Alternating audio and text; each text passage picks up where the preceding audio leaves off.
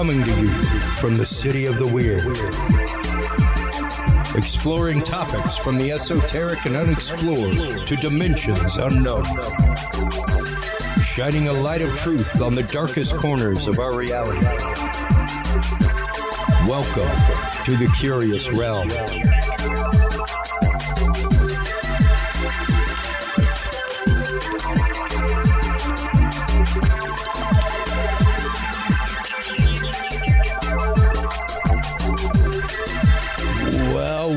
Well, hello everybody. How you doing?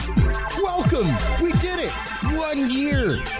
We are at the official 1 year mark, folks, with the amazing Curious Realm podcast.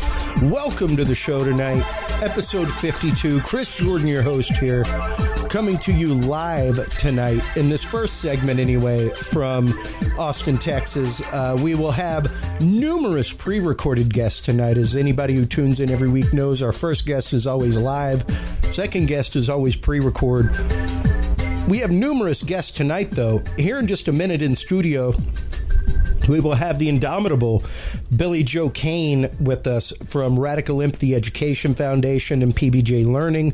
We will be talking about the horrible, horrible truth of human trafficking, many advances on the front of laws when it comes to human trafficking, as well as his technology and the recent tour he's been doing, bringing this technology and the cause of human trafficking awareness to literally schools, police departments, even the FBI all across the country. So we will be getting into that in our first segment, followed by Keith Seland, who will be discussing his new book that's coming out, the Humaniverse Guide, Will E.T. Talk to Us, talking about sure, we might be ready to talk to E.T. We might as a humanity be fully ready. Does E.T. really care? Are we even worth E.T.'s time, I guess is the real question, or would he just keep trying to call home? So we'll be talking about that with Keith Seland in the second segment. Our third segment, we will have Gretchen Cornwall on. She was recently on The Quest of Oak Island, season 10, episode 2, talking about her work at Royston Cave. Literally, the information that she has found, connecting that with the Rochefoucauld family, as well as the Knights Templar, is pretty phenomenal. We have a great long interview with her about that and her new book that is out and available right now on Kindle and will soon be available. After Gretchen, we have it's literally huge tonight, folks. We have Melissa Divinity on talking about holistic healing and herbalism, followed by our amazing and good friend Dr. John Hall, with updates in the world of Havana Syndrome, as well as the Havana Syndrome relief bill that went through. What is an AHI, an anomalous health incident? Which is what the government literally came up with to be able to give people with Havana Syndrome compensation. So we now have an alphabet definition of Havana Syndrome known as anomalous health instances or incidents. We'll see if targeted individuals get to take place in the AHI program or not. People who have been complaining of the same symptoms as Havana Syndrome folks for decades. So many topics tonight, so much fun stuff. Let's get right down to it. You know what time it is. It's time for the news of the week, everybody. Brought to you by the Booking of the Face over on Facebook. Let's hop on over and check that out. Out of Austin Statesman, right here in our own backyard, NASA picks Austin-based Icon to build 3D printed structures on the moon. Very exciting stuff there. Cool video from NOAA Ocean Exploration right there. Out of newatlas.com, an incredible plan to build an $8 billion turtle-shaped floating city. Pretty incredible. Out of space.com, Artemis 1 Orion spacecraft captures live view of Earth and Moon from deep space. That is an incredible and beautiful video, folks. If you have not had a chance to go by and see that, go by and check that out. It is really, really awesome. Out of National Geographic, an incredible display of how ladybug wings work. Out of AP News, a water boil order has been issued for more than 2 million in the Houston area. All my family and friends and listeners out there in Houston, take care of yourselves, take care of your friends, take care of each other, man. If you have extra, give. If you have a bottle of bleach that you can give somebody to treat a little bit of water for their family to drink, do it. This is a situation where we're all in it together, folks. That's the real deal. Out of CNN.com, lawsuit alleges billionaire investor Leon Black raped a woman inside Jeffrey Epstein's home. And, of course, out of ABC News Go, gaslighting has been named the 2022 Word of the Year by Merriam-Webster. That is only just some of the news that's fit to print this week, folks. Of course, brought to you by our amazing Facebook group. Stop on by and join us online there. While you're online checking that out, of course, make sure to stop on by Curious Realm. That is where you can find all the episodes. That's where you can find the Knowledge Vault full of declassified government documents, programs, court documents, all kinds of things. That's where you can find our guest page. That's where you can find our Share Your Story page.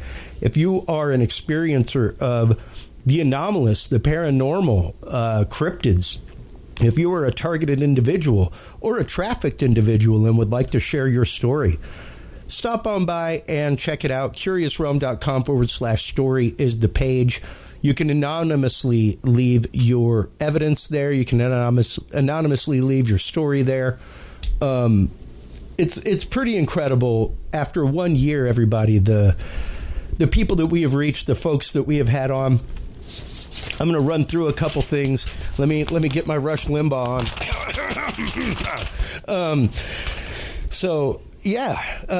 We typically do our stats on this show every year. And this last year, we sponsored 8 events.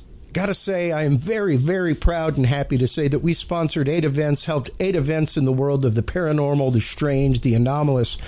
Get out there, survive. We became a MUFON member this year, a supporting lifetime MUFON member for the show. Big shout out to our friends at Southeast Texas Bigfoot. We got to meet them out at Mineola. Fantastic community. They will be out in Leesville, Louisiana soon. But Southeast Texas Bigfoot Convention was our first show this year, followed shortly by Falk Monster Fest in Falk, Arkansas. Our good friend Craig Woolheater put that on. MUFON Symposium in Denver. That was incredible. The International Remote Viewing Association Conference in Menlo Park, as well as the International Association for Near-Death Studies Conference in Salt Lake. Those were both amazing events. Super great interviews that we happened to get there. After that, we had Texas Bigfoot Conference in Jefferson, as well as Texas UFO Con. So we had quite a few events this last year. And all told, as of hitting go tonight, once we're done, we will be well into 6 days of content. But before we hit go tonight, we were officially at 5.6 days of content. So you could listen to Curious Realm for 5.6 days straight and not hear the same content. Pretty proud of that. Over 1 year, we have had over 100 guests on the show, with 2 guests a night every time we are on, and of course live shows where we do 10, 12, 13 interviews sometimes.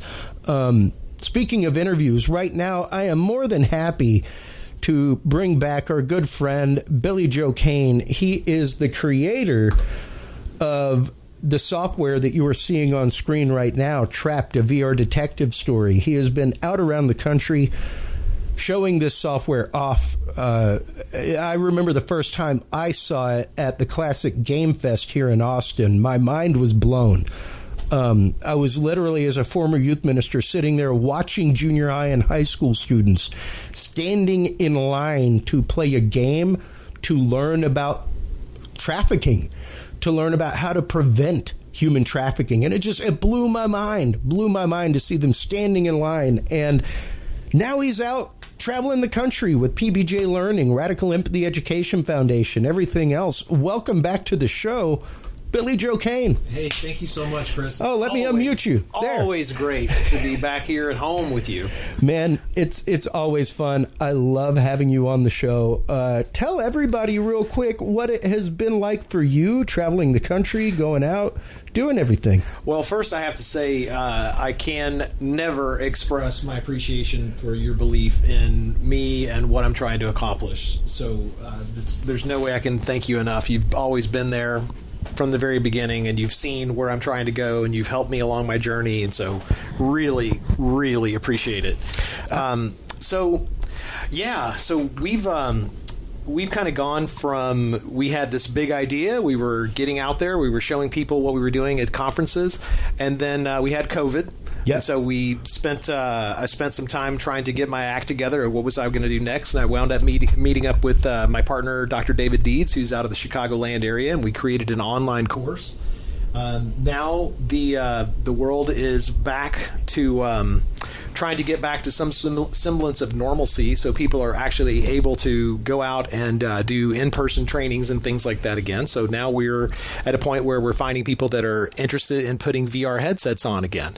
So this year we had a kind of a resurgence, I suppose. We were used as our VR product, Trapped a VR Detective Story, was used as a case study at the Greater Rockies Interactive Training or Immersive Training Conference by a lady named Terry Markham. And what she did was she used it as the case study so that everyone that was going to the conference, they actually went through the VR experience, and then every session had something that related to the actual VR experience itself. So everybody that went through there actually kind of got the big picture.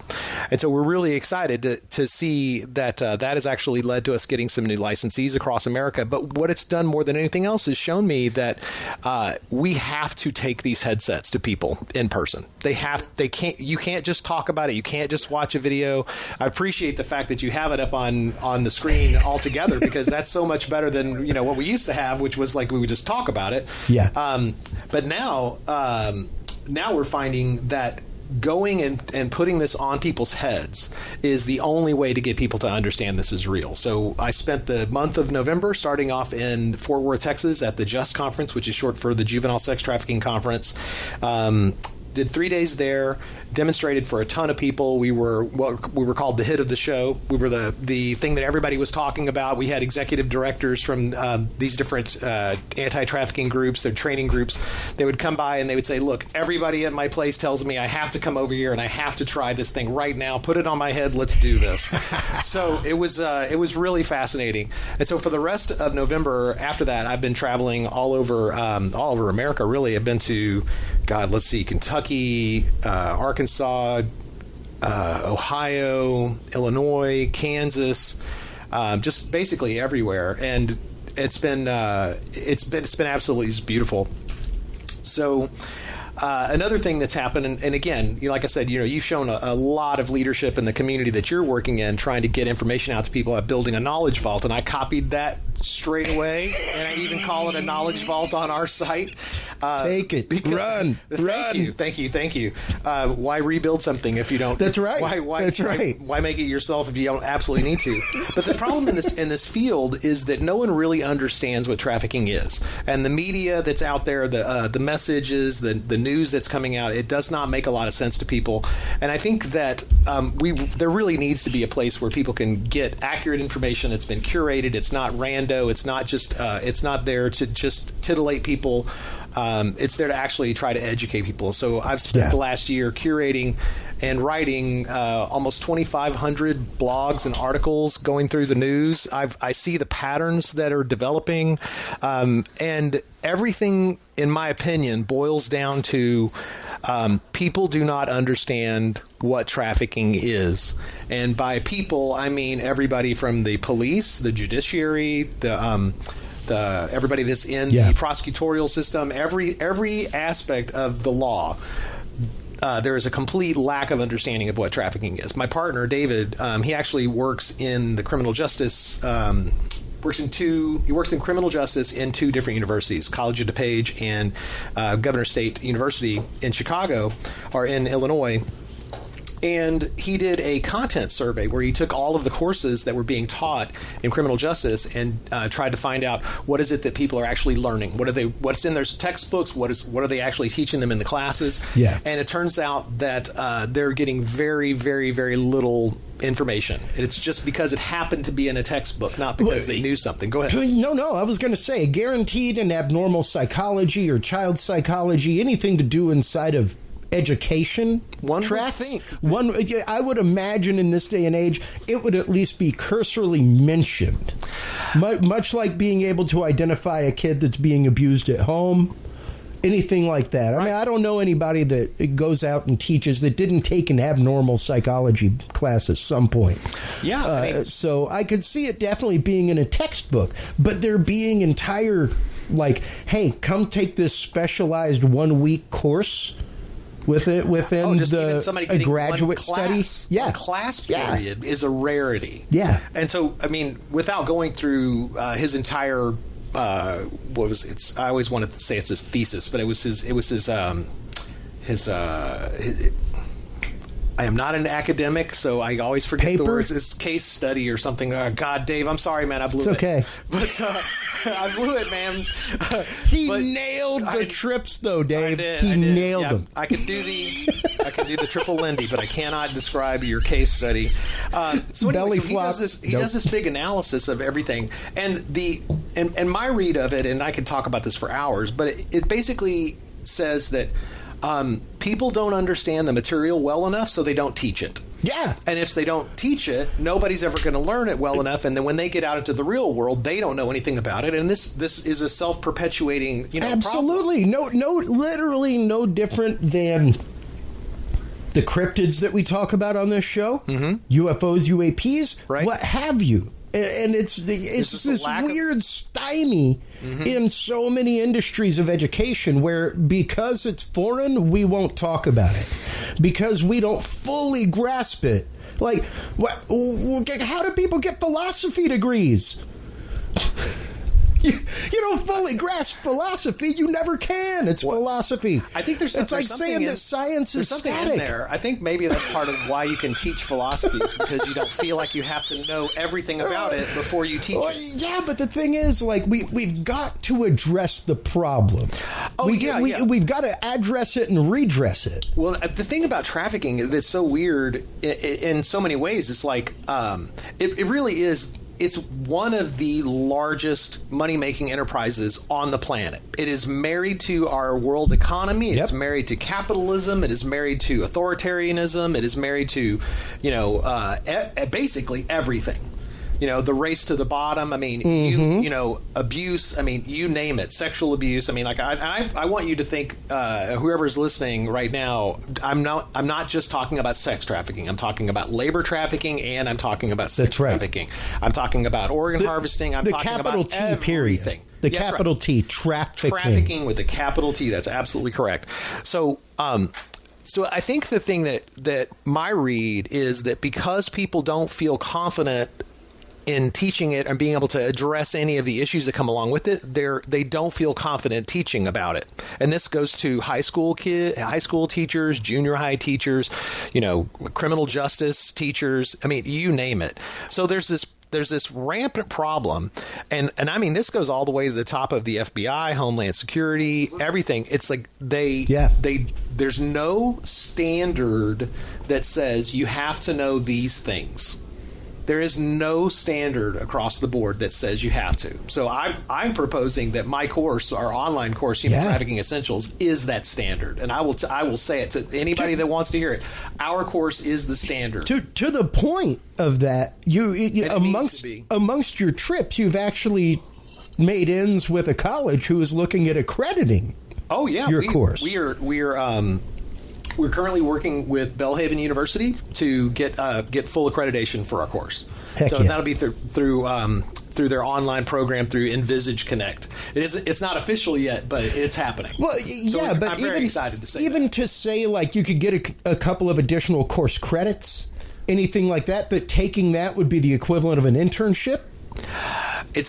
Going through, passing your course would be the equivalent of an internship for an education degree. Honestly, something like that. Yeah, I mean, the thing is that the stuff that we're trying to teach is the very, very, very basics of what this thing is, and I do want to talk about this a lot, and I appreciate you giving me the time to do it, because people that are in this field, you want to think about the high level. Let's talk about trafficking, 202 or 303, and let's have a discussion about this high level issue with what's going on here with this legal thing, blah blah blah. The truth is that people in the field, law enforcement on local levels, they're the ones that are supposed to be stopping agricultural trafficking. These are the people that are supposed to be stopping this stuff from happening at a gas station or at a family restaurant or anywhere.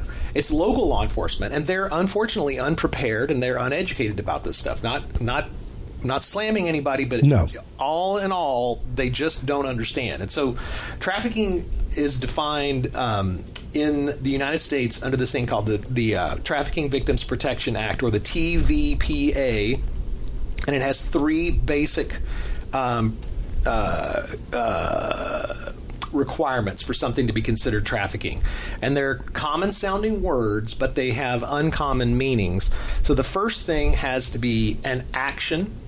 So this is going to end up being called the AMP model, AMP model. So there's an action, a means, and a purpose. You can actually see if you can find it anywhere. Let's do this. Oh, I am right here on the AMP model. Let's see if you can find action, means, and purpose on there. Let's see. There we go. So there it is. Okay, so action is essentially having a person or presenting a person or owning a person or making sure that person does something for you, that you are actually responsible in some way for their body. The means is forcing somebody, tricking somebody, or making them do it through coercion. So I think of it as means as like Mr. Meanie. So this mean person is going to make you do something. And then the purpose is a commercial benefit by using somebody's body or their labor. So that could either be for sex or labor trafficking. So you possess a person, or you force them to do something so that you make money.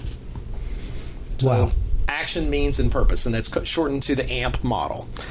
Those three things, most people could not identify.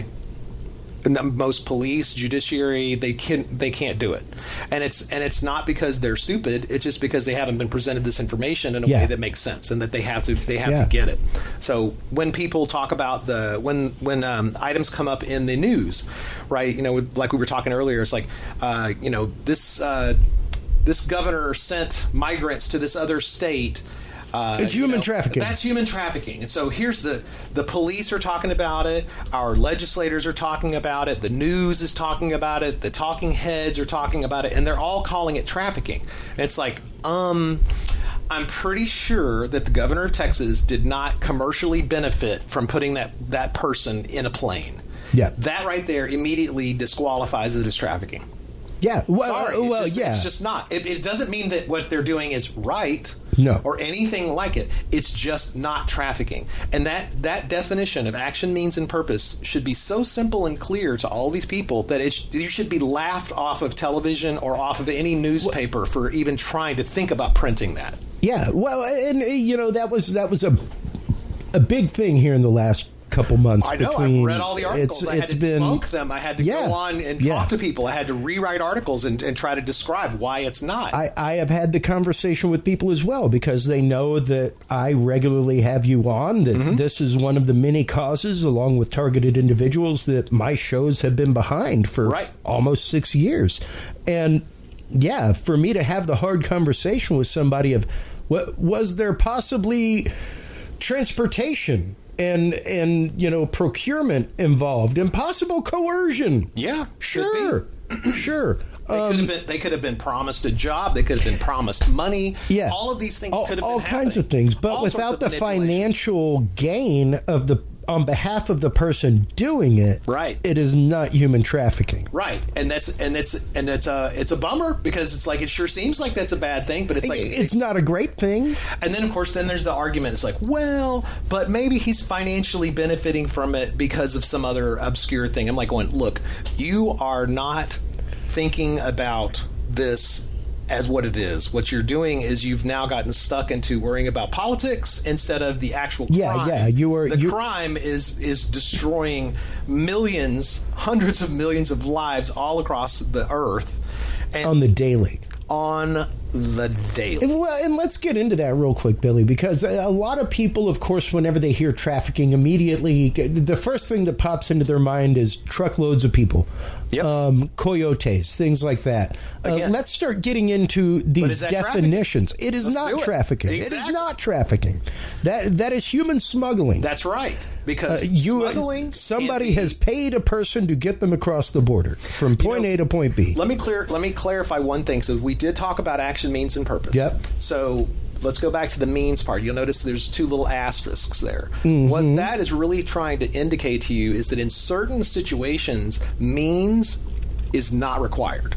So if it is somebody that is under 18 years old and they're being sold for sex, or their labor is being taken advantage of, you do not have to be tricking them. That's right. They could just be. They are not of the age to be doing that to begin with. Like this could be, you want your children to do all this work at your family restaurant. Well, and it's interesting that you bring that up, because not too long ago I told somebody that I can't wait for the next 3 years to pass. I can't wait till my son's 8. And they were like, why? I was like, well, because at that point I can roll him into the family business. You see. Exactly. However, it's one of those... I can't just, and people forget this, because I work in the AV industry, man, and you hear a lot of talk about interns and internships. Oh, man. And this comes into play in that world as well. I'm going to look straight at the camera here. If you are an intern and you aren't being paid, take that and walk. Take it and walk. Get out. You cannot. Get out. You have to be paid if you're an intern. That's right. The only way you can do free work for anybody is if you are getting college. If you're getting college credit, full on for it. It has to be college credit, and it has to be called an apprenticeship. That's right. Because the internship law, the way that it works is the company is getting a material benefit from your labor. From your labor. Exactly. And that even counts for them making coffee. That still counts. That even counts with you still learning Photoshop. That's right. So you can't. So no, internships are illegal. It's illegal. Internships are illegal. No matter how many people tell you that the game. The way that 90% of them are run, full on illegal. Oh, yeah. Total labor trafficking. It's all bad. Total labor trafficking. And people do not realize that. They do not realize that your cell phone. I don't have mine. I don't know. Oh, here it is. It's got the show playing on it.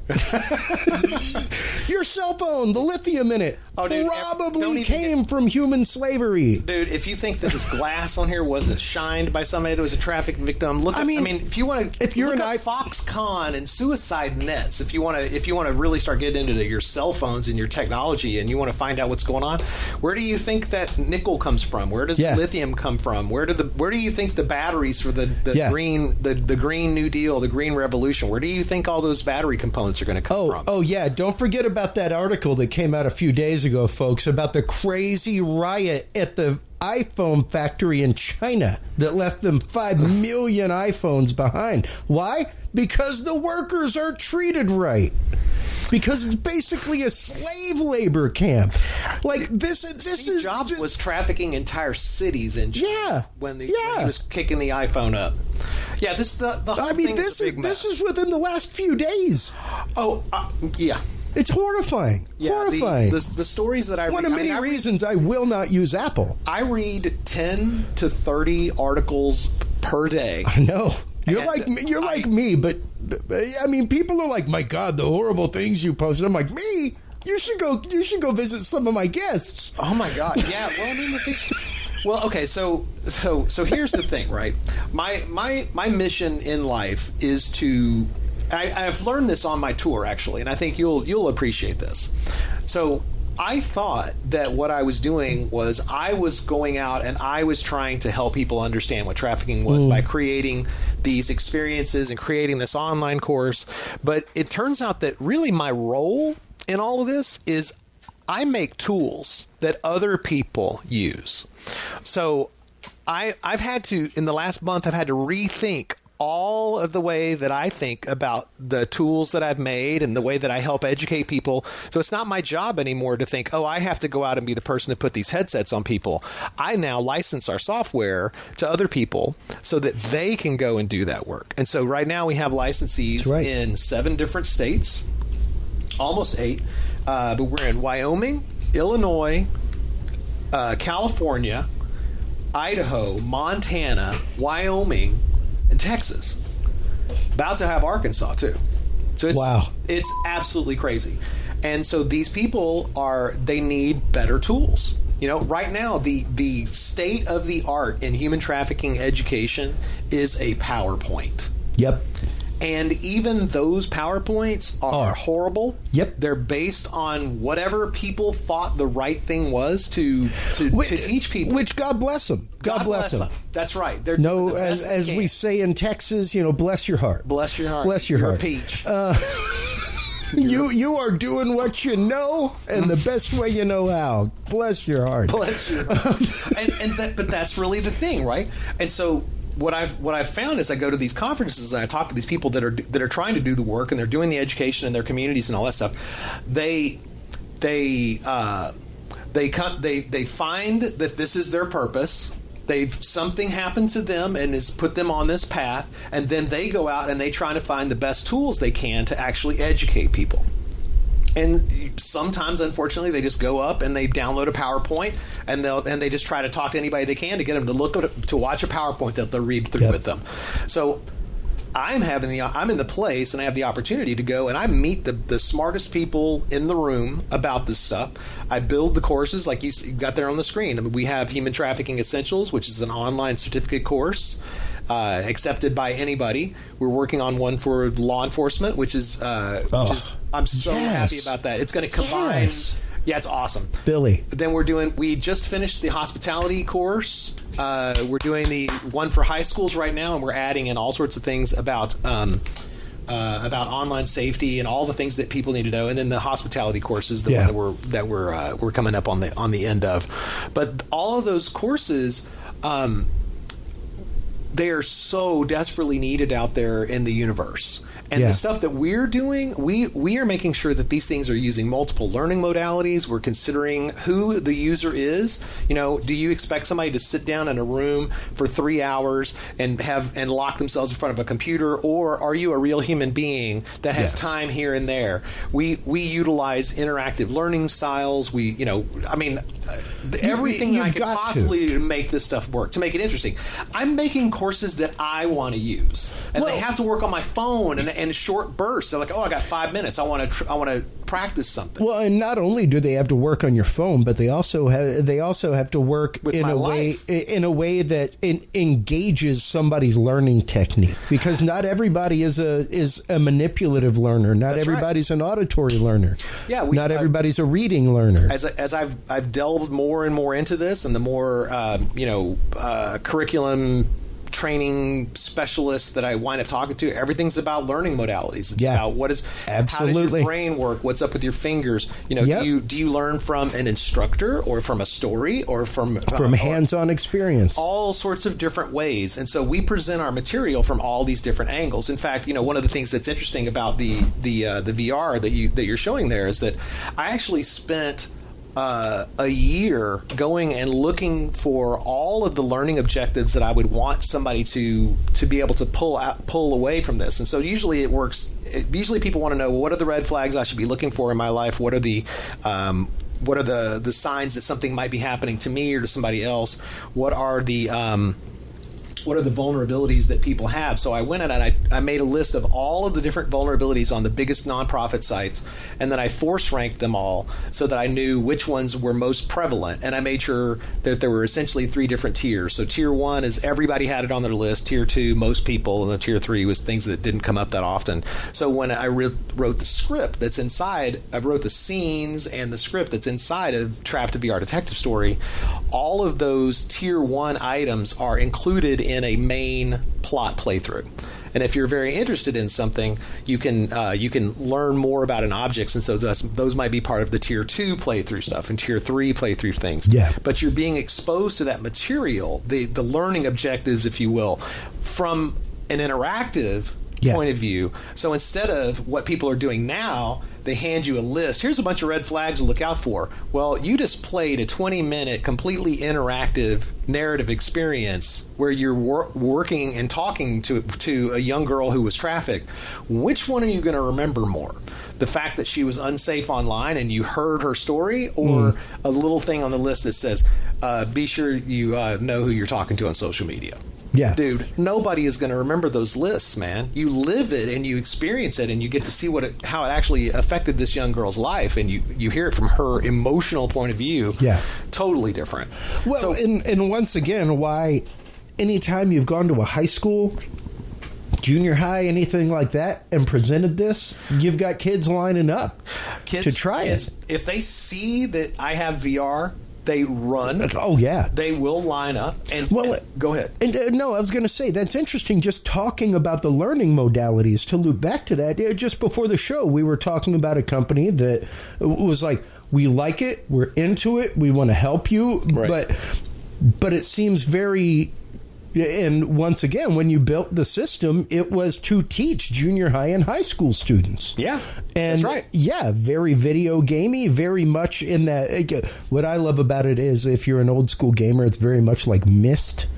Yeah. Where it's not like things coming at you. You have to explore the environment and touch things and move things to find out a story. It's very safe, non-threatening, no jump scary kind of thing, just a place where you can think. Thinking about that learning curve, though, and especially about how people learn, once again, like we were talking about before the show, to bring this into a virtual AR environment, instead of a full virtual environment, into an AR environment. Right. Where, for an adult, it becomes much more immersive. You know? One of the things that as I've gone through this journey of using this tool, one of the things that I've gotten from all the educators that I talk to, they say that in an hour's worth of a school class, you might get 5 minutes worth of teaching. Yep. Maybe. Yep. And what we guarantee with our VR experience is you're getting at least 15 minutes of undivided attention of someone learning about the signs of trafficking, the red flags, help them understand their own vulnerabilities and the vulnerabilities of the people in their family. So essentially, there's no distractions. There's nobody texting. Nobody's trying to interrupt them. And so you're getting at least 3 full hours worth of someone's undivided attention. Assuming that 5 minutes per hour is the number, and that's what most every educator I talk to tells me. Well, and I can tell you right now, as somebody who's spent many hours in a classroom as substitute teacher, things like that. My mom's a teacher. My brother's a certified. I come from a family of teachers. There's the curriculum and what's in the book and what's supposed to be taught on a certain day, and then there's an activity to drive home the curriculum.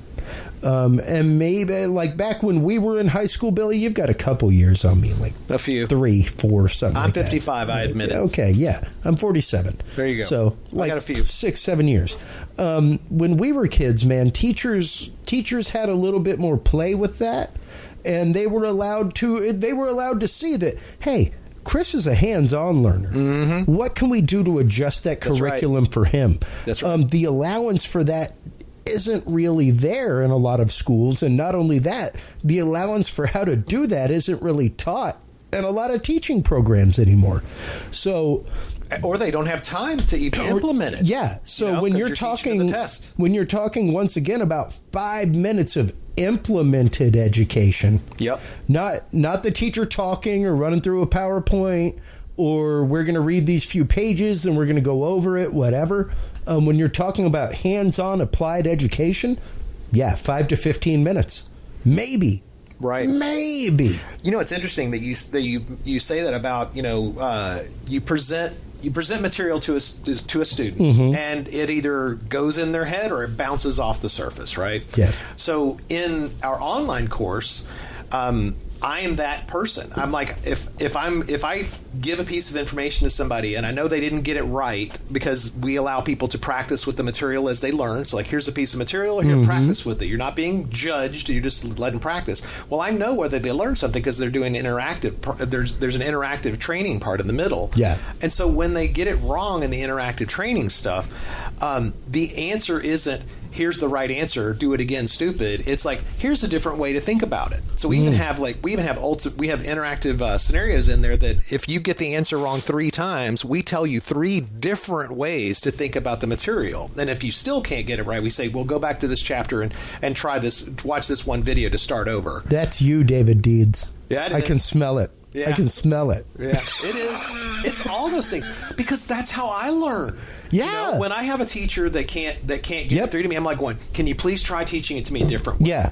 And my wife, Jackie, when we were talking about the AMP model, trying to get her to understand what that was, she was like, I don't get it. I don't get it. And so we tried a whole new thing, and she's like, that didn't make sense. And so all right, we do something different. Till finally she was like, I get it. Yeah. Well, and that's the thing. Without the AMP model, which is literally, folks, just so you know, like, this is from the basically the people who helped get the law passed. Yeah, the TVPA. Look it up, anybody. So, like, quite literally, if you don't get this as a law enforcement officer, as a lawmaker, as a teacher, what have you, have fun getting it. Period. Yeah. If you don't get this, you do not get the definition of human trafficking. That's right. Action, means, and purpose. And it counts for everything, because human trafficking isn't, like we were saying, it's not just it's interesting though, as somebody who spent time teaching and helping build curricula, things like that, that your wife literally with this, a slide from a PowerPoint presentation as we're talking about. What is it? What is the status quo when the standard does not work? No, it doesn't work. Your wife is a very apt woman. Well, think about it. I mean, it's like she works in mental health. She all kinds of things, man. And the fact that she cannot understand that, and that is no fault of hers. No, it's not. To understand the intricacies of this, and once again, there may be a police officer sitting in a Monday morning briefing yesterday who was approached with this AMP model, and quite literally, out of the 45-minute morning briefing before they hit the streets, they spent 5 minutes on the AMP model. Look out for this, guys. Make sure to look out. We're going to be looking out. All right, now, don't forget about this guy that we're looking for too. Which one do you think sticks in their head more? The immediate threat or the one that they have to dig for? I tell you, it all, I mean, action, means, and purpose, it sounds so easy, but it is not. It is complicated. The convolutions inside of that, the motivations inside of that, understanding the intricacies legally of that is really the key to it. And once again, just to loop it back to the beginning of the conversation, this is why people are not teaching classes on it. This is why we don't have a chapter in the abnormal psychology book. And until there is a chapter in that book, it ain't gonna be taught in school. Well, and that's horrifying. Let me lay this one on you. I'm constantly asked, well, what are we going to do? How are we going to fix this What's problem? next, Bill? What is the thing? Well, I'll tell you.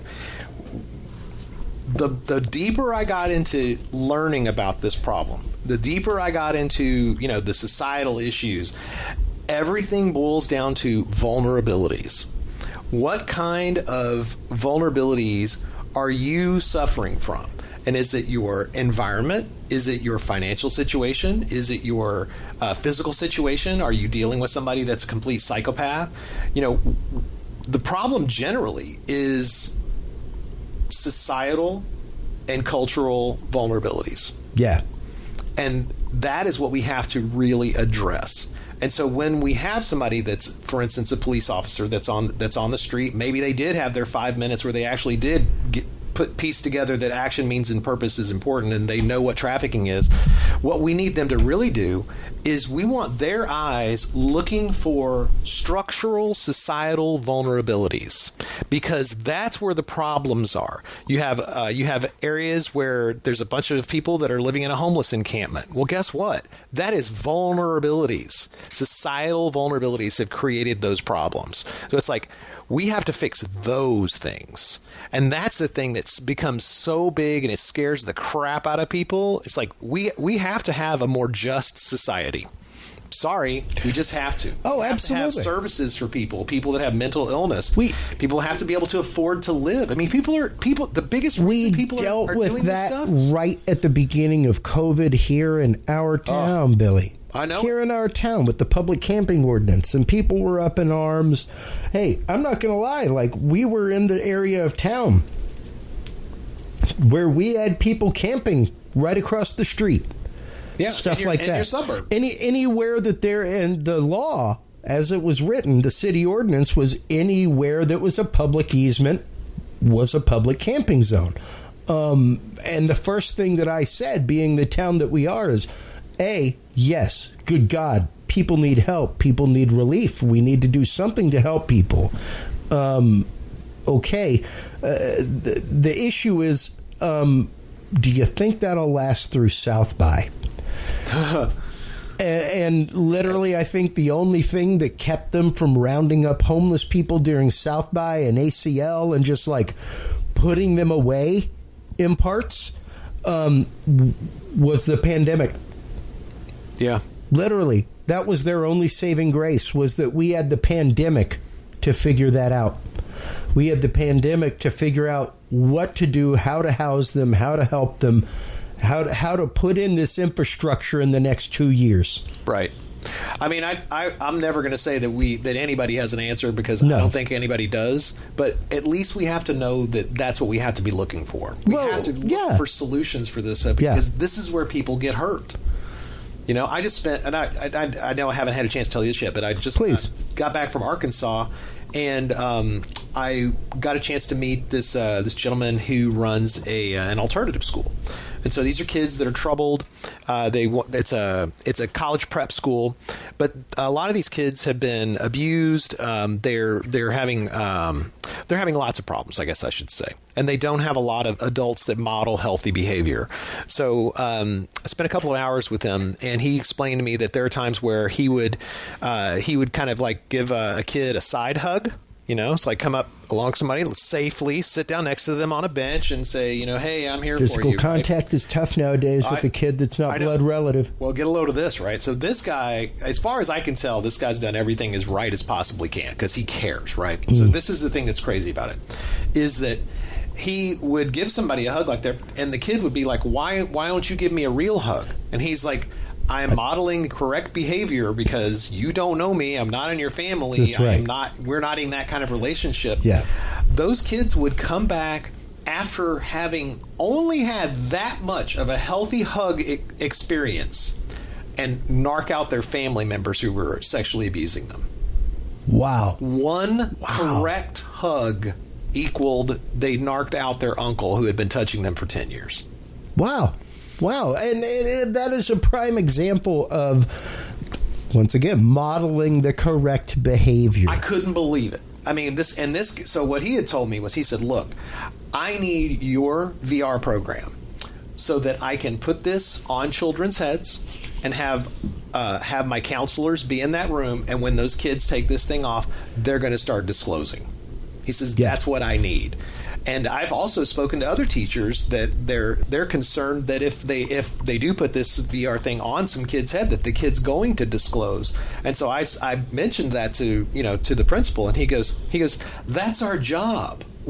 I was like, I know, right? We're supposed to get the... You think that. I know you would think it, right? But so this guy, he's been working at this for 27 years, and he has been working to help these children to get them out of their horrendous situations. This is quite lit. And, Billy, this is a lot of the reason. It was not the children that I left service for. It was not because of the kids that I stopped being a youth minister. Right. It was not because of the kids that I stopped being a substitute teacher. It was the parents. It was the system, and it was the things that we had to go through in order to just do something, in order to just literally be there for these kids in that capacity, to show them, like, no, I can't give you a ride home. That's right. And like, literally, as an assistant youth minister, I have to bring in my vice principal. I had kids that would like jump their parents because they finally understood that, like, yo, wait a minute, you're just like dumping me off. Yeah. Like, yeah, it's a church dance, but that thing ended at 10 o'clock and it's 11:30. Where have you been? Right. He can't give me a ride home. It's not 1982. Yeah. And yeah, to see that, like, broke my heart and exposed me to a part of parentage that I never want to be a part of. Yeah, no. I will be the parent that hops their face. Like, I saw parents all but like ninja roll their kids out the door of their car. Like, you're lucky if they stopped. Right. Like, it's Friday night, there's a church dance, I'm out. Like, and don't get me wrong, I get it. I've got a kid. I get the enjoyment of life. Like, we went out and saw Chris Rock not long ago. It was great to leave the kid with the sitter. However, if I'm leaving him at a dance, I want to know what time it ends. Do you have enough chaperones? What's going on up in this piece? There's a lot of questions. That's just me as an educated person. But those are the questions that should be being asked. And as you One know, would think. They're not. They are not. They are not. And that is the greater majority of the time. It was 1 out of every 10 parents that popped their head in. And typically we'd have 1 or 2 that were waiting out of the 100-something kids for their parents to show up for like an hour. Heartbreaking. Hour and a half. And yeah, it was one of those that's just like, how involved are you?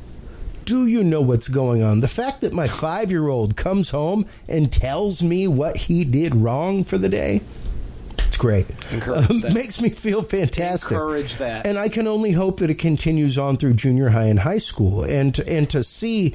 once again, when I first met you 6 years ago now, at that classic Game Fest here in Austin, it was remarkable for me because it's not like you were shooting up aliens, man.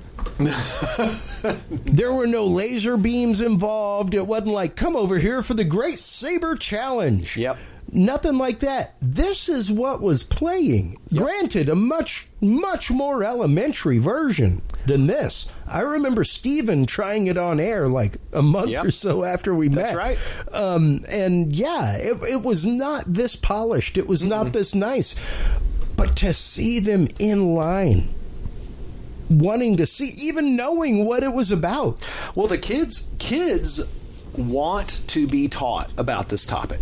They fought for it in 2018. They wanted the kids at the Texas State Student Councils. They wanted this to be their topic for the year. They had to fight the adults for it. And the lady that ran that actually ran the student council, she's the president of the place, Terry. She called me and said, "Look, you have to come here and you have to be part of our thing because the kids have pushed for this." And the kids were amazing, but the parents and the teachers, they didn't want to know anything about this stuff, even at the conference. We taught 450 kids in seminars like all day on a Sunday. No parents came in. It's a point of shame. Yeah.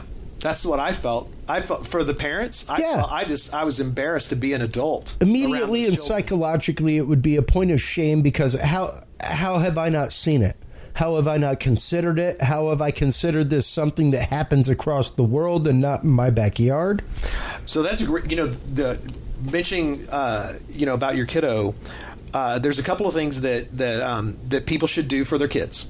So first, you should always make sure your children know the proper names for their body parts. Yep. They should know that that is a penis, and that is a vagina, and that is an anus. They need to know what those things are so that if somebody asks them, did you get touched? You can say exactly where those things are. That is it's a huge thing. Not having had... there's studies that show that if you don't have proper sex ed, that actually causes problems for you. You could be abused, sexually abused, and taken advantage of, not to mention every other thing that can go along with it. So that's a very important understanding part. Sexuality as apart from sex. That's right. That your body does certain things. There's so many things that you need to teach. And that it's okay to feel certain ways. It's okay to have certain urges, but what you do with it is something else. Yep. Another thing to teach children is that that secrets are supposed to be good. That's right. You know, that's right. It's like secrets should never make you feel afraid or shameful. Right. We always taught our kids that secrets are like what you're going to give somebody for their birthday or for Christmas. It's we're having a party. Are supposed to be good, right? Yeah. And I think that played out really well for us throughout our lives, and I think it's part of why our kids wind up and told us whenever they were being groomed by someone that we knew, because they were trying to make this be a bad secret kind of thing, and our kids came and told us. And then another thing that I would share with you is that you always want to make sure that your kids have people outside of your immediate family that they can go to if they think something is going on wrong inside the family. So a doctor, a nurse, a teacher, a trusted friend. Basically, it needs to be somebody that's not going to get the message back to the abuser inside of a family. Unfortunately, there's so much abuse inside of families that the phrase "stranger danger" is actually the opposite of good. So there are ways to say this. There are safe strangers, if you will, or there are people that there's words you can use for it. I'm not the expert in this particular area, but the thing is that because there's so much stuff that happens bad inside families, kids need to have a way to go to basically get help. An outside reporting system. Bingo, yes. And so, and that's part of this problem that, as we were discussing with this alternative school, these kids didn't even know that there was such a thing as reporting, because they didn't even realize, they never even questioned just how messed up their own personal situation was. Until their principal sat down on a bench and put one arm around them and gave them a and showed them an appropriate public touch from somebody that's not a blood relative. Can you believe that? Yeah. I'm getting chills just thinking about having that conversation with him, and how that wasn't just a one-off story. I mean, he was like, and it happened with this girl and this boy and this, and this brother and sister couple. And you were just like, oh my God, the stories were just out of control. Yeah. And I don't want to sound alarmist. I don't want to sound conspiratorial, Billy. Go ahead. What do you got? But it really is closer to home than 90% of people think. It really is. You think it's not in your backyard. It is, people. I'm your guest. I'll do this. Do it. Here's the thing. Our pop culture is poisoned with horrible things that your children should not be watching. My kids, when I would drive them to school, this was in elementary school, I asked them, I was like, it's like, you guys, you're looking out the windows, you see the billboards, you see the signs. What are you seeing when we go to work, when we go to take you to school? And they would tell me stories about how beer makes you sexy. They would talk about the vodka ads with the girl with holding, a cherry that's just dripping, cherry juice down her face. Subliminal advertising. A couple of blocks away from their school was a sign that said literally, our girls wear nothing but a smile. That is what my children... The Yellow Rose. No, it wasn't. No, it wasn't the Yellow Rose. Oh, but it might as well have been. But it was just another strip club, for crying out loud. Which of course, obviously, also is another thing that's been completely normalized in our society. Sure. So, as a parent, I mean, I'm telling you, man, I am not a prude. Now, granted, but it is messed up. I will say right now, Billy, I have no problem with sex workers. Me either. And a friend of mine posted today, I forget where it was, where he posted an image of a poster that was like a local sex workers support group. Like, if you're a sex worker or you support sex workers, like, feel free to come. And right. like, this is Tuesday nights and it's a public meeting on how we can protect people in the community. Absolutely necessary. Absolutely. I have no problem with a legal sex worker, with somebody that chooses to go out and it's your body. do You should be able any to of do that. whatever you want to do. No problem. However, when we come to the point of coercion, when we come to the point of AMP, when we come to these things right here on your screen, folks, action, recruiting, harboring, transporting, providing, obtaining, patronizing, soliciting, or advertising. The means, force, fraud, or coercion. The purpose, commercial, sex, or labor. It's those first two parts. Hey, you want to be a private commercial sex worker? Feel free.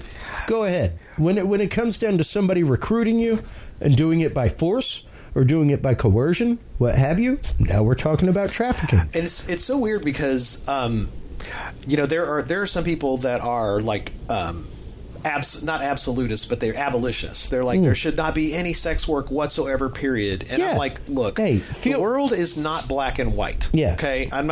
It's not black and white. We tried a world without alcohol. How'd that work for 5 years? Dude, you can't We rapidly repealed it. You can't That's an example that I show all the time. Is like, you think we can't alter the Constitution? We did it twice in 5 years. Oh, if you read Whitney Webb's book called One Nation Under Blackmail, it makes some very, very, very salient points about the benefits to the mafia of making alcohol illegal, and then the way that they made it legal again. All of the underpinnings of the whole mafia structure happened during Prohibition. Yep. So, I mean. But okay, my point, going back to the sex work. Yeah. You're basically setting up a system. Well, you think about trying to make rent, or you try, whatever it is you've got to do. I mean, is that coercion? If there's some point at which you're like, well, I have a friend who works at the city. Let me hold on. Follow me for a second. Go ahead. She works at the city. She is not making enough money to make ends meet. Her rent has gone up. They promised they were going to make a raise thing happen. The raise wasn't even enough to make up for inflation, and it certainly didn't cover her rent going up. The people that she works with, they have OnlyFans accounts. Yep. Because they do things for other people. They prostitute themselves in one way or another. Is it prostitution? Well, that would be my question, Billy. Prostitution is selling sex. Sure. I don't necessarily have a problem with that, because I got no problem. Sex work. But what I'm saying is, they saw it. It had become a necessity for them to be able to afford their lives. So who is coercing them? And so there's all this. This is where it starts getting really gray. It's like, well, and what if that's the only way you can do this stuff? So it's anyway. I feel like I might be no. Plot here, I don't think you are. It's a salient tough, point. man. It is a salient point of conversation, because I'll be honest. Feel free to go by and support curiousrealm.com/support. But believe it or not, looking at starting an OnlyFans for Curious Realm. And when I told that to my wife, she was like, "Oh my God, why are you going on there?" I'm like, it just depends on what you're going to do on your OnlyFans. It's not only sex. Of course. It's not. But now, there's enough people that were sex workers that were on there sure. that when they said they were going to go public and they're turn off the sex work, that when all the content creators, they Now, it is kind of funny to me how people are like, I make health videos about cooking food, and it's like, you are in a string bikini. Yeah. As somebody who worked in a kitchen professionally, folks, I would not recommend cooking in a string bikini. There's so much to that. Because you've got that problem. You've got the sugar babies problem. You've got people that want sugar daddies. There's you all want sorts sugar of ways. baby? I'm here to tell you, as a son of a father who had 6 marriages, 5 wives, I'm here to. You want a sugar daddy or sugar mama? You go right on ahead. You're going to go out and crush homes and destroy dreams? That's a different story. I think you should look into those web pages and those apps. worse, because there is some nasty stuff going on. Oh, absolutely. Absolutely. I did want to go back to the culture part. The OnlyFans thing and the culture part that I wanted to get into is that, much like Craigslist, and hey, we passed national laws against the Craigslist,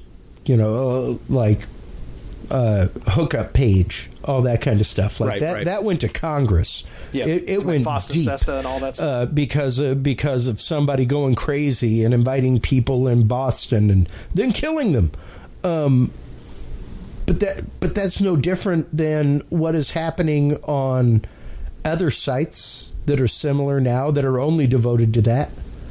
Hookup sites, all that kind of stuff.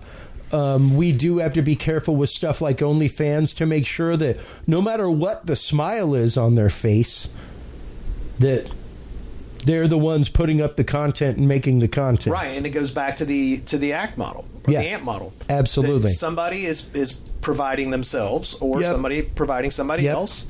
Are they doing it under force, fraud, or coercion? And is somebody benefiting from it, from their commercial sex or the commercial labor? Right. Yeah. And so those are the questions.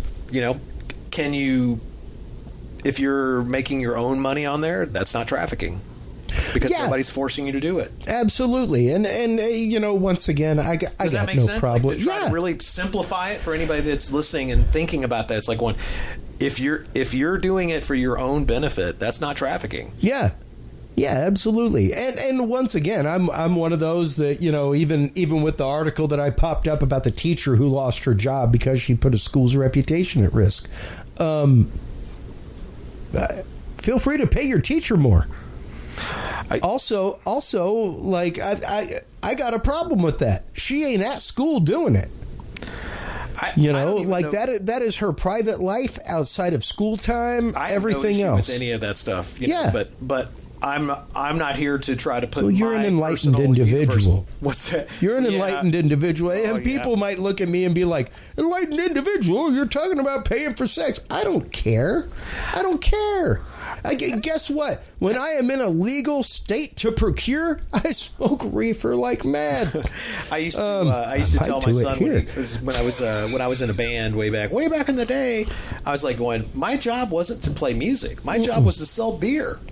That's right. That's my job. I was a beer salesman. Yeah. I was basically something that made people want to go into a club and spend money on beer. At one point in life, I worked literally for the tobacco industry. My job was one of those guys that went around in the bar and took a picture of your ID and gave you a CD case with 4 packs of smokes. There you go. And I had numerous people that were like, "Don't you feel bad going around?" Even bartenders that were like, "Don't you feel bad going around and giving people lung cancer?" I was like, no different than you slinging cirrhosis across the bar. Yeah, I mean, and that's and that's coming at you from a former bartender and former bar manager. And if you want to sit around and hand out that kind of guilt and things like that, sure, whatever. Because I mean, you could go down that road forever. Well, my thing right now is I just want to try to point out that we're living in a very complicated world. We're living under capitalism and an economy that is essentially a race to the bottom. The people that are the poorest are the ones that are suffering the most, and they suffer in other countries, and we don't have to look at it, so we don't think about it very much. Yeah. Like I spent 2 hours listening to I guess it was a webinar that I was reviewing about slavery at sea, and I had no idea how many years these horrifying. People spent on a boat or a ship out in half the their ocean. life. Half their life sometimes. And they never see land. And that's the people that aren't even being trafficked. Just the fact that they're out on a ship. No, those are the people that signed up to send money home. And then the people that are being trafficked on those ships, oh my God, don't even get me started. I mean, like the problems that we have that are out here in this world. I mean, like it's crazy, and we just have to start acknowledging them. We really do. And when it comes to trafficking, things like that, once again, Billy, we really do have to unmurky the waters. We've got to get rid of the sediment, man. We've got to clear it out, and we've got to let people see. Action means purpose, baby. Absolutely. Action means purpose. that could have solved so many problems that were created by the news media this year. Yeah. And I highly recommend that everybody gets to understand this. Like, action means and purpose. What is it that's actually happening when you're encountering fear porn, if you will, through the media that throws traffic out there? Go and look up the AMP model. Look it up, and then go look at your paper. The newspapers will not actually even mention the definition of trafficking. They won't talk about the TVPA. They won't talk about action means and purpose. They are selling. If it bleeds, it leads. If it's going to get somebody to actually click on something, that's all they care about. Like they don't care about educating people. It's literally like the big T word since 2001, terrorism. Oh, yeah. Oh, and it's being used Throw it around. Trafficking is being used right now on a scale that's unbelievable. So, like, every year there's this thing called the Trafficking in Persons Report. And what it is it's the United States puts together basically kind of a scorecard of what's going on in all these other countries. And then the results of what's going on in those other countries, they've either passed a law against trafficking or they haven't passed a law against trafficking. And depending on their performance and what the United States wants them to do, they will use that Trafficking in Persons report to punish them. In fact, right now they're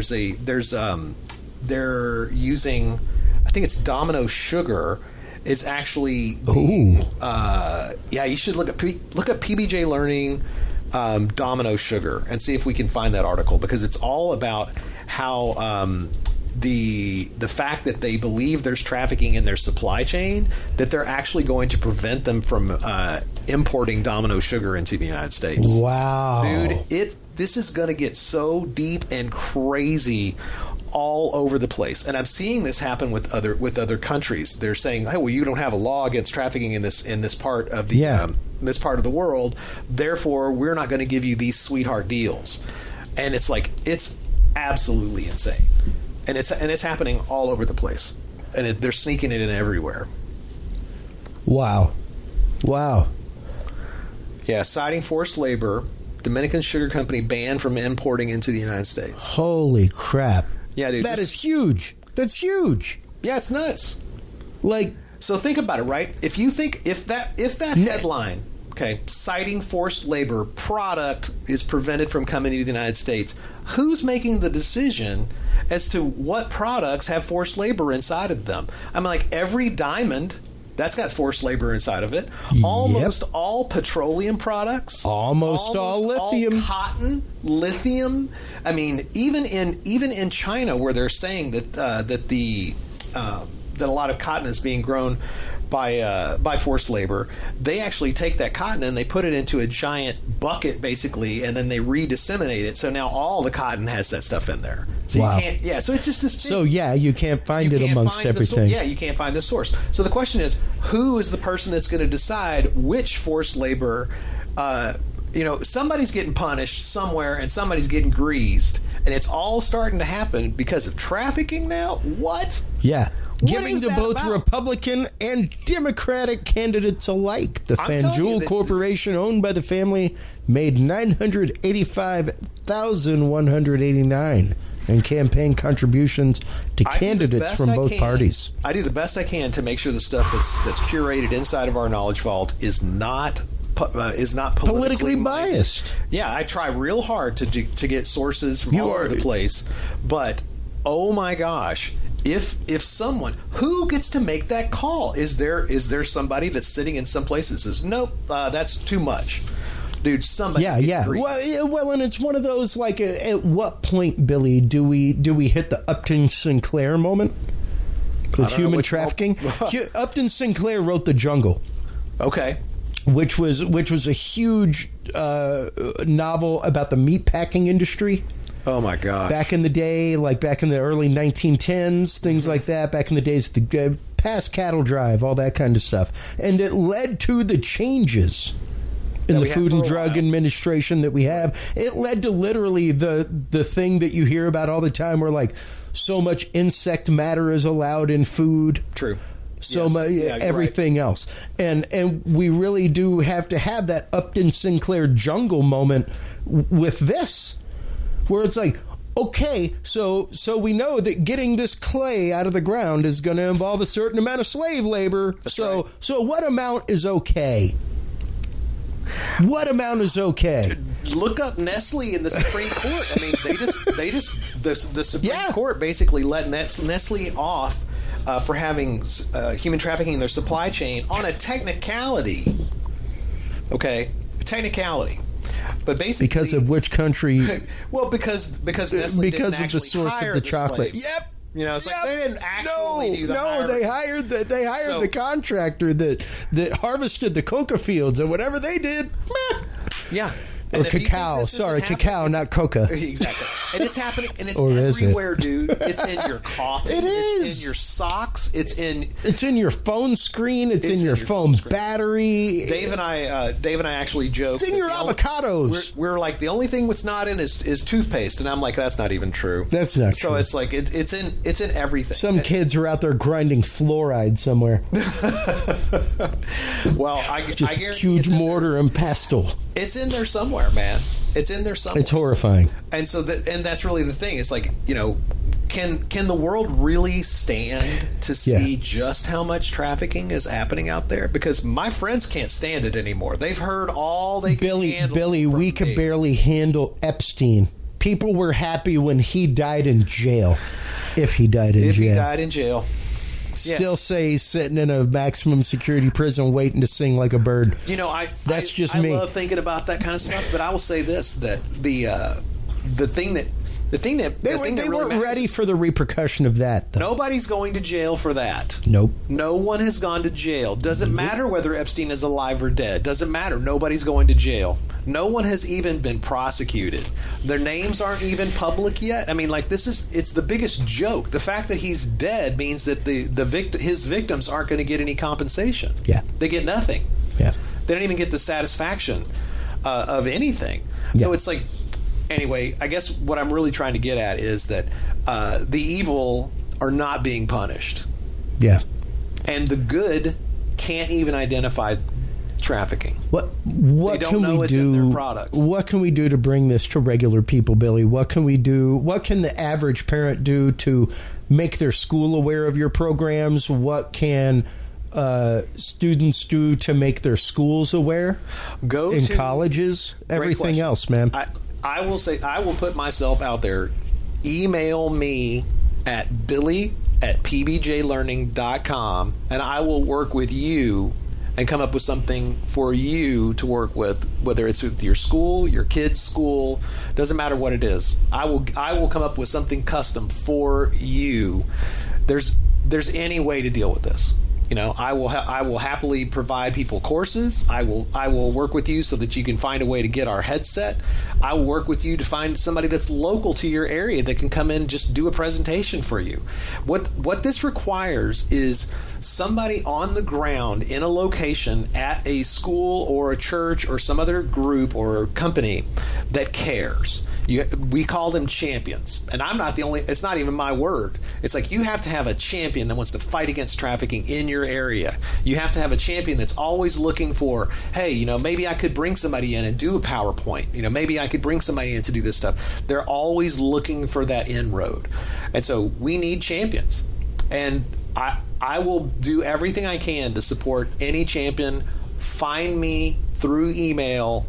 Look at pbjlearning.com, go to reefcares.org, look at our stuff. If you feel excited about what it is that we do, you know, throw a couple of dollars in our donate kitty over at reefcares.org. Yeah. Write me an email at pbjlearning. I will send you free courses so you can hand those out at your job. You know, and they're all buy it for a teacher you love. Buy it for a teacher that you know. Absolutely. If you have teachers in your family, get it for them. Billy, I will tell you right now, I'll sponsor 10 people. That's a done deal. I'll get you. Let's find a local school. Yep. I will sponsor 10 people at a local school, and I will give that challenge. I'm not even going to say 10, 5. If you can sponsor a principal, an assistant principal, and 3 teachers to go through that at your school, buddy, believe me, it'll make a difference. It'll make a big difference. Those words get around. Teachers talk about training courses. They talk about what to make a difference. Area. I will happily go to a school here. So if we can find somebody, I'll go to that school and I'll bring my headset and I'll bring copies of our course. We can give out coupons. I'm making tools, man. I want to make them better, and the only way they get better is for people to use them. Let's get them out there. Let's let people use these things. I will talk to and granted, mine's an elementary school. But the teachers all need to However, this stuff. It doesn't mean that the principal, the assistant principal, and 3 teachers, gym teacher. Yeah. Especially, it's not necessarily folks like your kindergarten teacher. What you need is your gym teacher, your music teacher, the teacher that sees every kid that comes through that school. That's the one that you want to get. It's great to have a kindergarten teacher who has 15 kids in their class and 2. So think about it like this, right? So let's two go back teachers to helpers. The vulnerabilities discussion that we're having. If you have a teacher or a person in a community that sees these kids as and their vulnerabilities. Yeah, that's the person you want to have educated about this. Yeah, go buy it for the pastor of your church and the youth minister. Yeah, absolutely. Sincerely, do it. Anybody who has direct contact with youth in your community, give it to them. We'll do it. This is literally the best Christmas gift that you could give, folks. I love the way you think. That's absolutely right. This is a lifetime of learning. This isn't just a you take it and you're finished. These courses you possess them forever. You get access to our knowledge vault, which is constantly updated with new stuff. We go back and we work with our advisors through the years, and we also update things based on what new statistics and new studies that have come out. So everything that you're getting is constantly refreshed. Constantly. This is not a static PDF that you download that never changes. Yeah, it's not a PowerPoint that's updated every year with some new stats and charts. Right. This is an ever evolving list of courses and training. We even have our advisors. They write original blog posts for us based on this the things that they're really well versed in. So there's a huge question about what's the average age of entry of somebody in the sex trade. And so the prevailing information is that it's around 12 to 14 years old. But the truth is that the statistics for that are based on flawed studies and small sample sizes. So the truth is that nobody knows. So the best data that we've been able to come up with shows that it's probably around 17 years old. But the thing is that no one really knows because there's no effective study size that's going to give you that answer. Yeah. Everybody that does studies they're either funded by somebody that wants a specific answer, or underfunded and they're really looking for a specific answer, or they can't possibly collect the data. I mean, really, how do you know how many people are being trafficked? You ultimately have to just guess. And so that's what's happening out there. Anyway, the point is that we constantly add to our knowledge vault, and we change our courses based on the prevailing information that is kept current, which is one of the reasons why I read 10 to 30 articles, every day on average. I'm showing right now on screen, Billy. I literally just Googled human trafficking in news. In the last 24 hours, there are 10 articles. That's too many, man. Get a load of this. That's too many. How about That's this? way too many. Let me blow your mind. Imagine you are in a gang, okay? And the gang is making you do things. That's labor trafficking, baby. Yes, it is. Yes, it is. Absolutely. Absolutely. Isn't that weird? That is by force, by coercion. And think about all of the illegal drugs that are out there. So you have all these people that are mules and they have to move things. They are all being forced into it. It's an action, means, and purpose. That's it. All over the place. That is drug mules. That is people that are being forced to sell their kidneys. I mean, in California, we demoed for 20 children, 12 to 14-year-old kids with our VR headset, with our trapped VR headset. And when those kids took their headsets off, They started telling us about a child the year before, a young girl who was 12 years old who had been, I know you've heard this story. I remember it. But her parents took her to Mexico for an operation, and that's what they told the school. It turned out that her parents had sold one of her kidneys. Wow. Because they couldn't afford to live. Yeah. And this is becoming a cultural problem across the world. We have groups like the IMF that are going out and they are destroying entire countries' economies, and they are they are turning trafficking and selling your children and selling your children's organs into, that's just normal. That's what we have to do in our culture. There are entire caste systems that are built this way, where you basically you have one child so that you could sell them so they could become labor trafficked and become somebody's quote maid.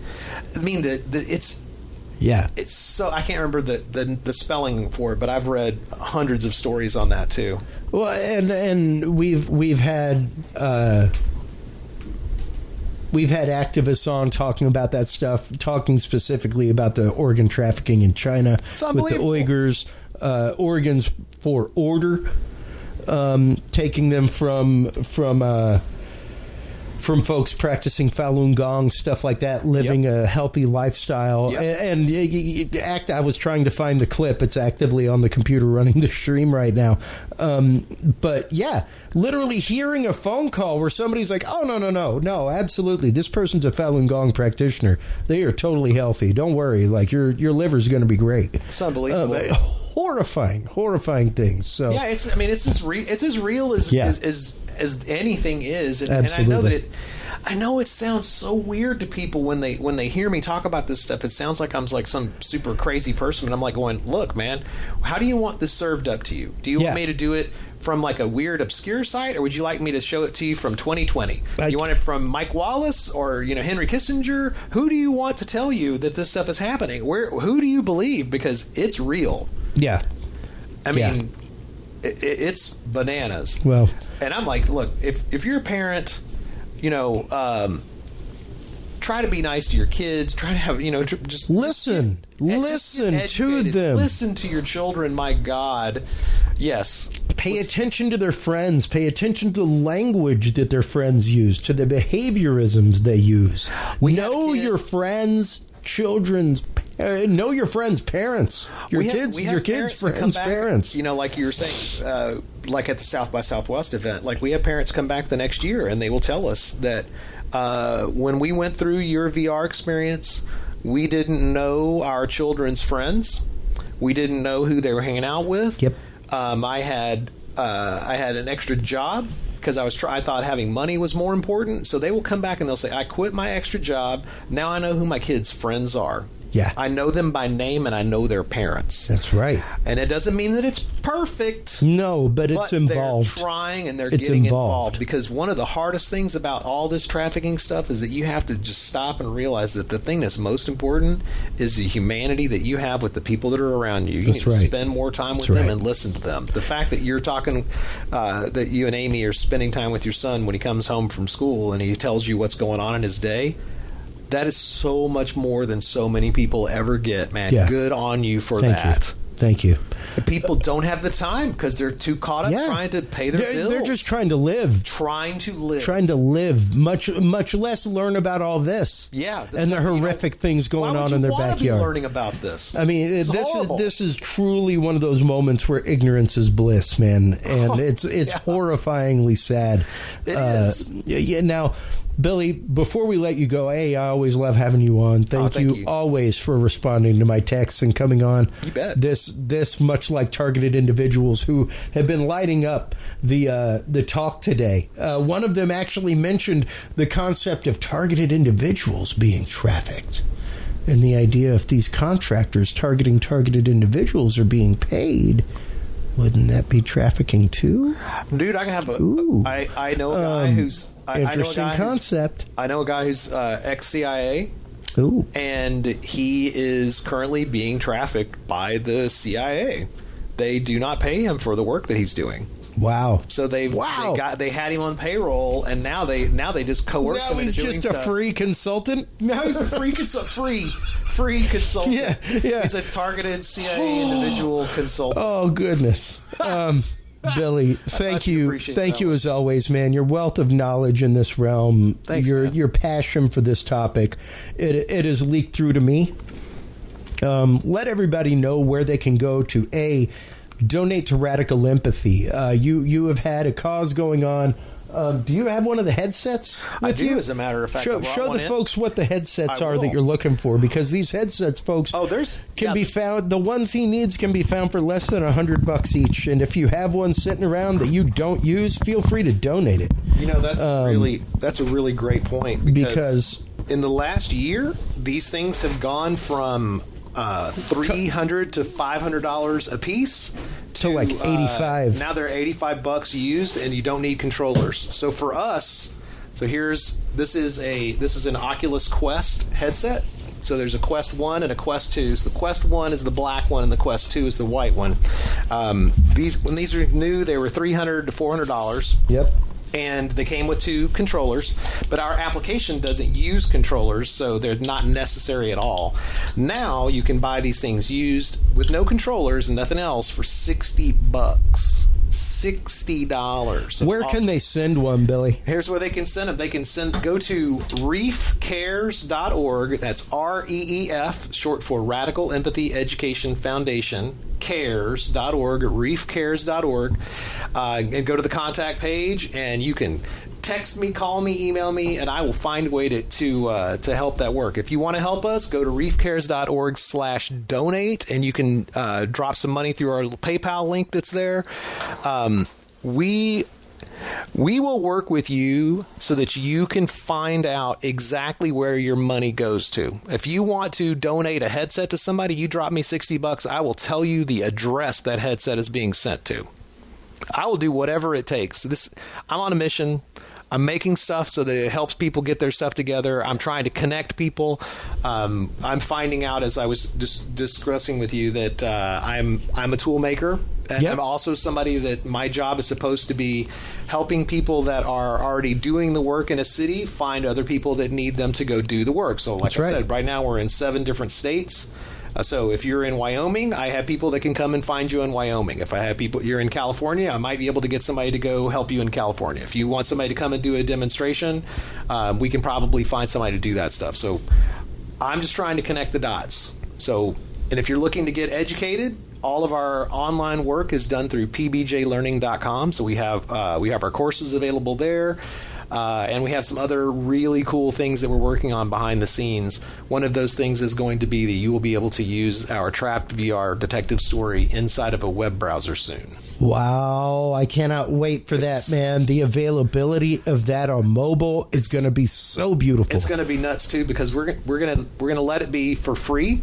But there'll be a paywall so that if you are in police, if you have a job that requires this type of training, we're actually going to put training behind a paywall. So you can actually, as you go through there, you'll encounter a situation inside of the app, and you'll be like, oh, wait a minute. There's actually a law about that? What are the things that I should be paying attention to? So we're Click to find out. Pay here to get the full program. And the whole idea is that putting the paywall there just helps us create more content so we can educate more people and make more people aware of what's really going on. Absolutely. Billy, my man, thank you as always for coming on. I love having you on. I hate saying that I love talking about this topic. I've got to find another way to say that, Billy. I kid you not, dude. I do nothing except go to conferences and I talk to people about this topic. It is so beautiful to see you out there doing it, man. Everything in this field sucks. It's horrible. You know, I mean, yes, there are, of course, people that are getting restorative help. I mean, like, there are people that are getting help and they're doing wonderful things, right? But it's like, but the training materials, they are horrifying. They're horrifying, man. This is cutting edge. And I've got people that are excited about helping me make this stuff better. So it's like we have to take that enthusiasm for this and pour the love into the work that we're doing right now. That's right. So absolutely. You are helping this happen, Chris. I know that it's a horrible topic. I hate it too. But the stuff that somebody's got to do it. It's better than anything else that's out there. And if there is amazingly better stuff, I want to know better. about it so I can help them do their work It better is. too. It is leaps and bounds better than 95% of what is out there. I would say anything except for a day-long in-person seminar. Yeah, basically. That would probably be the only thing that would go further. It's like a panel of survivors. Right. Things like that. And I do want to I know that we need to wrap up, but I do specifically want to say something about that, and I'm really glad that you did, because the feedback that I get from survivors is that this application, this VR application that puts you in the shoes of a young girl who explains how she was tricked psychologically and coerced, it breaks down the barriers that so many people have because they don't want to believe it could happen to them or their families. Yep. So when you have a survivor that's in a room of people, and that person that's in the front row said, never happened to my kids, never happened to my kids, what they're doing is they are denying that survivor's life experience. Yep. And they're invalidating them. So they are being injured while they are trying to help people. Yeah. This tool prevents that. This makes that problem go away so that now that survivor, after they've taken the headset off that person, they now can have a healing experience with that person. Yeah. Instead of an oppositional thing. So the overall feedback, the vast majority of feedback from survivors is this is a phenomenal tool for that. And unfortunately, there are some survivors that their experience was so much different than this that it's hard for them to see this as a positive tool. So it's difficult, but we're working on a new version. I think I mentioned this earlier. We're doing a version that's on familial trafficking, so that the Romeo pimp situation that's in here that is, a little more sanitized than they would prefer it to be.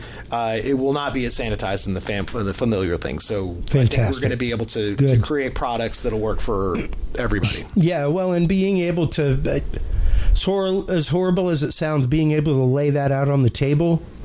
Hugely important. Yeah, hugely important. We have to look at it for what it is. And it's just the fact of.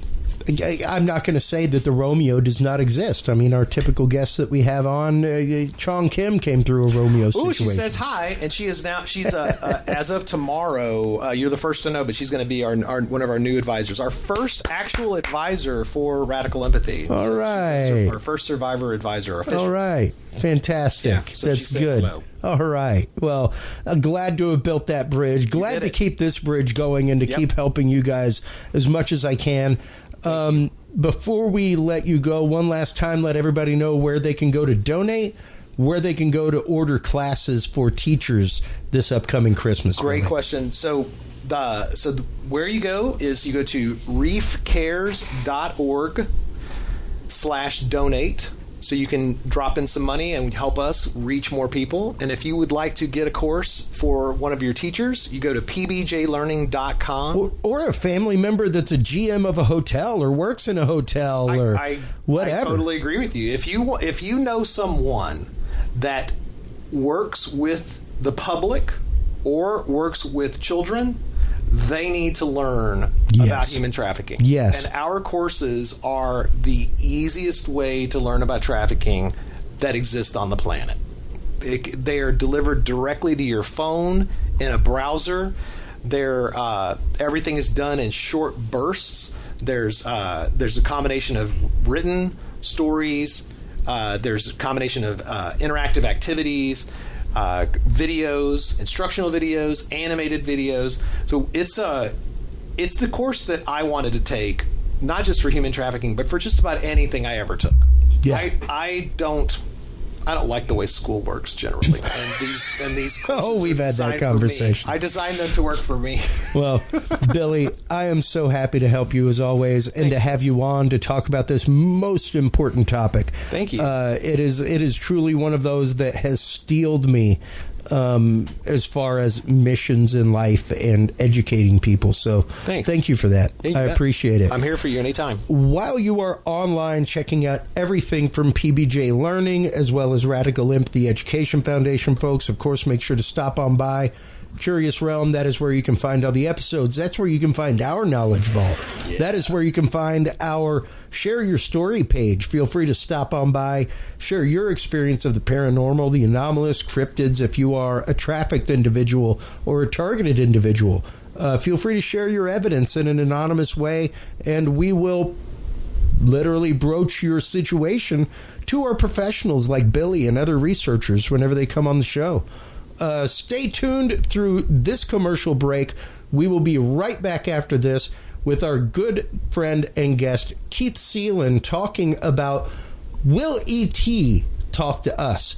Right after this, folks.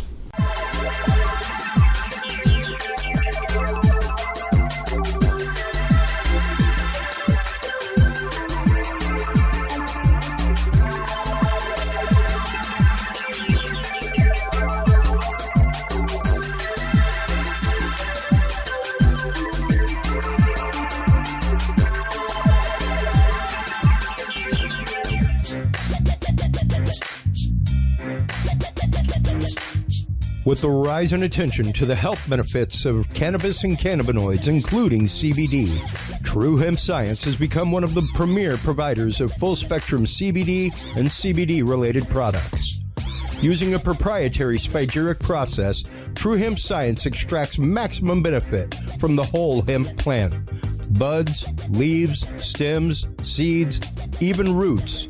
Every part of the plant is used and then reused to formulate a rich, complex profile of CBD, CBD derivatives, and terpenes guaranteed to provide the relief and benefits you need daily. Visit TrueHempScience.com to experience the best CBD oils, edibles, and topicals on the market today. And use code CURIOUS7 to save 7% off your entire purchase of $50 or more and get 2 25-milligram CBD cookies or brownies free. That website again is TrueHempScience.com and the code is CURIOUS7.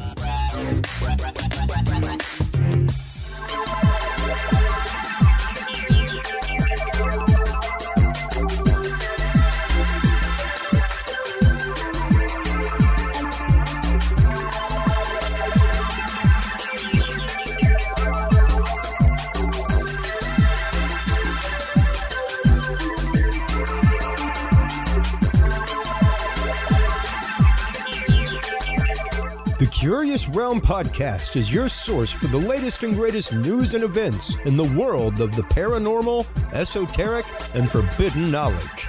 And there's no better way to spark the conversation than with items from the Curious Realm store. Choose from fan favorites like hoodies, mouse pads, coffee mugs, and more. Buy books and items from your favorite Curious Realm guests. Get your hands on the latest gear for paranormal investigations and experiments we discuss on the show. Open your web browser and stop on by the Curious Realm store at curiousrealm.com/store to buy the latest Curious Realm wear and out-of-this-world gifts for yourself, your family, or a mind that you want to open. That website again is curiousrealm.com/store.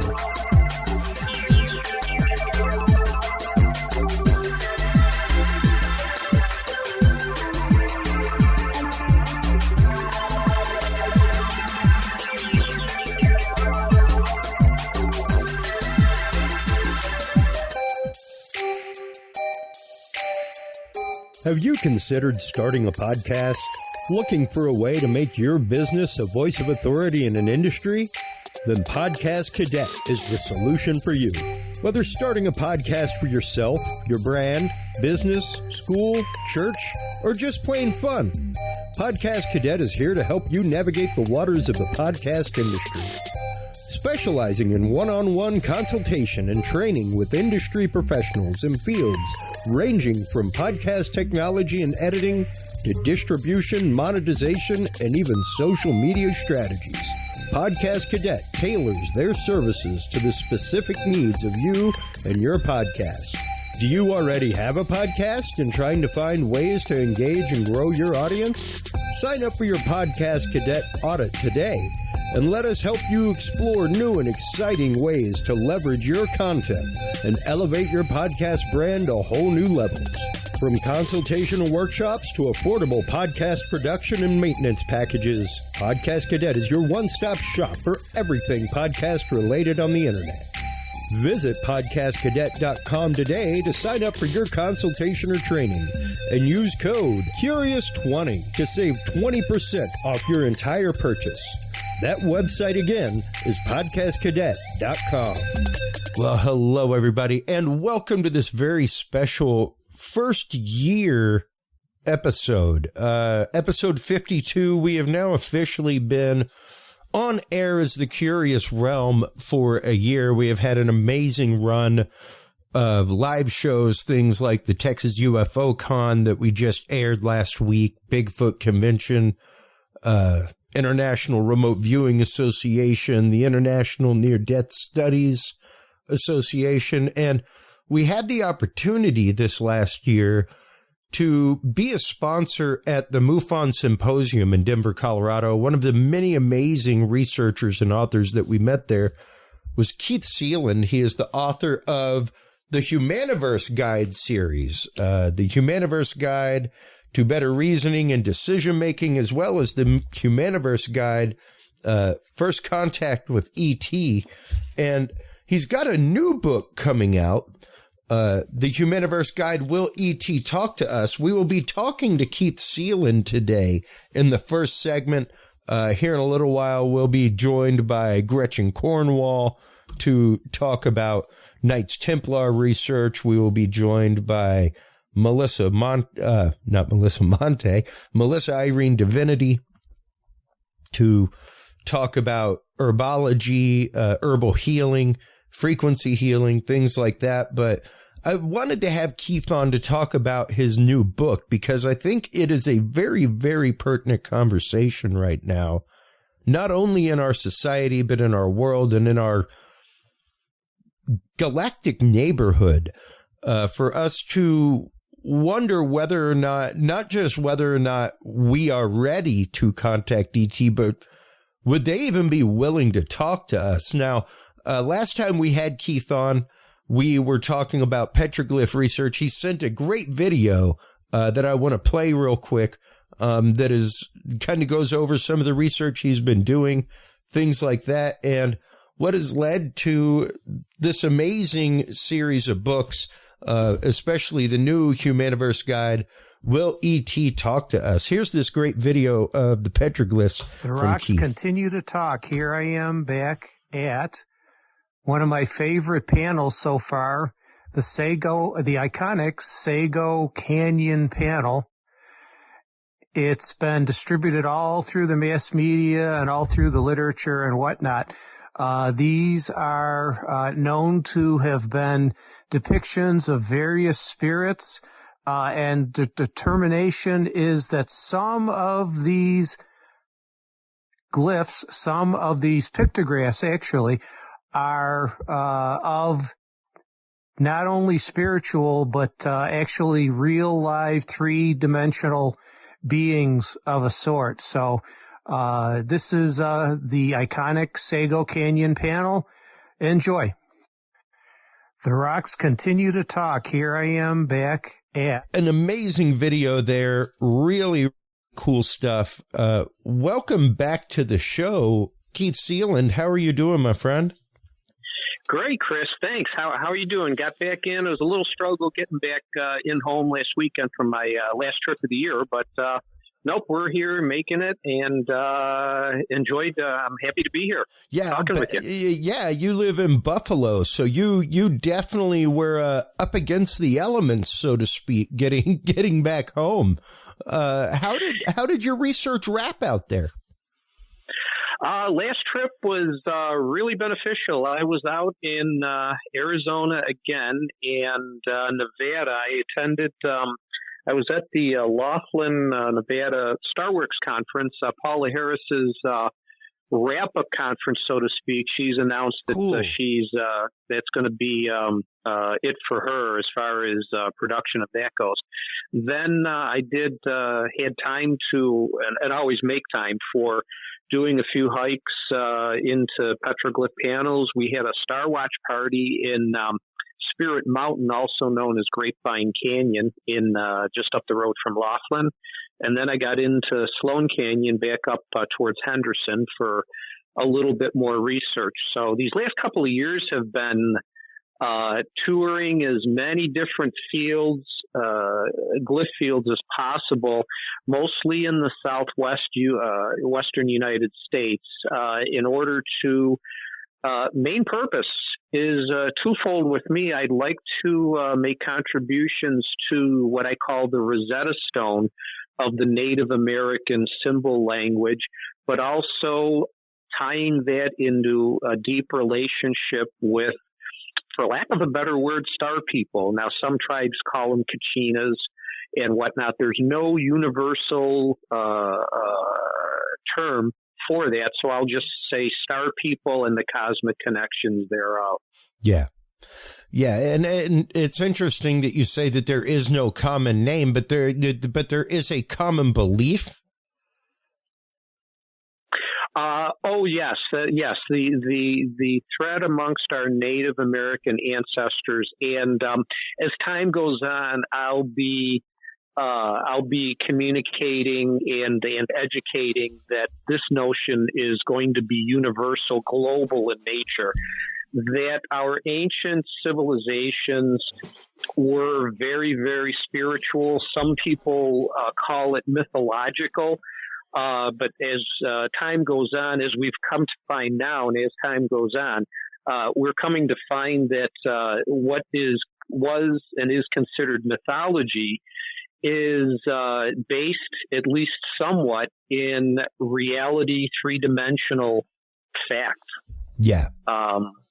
For example, I'll just take Troy, for instance, ancient Greece and the ancient city of Troy, in which they've found in the last few years more and more evidence that the Homer's description in the book The Odyssey actually takes a basis in fact more than just mythology. So I'm going to test that a little bit. I can talk about this later, but I'll be visiting Troy next year in one of my archaeology trips. So, so with the Native America, just as an example of our global ancients, they were very spiritual, and that's common knowledge and whatnot. But they also had the great desire and motivation to communicate their spiritual and their cosmic connections, which includes ET and other spirits, whether they were chemically derived, aka shamanistic rituals or whatnot, sure, or whether they were actually real life, three-dimensional, real-time encounters. Yeah. In which I maintain both actually happen. So that's the nature of all of that research. With starting out with Native America, and then I'll be expanding as the future goes on into other parts of the world. And it's interesting that you say that you believe both. I as well believe both goes on. I think it's pretty undeniable to think that both don't go on, mainly because of the modern research into UFOs, UAPs, is truly leading to vibrational in nature. And prime example is the case that Kathleen Martin talked about. And whenever I went to the International Remote Viewing Association and saw Hal Puthoff speak, he spoke of the same case where a person vibrationally passed through the skin of a craft. And when you think about it, I don't know if you're a comic book reader. I am a comic book nerd. The Flash does the same thing to like vibrate himself through walls. He vibrates his molecules to the frequency of the object, and he can pass through it. And when you think about CE5 protocols, things like that, from Dr. Stephen Greer, the idea of a group of people mass meditating, it's not necessarily that they are summoning a craft. It's the fact that through meditation, they have changed their frequency to match that of where the craft is shifted into. And when you look at sacred sites, when you look at sites that people go to, sites like these petroglyphs, things like that, these experiences that people have had, once again, like you said, whether through meditation, whether through the practice of song and dance like the whirling dervishes and like shamans in a sing, or through the use of indigens like peyote or what have you, you are shifting your frequency. Yeah, we had so. As an example, Chris, we did that exact procedure back a weekend before this past out in at the end of out in Laughlin at the end of the Starworks conference. We held a star party at the trailhead to Grapevine Canyon, the petroglyph field. Now, the Spirit Mountain, which it's a synonym name, very, very rich spiritual vibrational history, and that's the reason that we did this. And there was over 24 of us, and we put our collective thoughts and energies together to try and attract some kind of, visitation or just a pass by to say hello. And we actually got a couple of flashes from a flying craft that basically heard our vibrations, felt our vibrations, and stopped through to say hi, basically. Wow. Yeah. I mean, Don Daniels from the CSETI organization, and he led the group.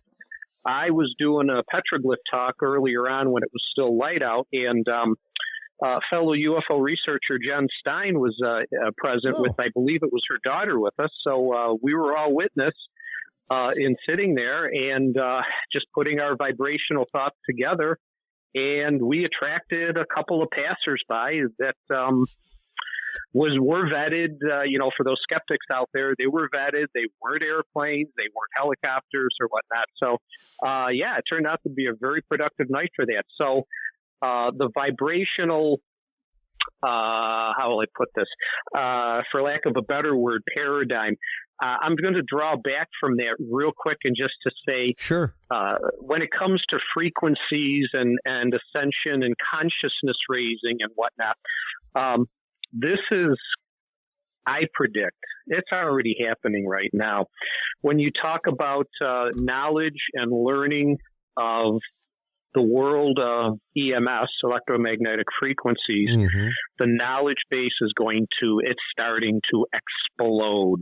In the next 10 to 20 years, we're going to find, just say, for example, medically speaking, we already have potential cures for some diseases, reintroduction of cures for cancers that were studied a century ago using the same research and the same experimentations with EMF. I'm talking about Royal Rife and his work, which then all of a sudden got covered up, and nothing else was ever made from it. But the subject of EMS and the knowledge we're going to obtain from that in the next 10 to 20 years, and it's already started, it's going to explode. And I mean, that'll include our consciousness raising, in which then we will be able to interact more and more with those ETs and multidimensional beings. So it's exciting. Yeah, and I was going to say, which of course shifts us directly into gear of your new book, The Humaniverse Guide. Will E.T. be willing to talk to us? And many months ago, it came out that NASA had put forth a study, and in part of that study, they had brought aboard 12 theologians to talk about the impacts of contact and communication with extraterrestrials, the impacts on society, because whether or not you choose to accept it, folks, the great majority of people in the world, whether east, west, doesn't really matter. The great majority of people ascribe to a theology, and we have to accept that. Now, some of those theologies, you take Vedic Hindu, for instance, there's quite a bit in their history about Vimana and other things like that. And once again, taught as part of their religious history, not necessarily part of their mythology, things like that. So whether or not we're ready as a humanity, I think really does have to be set aside, because when it happens, it's going to happen, whether we're ready or not. Now the real question is, are we ready for that barrier, I guess? Yeah, I think chances are it may not be really our choice, our meaning our species, humankind. Yeah. Choice in a majority basis to determine those new relationships and new futures and our readiness. We have a lot of work to do with our own species, and that's a basic premise of my book. But I explore in Will E.T. Talk with Us, the landscape of what kinds of beings can be out there, and I mean three-dimensional, multi-dimensional, AI, and whatnot.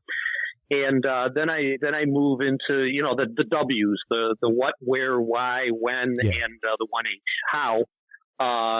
Contact, not only first contact, but the meaningful global acknowledgement. I call it enduring global acknowledgement, and then enduring global relationships. All of the post-SETI syndrome first message discovery, where all that they're interested in is, oh, we've got this message. So then what all is going to happen after that? There's a lot of discussion on from both sides too, what we're may need to do in order to ready ourselves and help our society our civilization in the same process, but from multiple perspectives, including the ETIs. They may be as more intelligent, presumably, than we are, and they may be taking a hands-off, prime directive attitude. They've been watching us for probably millennia now. They probably have interacted with us for millennia on and off or whatnot. But a lot of them are just going to lay off and see how we can evolve our civilization to the point where then we can be invited to join a galactic neighborhood or a galactic federation of some sort, which basically means join the club, so to speak. So I think it's probably going to be more deterministic from their perspective than from ours. I mean, we can do things, pushing for government disclosure. I did a separate series on my YouTube channel about world governments and UFO document disclosures and whatnot. But one other interesting point I'd like to make, and then we can we can go on. I did another video on my YouTube channel comparing and contrasting the 1951 classic movie, The Day the Earth Stood Still, compare and contrast 1951's society and worldview to today's 2023.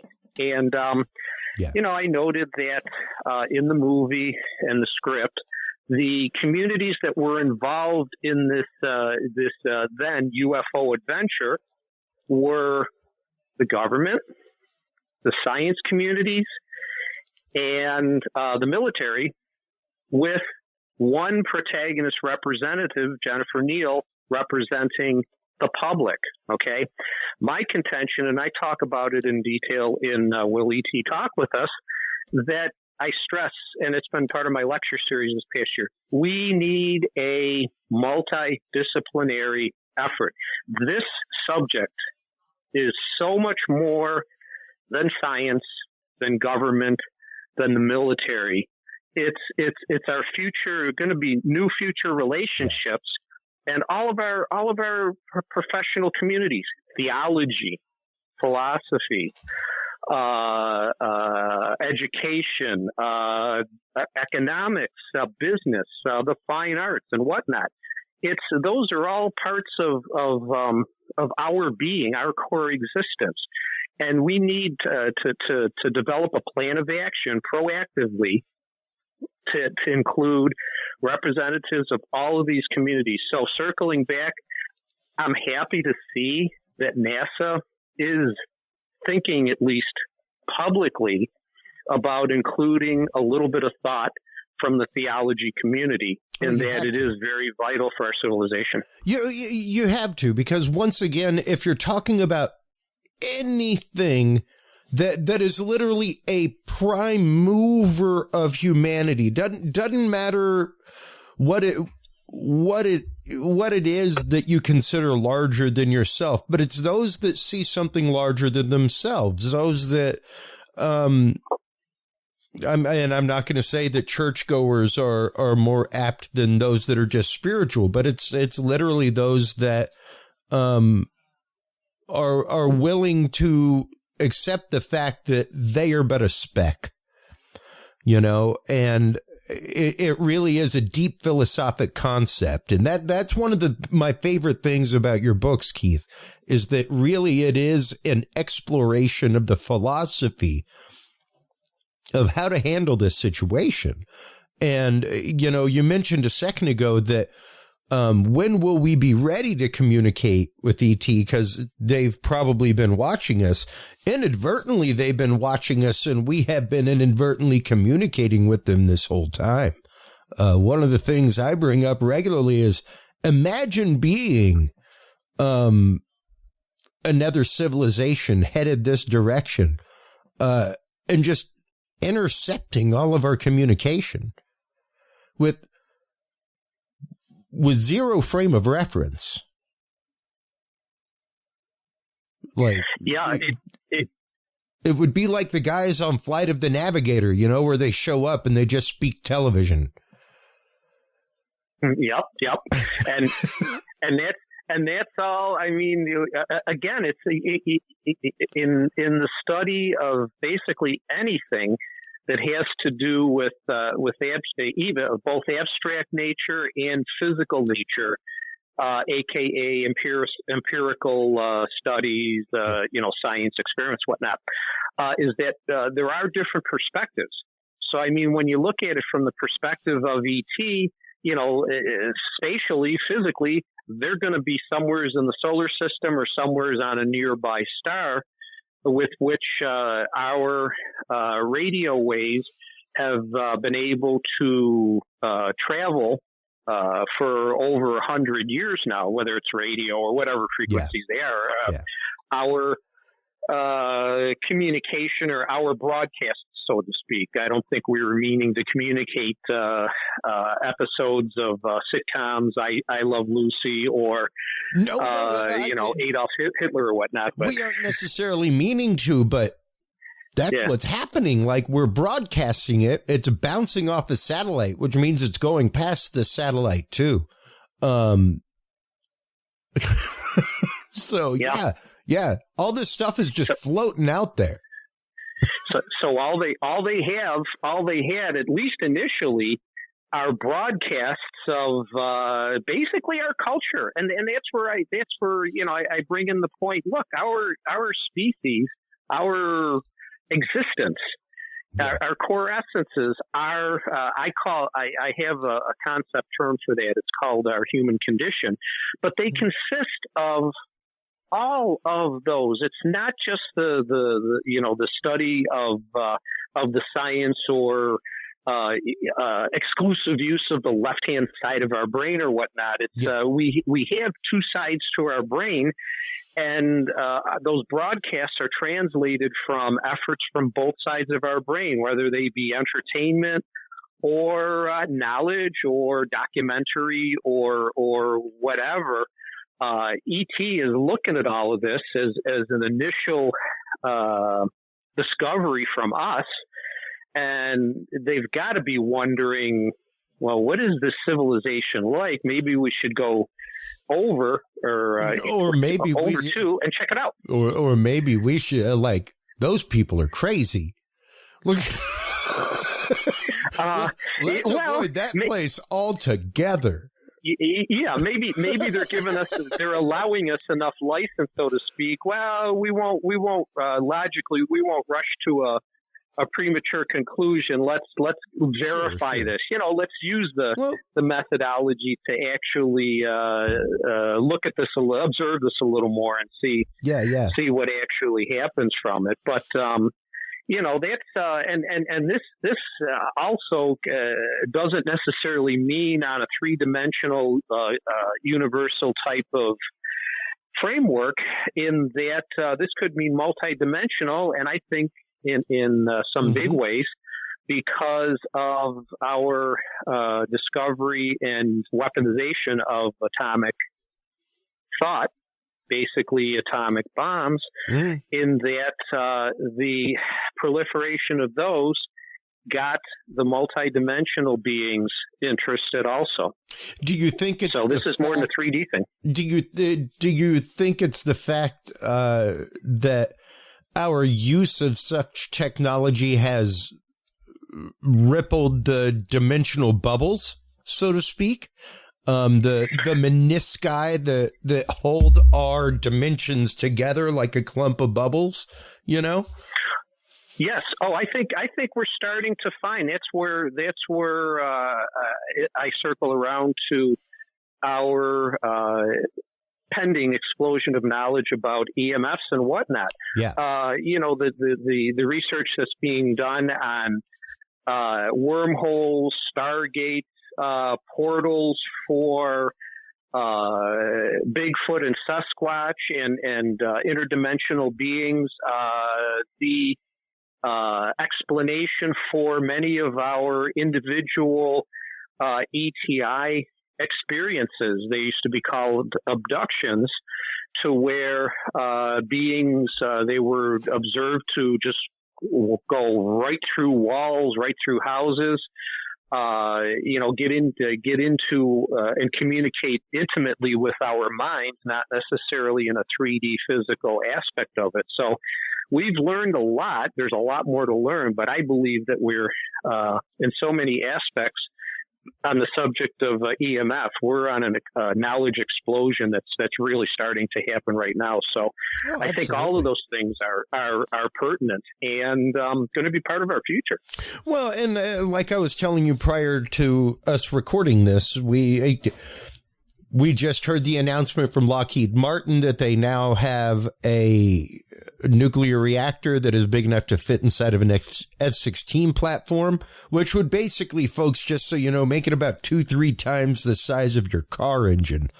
In addition to that, in the last couple years, we have seen scientists make matter out of light. You were mentioning wormholes. In the last month, we have seen the announcement that scientists have made micro-sized wormholes in the lab. They just made a micro-sized black hole out of rotating electrons to help prove a theorem.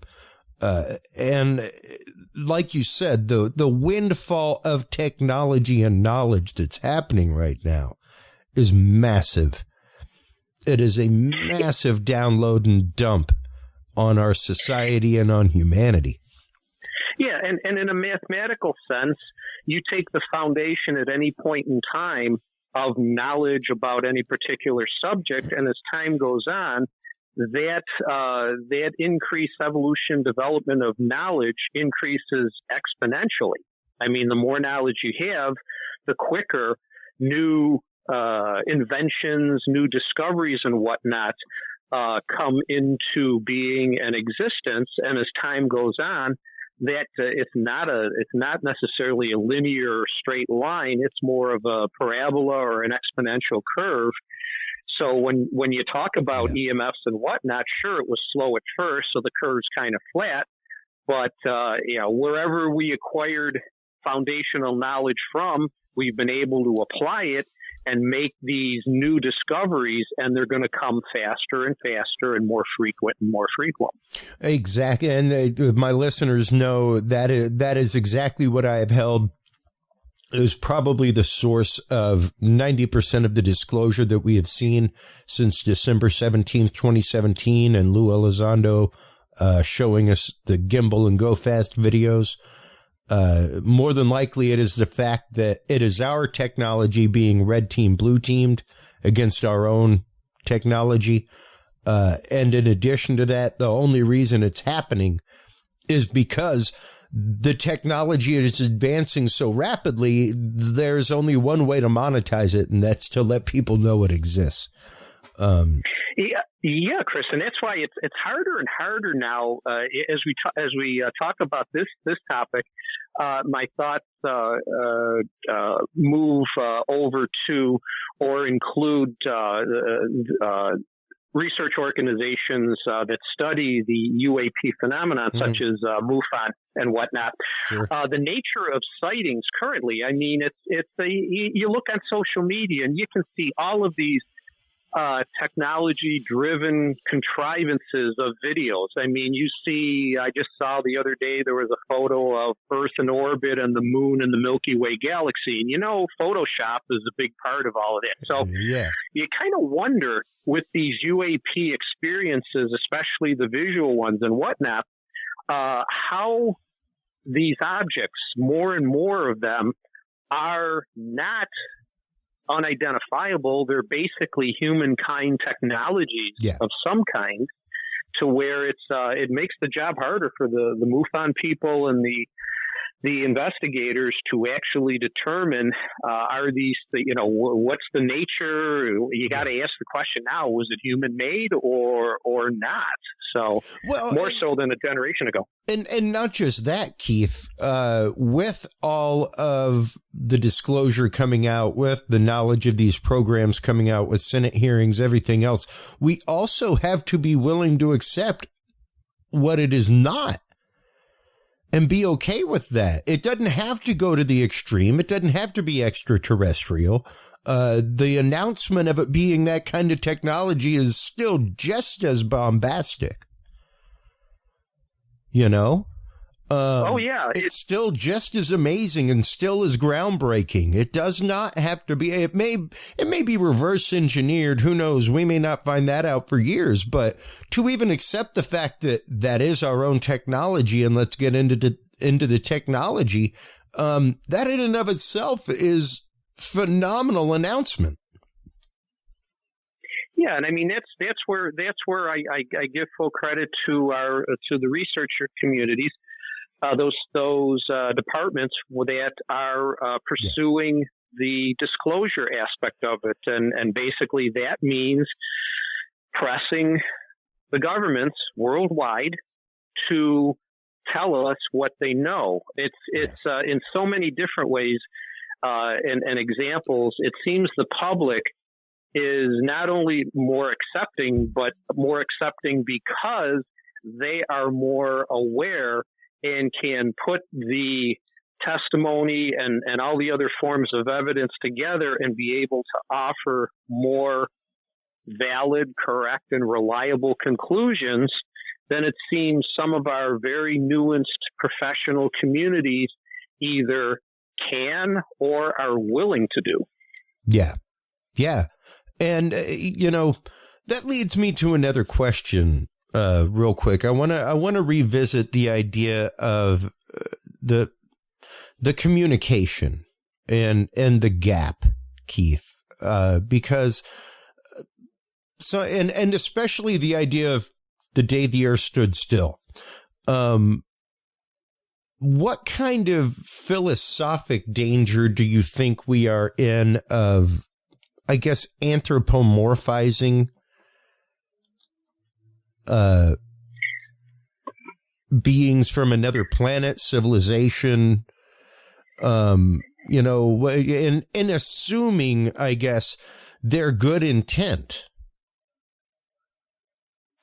Like, yeah, we always see the sci-fi example of like, well, they would be much more advanced than us. They can travel amongst the stars. We surely in 10,000 years would have united as humanity.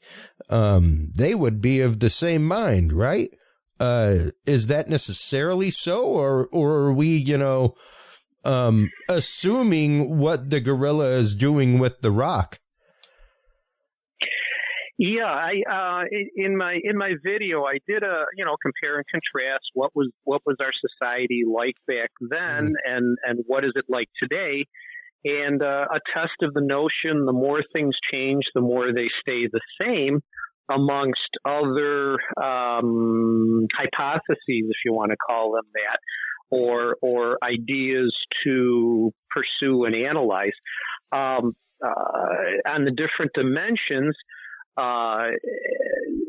Where our society was back then, the atom bomb was pretty new, and although there might have been the start of architectural designs for nuclear power plants for a more peaceful purpose, it was all, I mean, face it, we were just a few years past the largest world war that we have ever seen. Has killed more people.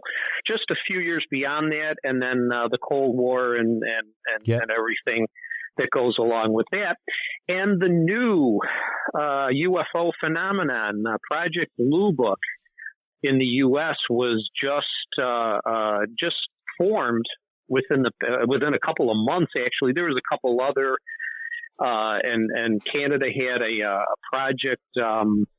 Was a treaty or something like that right at the same time. But the various governments had some of their own organizations and whatnot, but it was all military and science trying to figure out, because there was no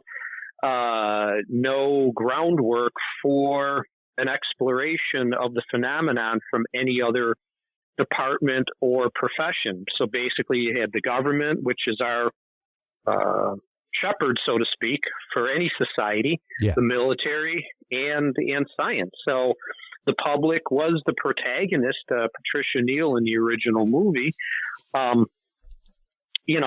a representative of us. So I compared and contrasted, and, you look at today, well, the situation, there's still war going on. It's not a world war, but there's still wars going on. Look at our technology in 70 years. We've gone from rudimentary, dirty atom bombs to Alcubierre technology, which I'm sure we're getting ready to put on future spacecraft within the next decade, probably, if some covert projects have not already done so. And I suspect that that technology has been done. So on that basis, but it seems like we talked before we started our talk here online, Chris, that we seem to weaponize any new technology. Very first thing, we discover something, let's weaponize it, and then maybe later we can make it to try and discover an application towards more peaceful purposes. And so that hasn't changed. The public has grown. Go ahead. I don't know that that'll ever necessarily change. Whenever you get to it, because when you get down to it, Keith, we are a herd of panicky animals. We got thumbs. We do amazing things, but we are a herd of panicky animals. No different than a flock of birds in a parking lot. If one gets up and flies 20 feet away, the others are going to follow. There may be a few stragglers behind. Those are the rare independent thinkers. Exactly. But the rest follow, and they follow in a fearful fashion. And I think that is something that our governments are more than aware of. And I think it's something that we kind of have to remember, that panicky animal thing, because we're panicky animals, the first thing we think of is survival. And the first thing we still think of is hunt and gather. So yeah, like, cool. I found a meteorite. What can I do to throw this at an animal and feed my clan? Exactly. Even, wow, this seems like heavier, thicker, better metal than other things. I wonder if I could turn it into a knife. Once again, using the technologies that we have at hand as a literal tool to better our life, And unfortunately, because of our animalistic nature and our hunter-gatherer instincts, the first thing is kill and feed. Yep. Exactly, Chris. And I maintain that's in a biological sense, that's part of our DNA. Oh, absolutely. And it's going to continue to be.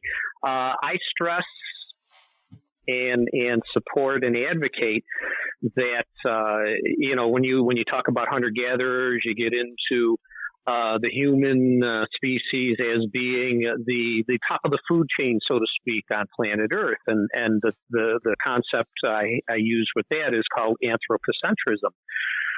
We are the center of everything, and a game changer, the game changer, I maintain, is our intelligence, that we have knowledge. And that also, I think we will continue to maintain this hunter-gatherer philosophy, mindset, behavior, attitude and behavior, until we get to becoming aware of. We are, as a species, we're aware of, but not only be aware of, to start to develop and practice a cosmic connection and a cosmic existence. Yeah. I mean, we look up at night with our telescopes or in our hikes or in our star watches, and marvel at the glory of and romanticize about the Milky Way galaxy and whatnot. But we have to accept all the things that come with it. And part of the thing that comes with it is all the other life. Oh, absolutely. The panoply that is, by all scientific odds out there, it would actually, by all science, be an oddity if we were the only life. Oh, and it goes way beyond that, and that's where as the public, as society adopts, as time goes on, and aligns with the one side of that equation, so to speak. Does life exist, other intelligent life, yes or no?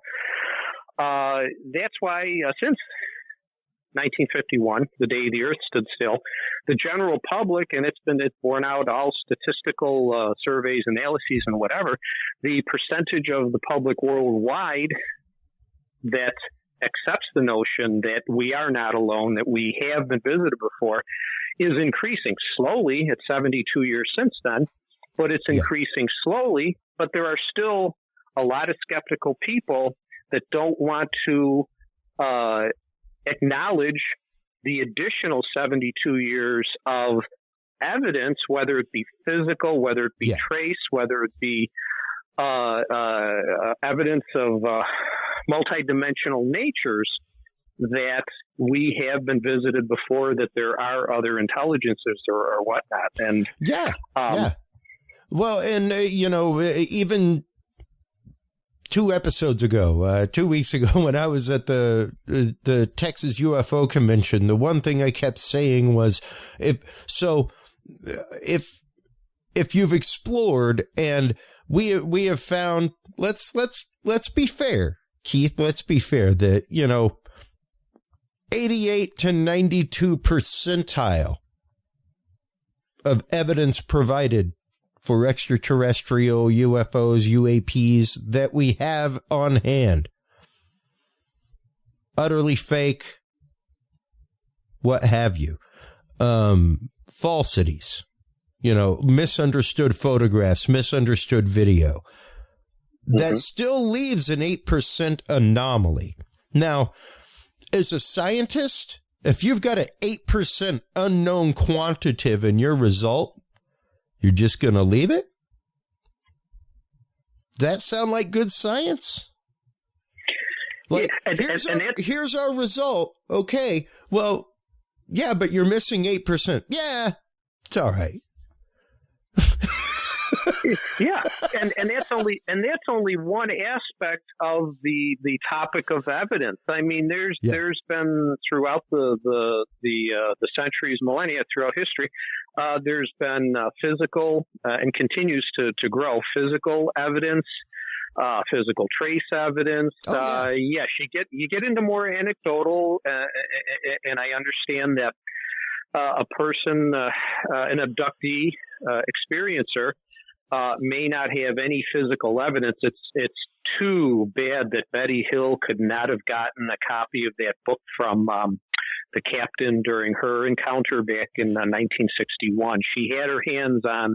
Oh, sure. She had her hands on a catalog. Yeah, it's too bad they took it away from her. But you know what she did come back with? An accurate star map that did not exist at the time. Yes, that was so myself. She came back with an accurate description of a star system that we did not have until years later. Yep.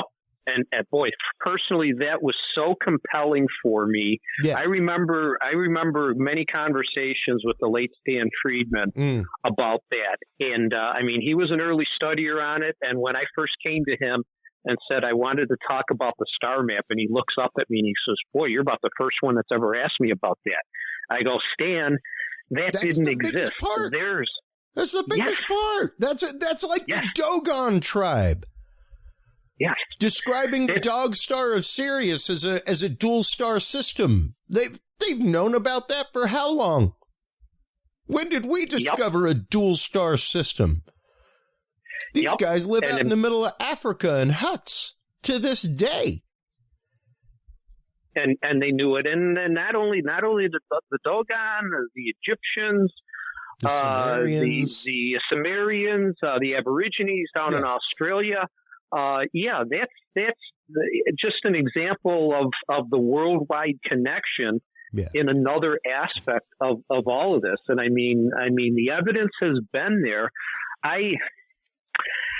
I scratch my head a little bit when I've seen recent interviews with, I'll call him honorable, Dr. Michio Kaku. He's been a fantastic a spokesperson in his generation, but I saw recent interviews with him describing the December 2017 U.S. Navy disclosures and whatnot, and his proclamation that now science has some measurement with which to study.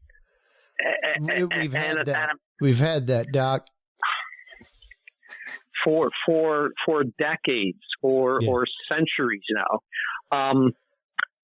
I don't mean, well, maybe I shouldn't say this, but now grant money is starting to become available for scientists to study. So now it's okay. You know, the pseudoscience, the transformation that happened to Einstein and Mendel and Alfred Wegener and Galileo and whatnot. Same thing. And quite honestly, it's we discuss it all the time with guests. It's the fact that the conversation has now been opened. The conversation has been open to an undeniable point, to a point that the media now uses the term UFO denier. Yeah, and the really need to think about in the nature of argumentation. Yeah, oh yeah, Kristen. In the nature of argumentation, the focus or the provability dimension has been shifted from one side to the other. Now there's acknowledgement, like you just said, that some things are going on. Yes, there's the added dimension. Our species has the technology with which to produce some of these phenomenon more than ever before. So we got to take that into study account. Yep. But at least the acknowledgement, and even though there's a lot in the U.S., and there's a lot of parallels from our new, is it the UAI MSG office? Is this just a redo of Project Blue Book? But I maintain progress, like you just said, has been made in that acknowledgement that there are things out there, that the burden of proof has been shifted away. Now, if you want to refute it, it's up to you, the skeptic, to try and refute it. It's not up to us to try and prove, although it still is. But, sure. There's still tons that needs proven. Tons. And I am perfectly willing to accept that. But what the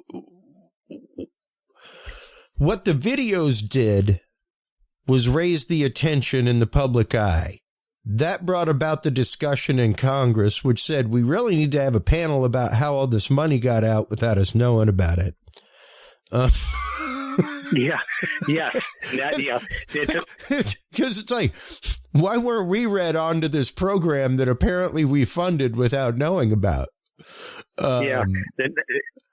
Raising to new level the existence of a black budget, so to speak, but providing an enduring, at least national, U.S.-wise, but I maintain that this is going to be an enduring global sea change, so to speak. Oh, absolutely. In that of disclosure and information and releasing that. And we are far behind as far as world governments go for disclosure, releasing. France years ago declassified all of their documents.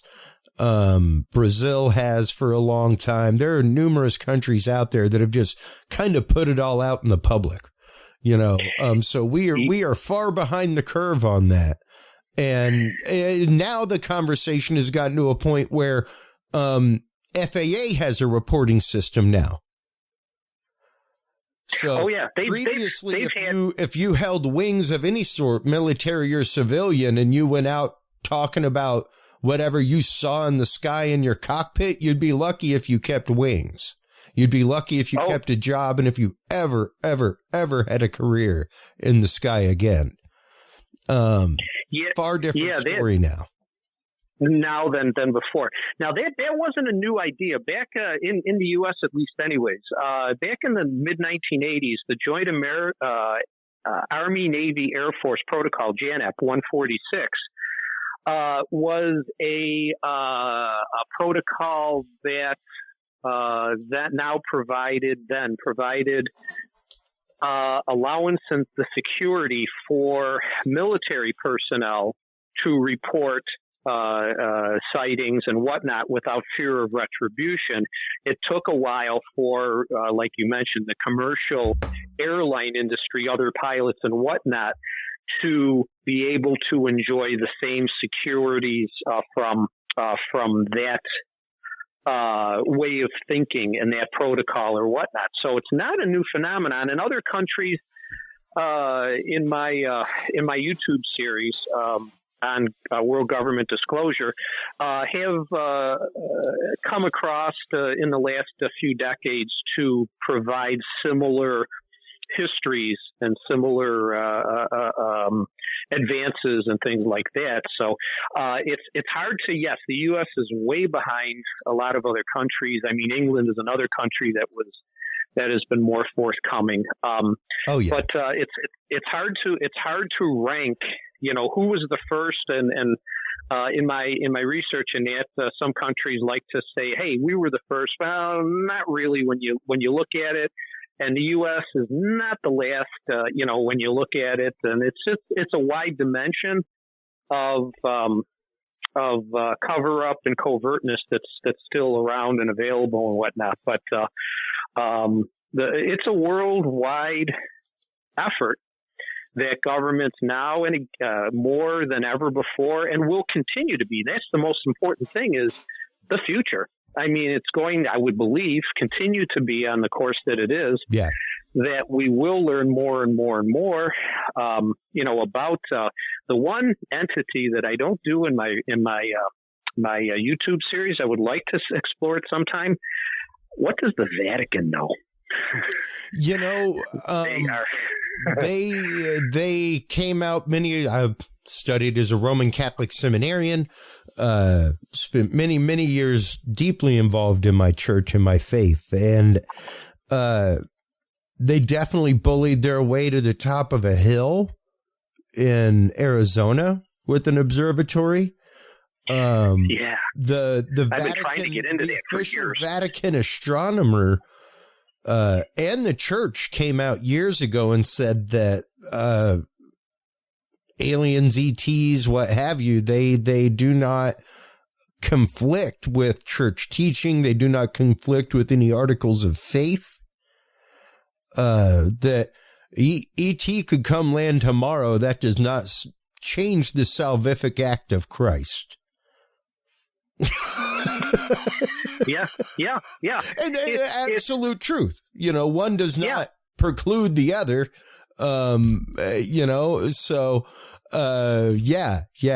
It's interesting to even see them come out with a stance on it. And that, granted, that's a stance.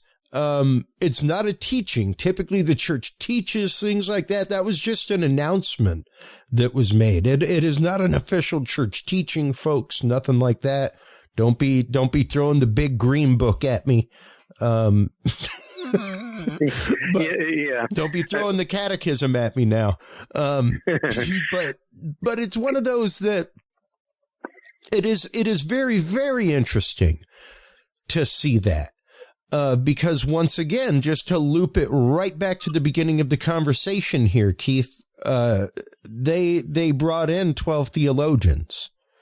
NASA brought in 12 theologians to discuss the impact, the worldwide impact of and ramifications, belief-wise, paradigm-wise for humanity, should this be found amongst their research.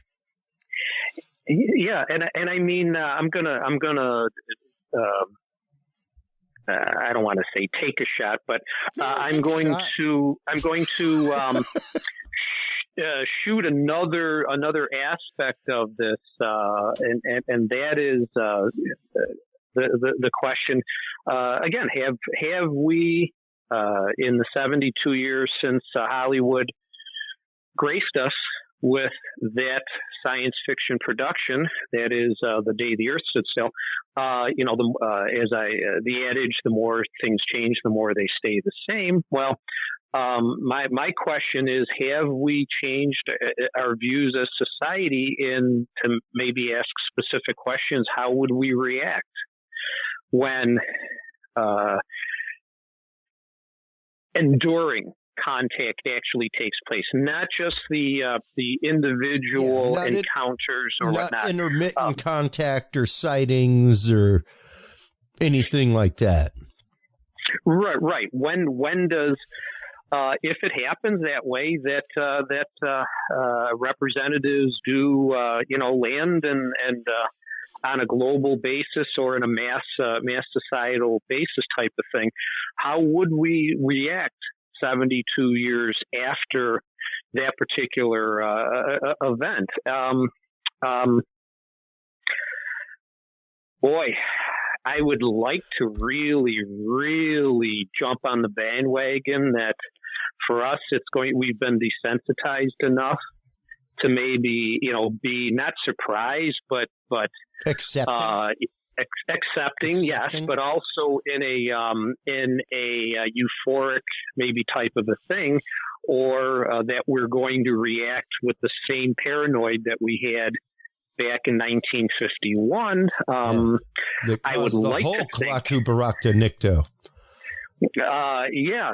I mean, yeah. Which meant they killed him. They killed him. Is what that meant. Exactly right. He got ratted out, I want you to go tell Gort this.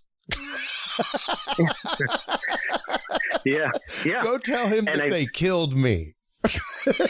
and not displayed all that much in the movie, but boy, they tried to do Gordon pretty good too. Yeah. And they couldn't do anything.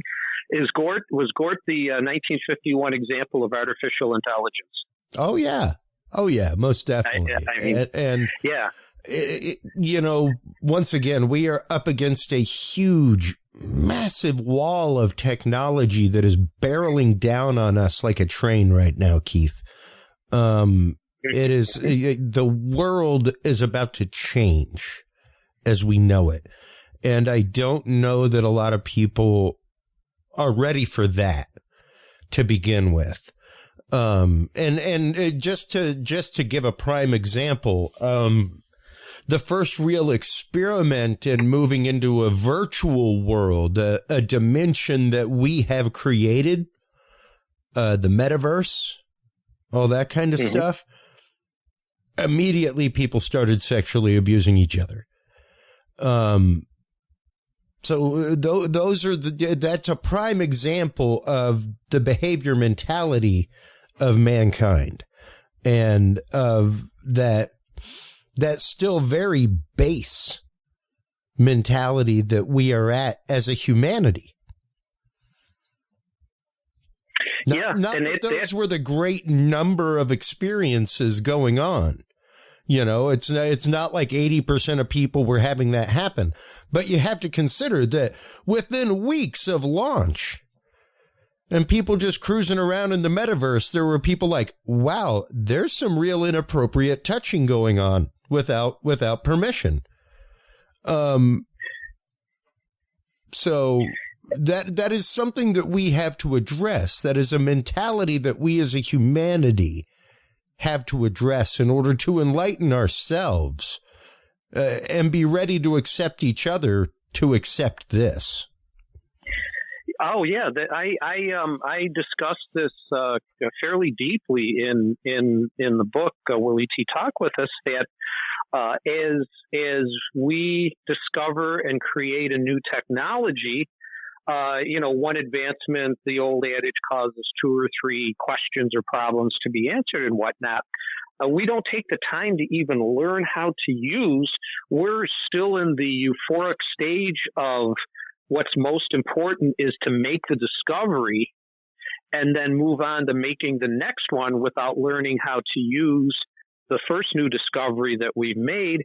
And this has been, I'll say, proven, at least anecdotally, in many abduction experience phenomenon encounters that humans, that people have, in that a constant popular message that their ETI tells us is, look, stop the runaway technology. You don't know how to use it.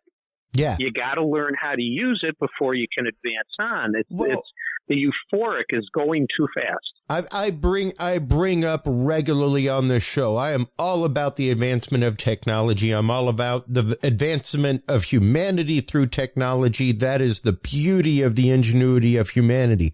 But if you know what will lead to Skynet, what will lead to the Matrix, is the fact that when AI becomes sentient,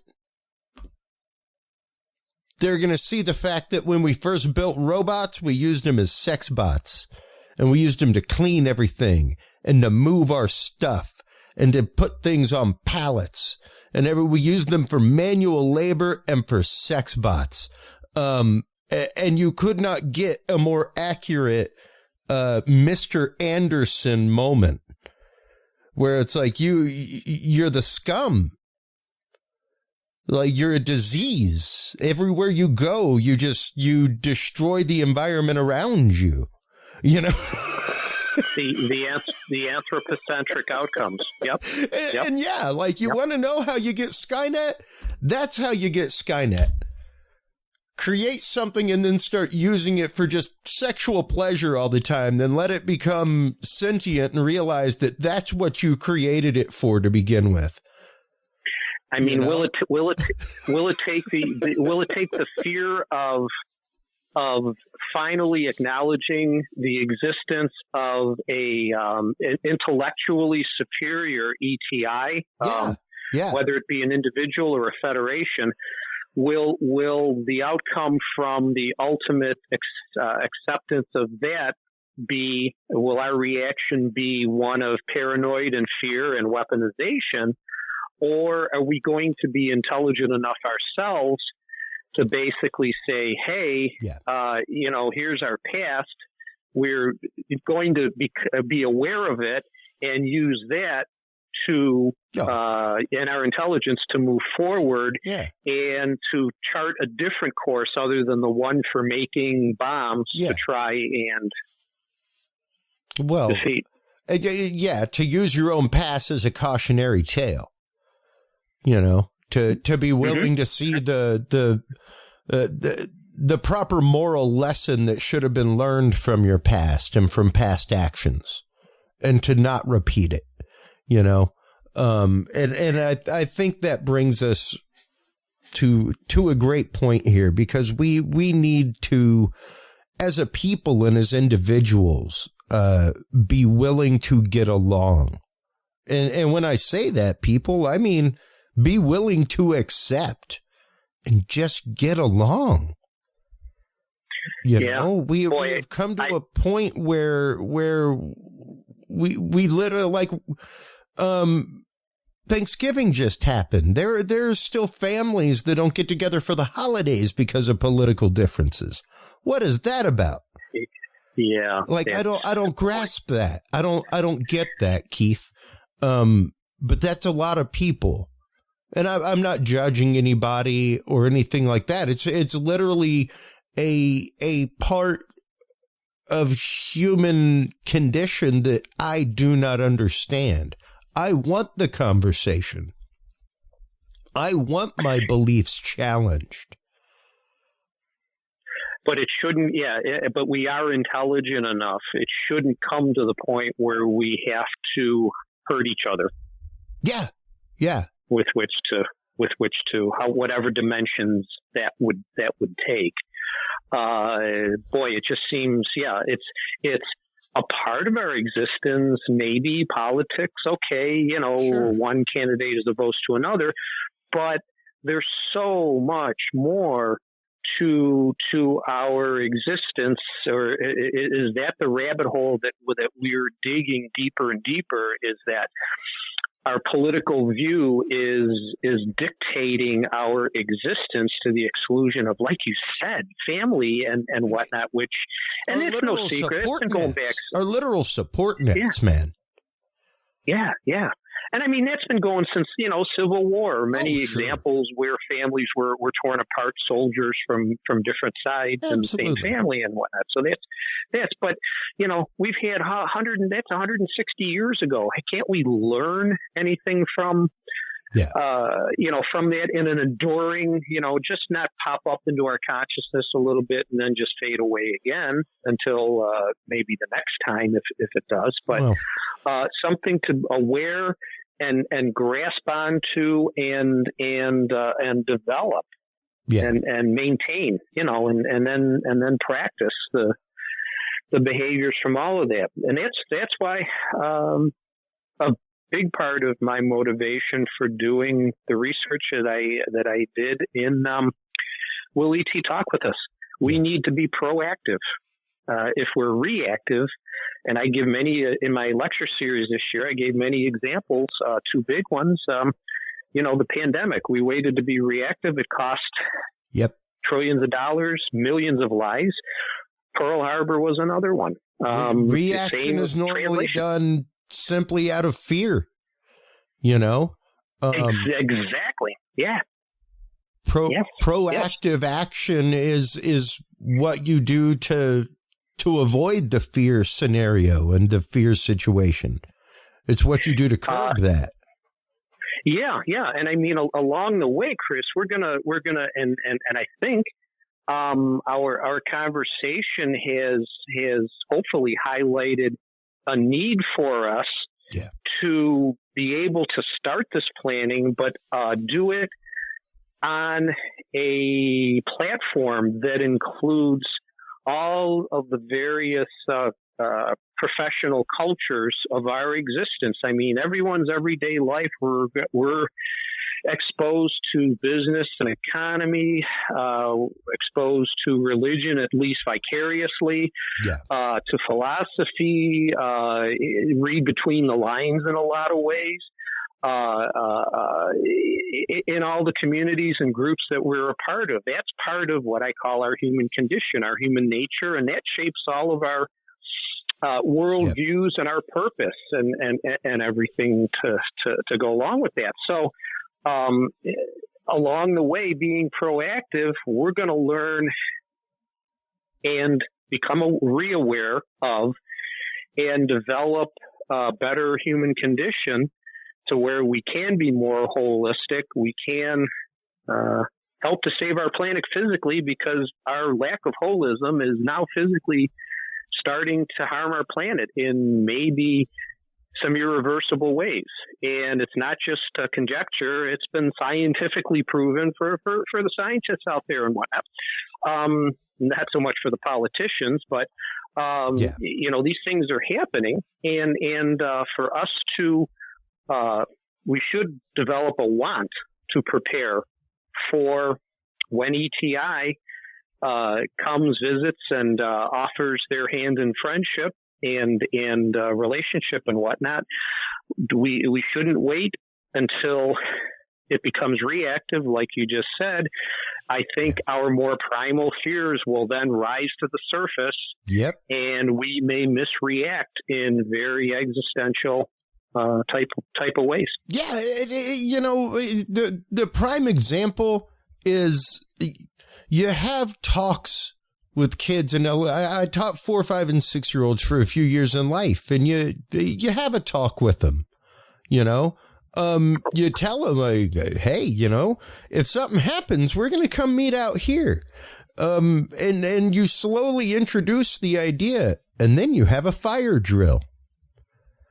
And then you have another one. And before you know it, a fire drill's a regular thing, and it's something that you do, and you go and stand outside and all that kind of stuff. But then the day a fire or an emergency actually comes, there's not a sense of panic.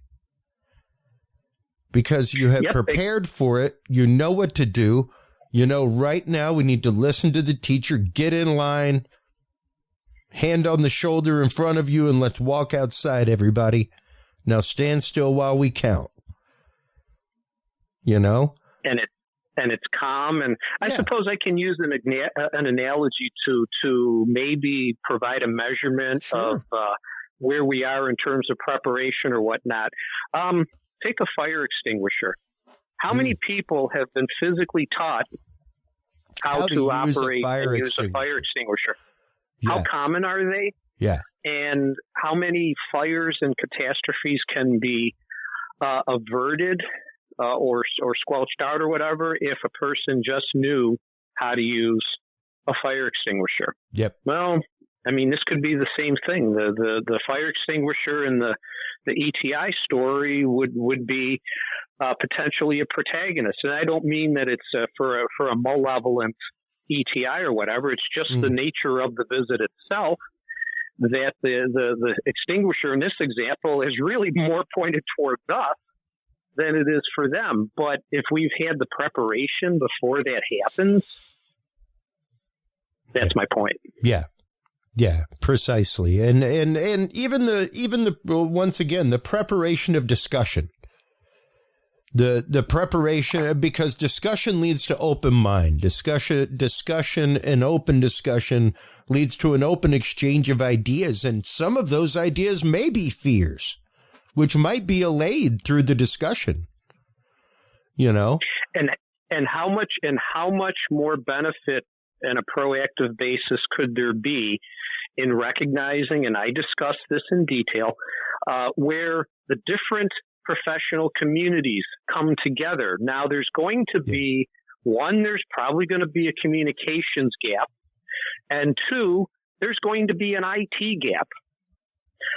So with being able to curate data and information and whatnot, and provide simulations and whatnot, what a better way, not being under the pressure of an immediate crisis deadline for these communities that really, if you look at the academic research literature today, natural scientists can hardly talk with social scientists, much less philosophers, theologians, economists, business people, fine arts, whatnot. It's interesting you bring that up. My wife is an improv comedian. She teaches improv. She teaches, sketch comedy, things like that. And years ago in my work as a corporate AV engineer, I had the opportunity to watch Alan Alda speak. And Alan Alda, through his use of improv comedy, sketch comedy, things like that, is actively teaching scientists of different disciplines to talk. Yes, even within how to find a common ground amongst what they're doing, and at the same time, how these scientists can go about expressing with passion, with the passion that they have, to investors, to bankers, things like that, to help support their science. Because, like you're saying, these people don't know how to talk to each other. They all speak different languages. And a lot of them, eschew the opportunity of being able to interface with the public or with other professional communities, because they don't feel like they should be have the need to, or they're looking down on it with what I'll call pseudo arrogance or pseudo ego or whatever, to use the science refutations or even over humility. Of what I have it in that groundbreaking, it's just a thing. because that happens as well, where somebody does not see they see their tree, they don't see the forest that it could generate around them. And that's been kind of forced upon. Go ahead. No, I was going to say it takes almost a Shark Tank type situation and somebody having the confidence to be able to go up and give a pitch. Yes, that's also true on the individual level, right? Yes, a lot of professional researchers or whatnot in their communities, they aren't compelled or required to give speeches and whatnot and to talk to other people, and that's when they're trained in their profession, a whole new language. They learn that's foreign language to most other professional communities and certainly the public at large. And that's where, the public has now been pushing back on a lot of these professional communities. We fund you medical science and we fund you through government directly and whatnot. You should be telling us and talking to us and being transparent with us and whatnot. And for the most part, they're not, or even worse, the public gets confused. Say, for example, they hear the medical news that, coffee is good for you. No, coffee isn't good for you.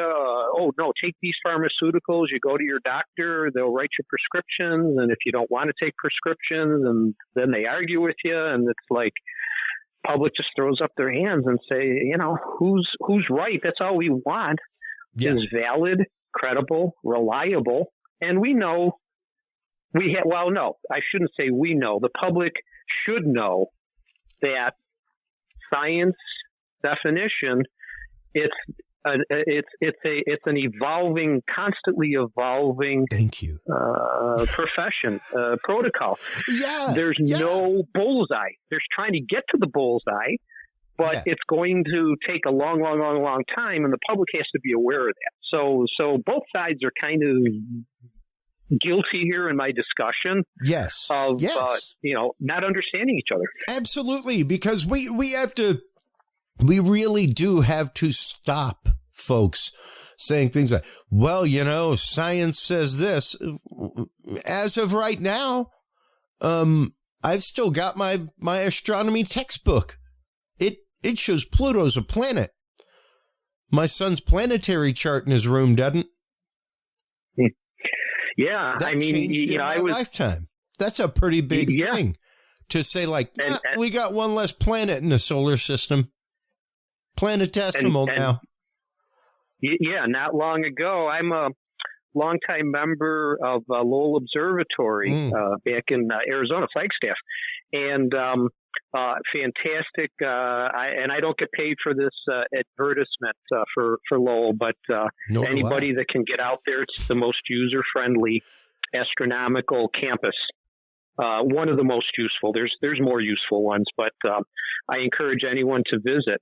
But they even have, now that's where Pluto was discovered. Yeah. And they even have some placemats, laminated placemaps and charts and whatnot. Some have Pluto on it, or some don't have Pluto on it, but some do.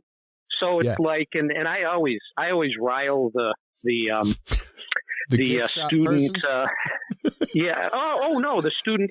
I'll call them student athletes. I mean, the student astronomers. They're athletes in their own way. So, the student athletes there, I bust with them all the time about, Pluto should be a planet. Here's what happened, and it's, well, here's an example of the miscommunication or misunderstanding or ignorance that the International Astronomy Union back in 2006, they waited until the last day when less than 5% of the voting population was there to put it on the table and call it to a vote. So, but fast forward, this is where astronomy and the sciences and our knowledge can be changed in the future. I firmly believe we're going to find. I bought the New Horizons. It's a textbook. It's 800 pages long, hardcover, and I'm going to read it. But it gives the history of the natural sciences, the geology, and whatnot. And I think eventually, with more knowledge, we're going to discover that Pluto should be a planet if it's got plate tectonics and geologic activity. We may even discover that the object was pushed out of its orbit artificially by another body, such as the creation of Earth and our moon, with the Mars-like object smacking into the Earth and creating our lunar satellite and whatnot. We'll probably discover in the near future that other solar systems have planets that behave and are situated spatially the same way as Pluto. So, but that's just, knowledge is fluid. Could have been dragged and pulled out of orbit by Nibiru on the way out. Yep, exactly. Yeah, it's right. It's a dynamic that it can be applied to any aspect of our knowledge, going back to historical studies of extraterrestrials in our existence, our ancient peoples and whatnot. So, but that's what the public has to accept, is that there's no ultimate bullseye for anything. I mean, I could even task our viewers with a thought that I have had, that it's regarding the second rule of thermodynamics, or the entropy, the idea of entropy. Yeah, I kind of believe and speculate that humankind, there is on a higher level a form of equilibrium that we do not understand and or are not aware of. So I think eventually that law of entropy is probably going to be at some point in the future revised quite significantly. Yeah. I don't have any proof for it. That's why I say speculation, but something to think about. Oh, most definitely. And the turn of phrase I use on the show all the time is the day science becomes static, it is now dogma. And be careful for that. Yep. Be careful for that. Yep. You don't want dead end. Absolutely dead end. Yeah.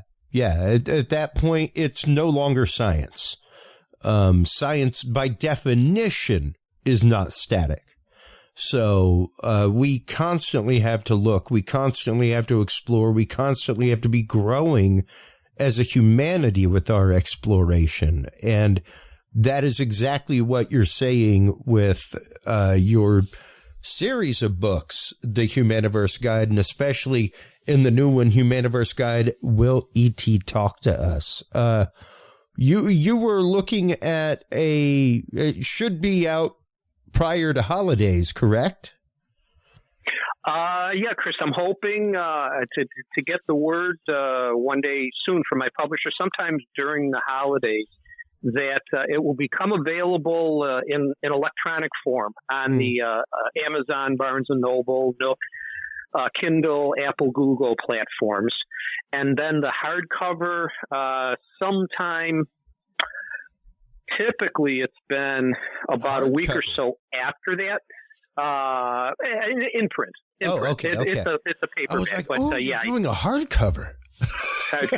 That'll be this will be my next one. I think in my petroglyph research, I'm thinking a little bit about hardcover for that. But no, this will be paperback. So I'm looking sometime very soon. I did check today on Amazon and Barnes and Noble. The e-version is not there yet, but I'm expecting any day. Unfortunately, it's the day that it happens that the publisher sends me a communique. Oh yeah, Keith, it's available now. So yeah. Oh, by the way, your product went live 8 hours ago. That's it exactly. It could be a 5 a.m. message or something like that. So so I'm just trying to put my energy, my EMF thoughts, my vibrations into getting it out there and so people can enjoy, for the holidays. So, so that's best I can say about it. I want to thank you for your time today. I want to thank you for your time every time you've been on my show. It is always a fantastic and fun conversation with you, Keith. I love the areas that we get to explore in our conversations, and I cannot wait for the Humaniverse Guide, Will E.T. Talk to Us. I am greatly looking forward to that. Do make sure to share with us on social media. Once again, my Curious Realm group is yours. Any research that you want to share, what have you, book releases, appearances, feel free to share them, my friend. Oh, yeah, cool. Just, quick update. I'm pretty much done with my touring and my field research for the year. We're all getting to enjoy the holidays. Let's do it. Whatever form or fashion you take to do that. Everybody, it's a celebration of life. Yeah. Let's enjoy our holidays. But picking it up early next year, I'll be and I'll have my Facebook page, the Humaniverse, and my YouTube channel. Keith Seland. For right now, my YouTube channel is just listed as Keith Seland, but it's a rollout, and I'll have prior lectures, prior interviews. Next year, I'm confirmed I'll be in Los Angeles at the LA Conscious Life Expo, the second weekend in February. It's the 9th, 10th, 11th, 12th, 13th. So I'll be speaking a couple of times there, and next year's lecture series will be on petroglyphs. I've provided on my Facebook and Instagram channels especially some of my trips and some highlights, short videos and things like that. I've amassed all of these gigabytes of data. Now I've got to analyze all of it to start making some conclusions about and broadcasting experiences that our Native Americans had with E.T., Kachina, Star People, whatnot, and also educating in that the glyph phenomenon is not rock art, but rock writing and communication of a very nuanced, complex, but detailed and significant form and format that our Native Americans, we don't give them nearly enough credit for that. So that's going to be my lecture series for next year as time goes on. So awesome. But we have some holidays to enjoy first. Yes, we do. And I thoroughly enjoyed our conversation today, Keith. I enjoy our conversation every time that you were on. I cannot wait until you were on again. Take care of yourself over this holiday season, and we'll talk to you soon. Okay, Chris. Good. You and yours, enjoy it. I don't wish to have the snowstorm that we just had this past weekend down with you. I'm going to more thought ways to keep it away or whatever, but I'm sure you won't have much of any. Although it's Mother Nature, so I can't predict so much for that. That's right. Well, while you are online checking out everything from Keith Seland and the Humaniverse, everybody, do make sure to stop on by Curious Realm. Curious Realm is where you can find our knowledge vault. That is where you can find all of the declassified government documents, programs that we were talking about today. That is also where you can find all the episodes. That's where you can follow us on social media. That is where you can share your story on our Experiencer page.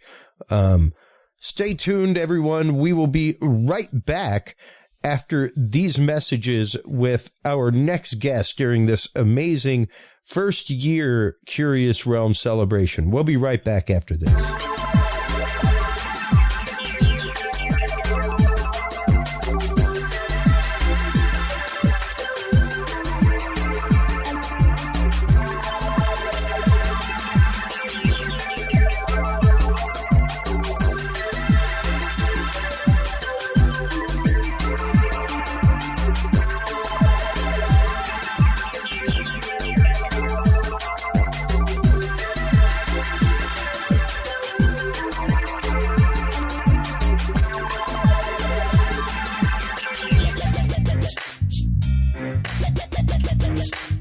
With the rise in attention to the health benefits of cannabis and cannabinoids, including CBD, True Hemp Science has become one of the premier providers of full-spectrum CBD and CBD-related products. Using a proprietary spigeric process, True Hemp Science extracts maximum benefit from the whole hemp plant. Buds, leaves, stems, seeds, even roots. Every part of the plant is used and then reused to formulate a rich, complex profile of CBD, CBD derivatives, and terpenes guaranteed to provide the relief and benefits you need daily. Visit TrueHempScience.com to experience the best CBD oils, edibles, and topicals on the market today. And use code CURIOUS7 to save 7% off your entire purchase of $50 or more and get 2 25 milligram CBD cookies or brownies free. That website again is TrueHempScience.com and the code is CURIOUS7.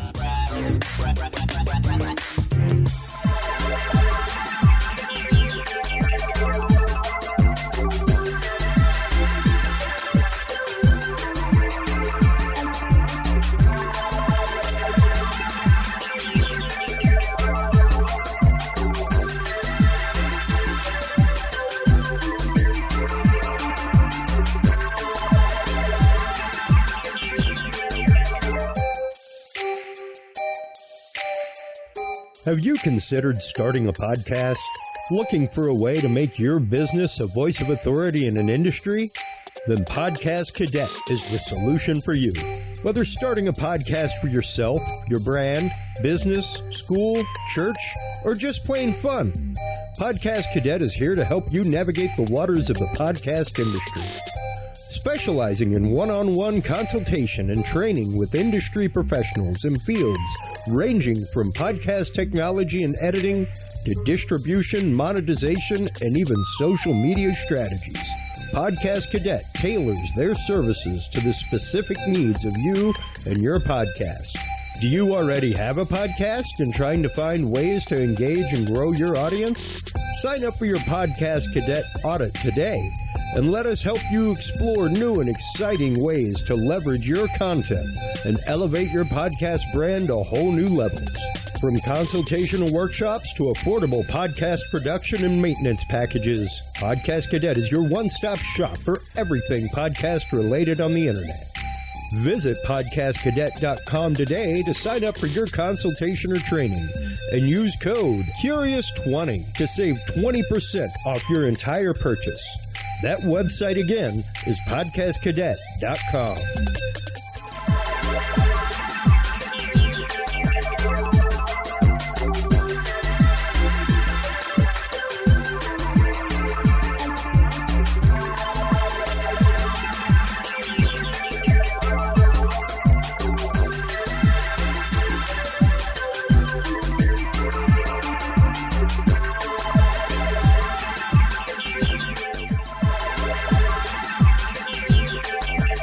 The Curious Realm Podcast is your source for the latest and greatest news and events in the world of the paranormal, esoteric, and forbidden knowledge. And there's no better way to spark the conversation than with items from the Curious Realm store. Choose from fan favorites like hoodies, mouse pads, coffee mugs, and more. Buy books and items from your favorite Curious Realm guests. Get your hands on the latest gear for paranormal investigations and experiments we discuss on the show. Open your web browser and stop on by the Curious Realm store at curiousrealm.com/store to buy the latest Curious Realm wear and out-of-this-world gifts for yourself, your family, or a mind that you want to open. That website again is curiousrealm.com/store. Hello, everybody, and welcome back from that commercial break. I am so happy, number one, to be here at year one of Curious Realm. We spent about 6 years, 350 episodes in our previous incarnation. Right now, at a year in, we are just at just over 6 days of content. If you listen to everything back to back to back. And amongst that content from not only Dudes and Beer, but Curious Realm is the amazing guest, Gretchen Cornwall. She wrote the book, The Secret Dossier of a Knights Templar of the Sangreal, and she is the author of the new book, Oak Island's Secret of the Map, House of Rochefoucauld, Temple Statue, and Royston Cave. She's been featured in really the first 2 episodes of the latest season, season 10 of Oak Island. She's been on previously on Oak Island with her previous book. But the revelations of her new book about Royston Cave are really interesting. They go into a lot of the House of Rochefoucauld, and as the show went on the other night, my brain started turning on a few other things that we will get into. But welcome back to the show, Gretchen Cornwall. How are you doing?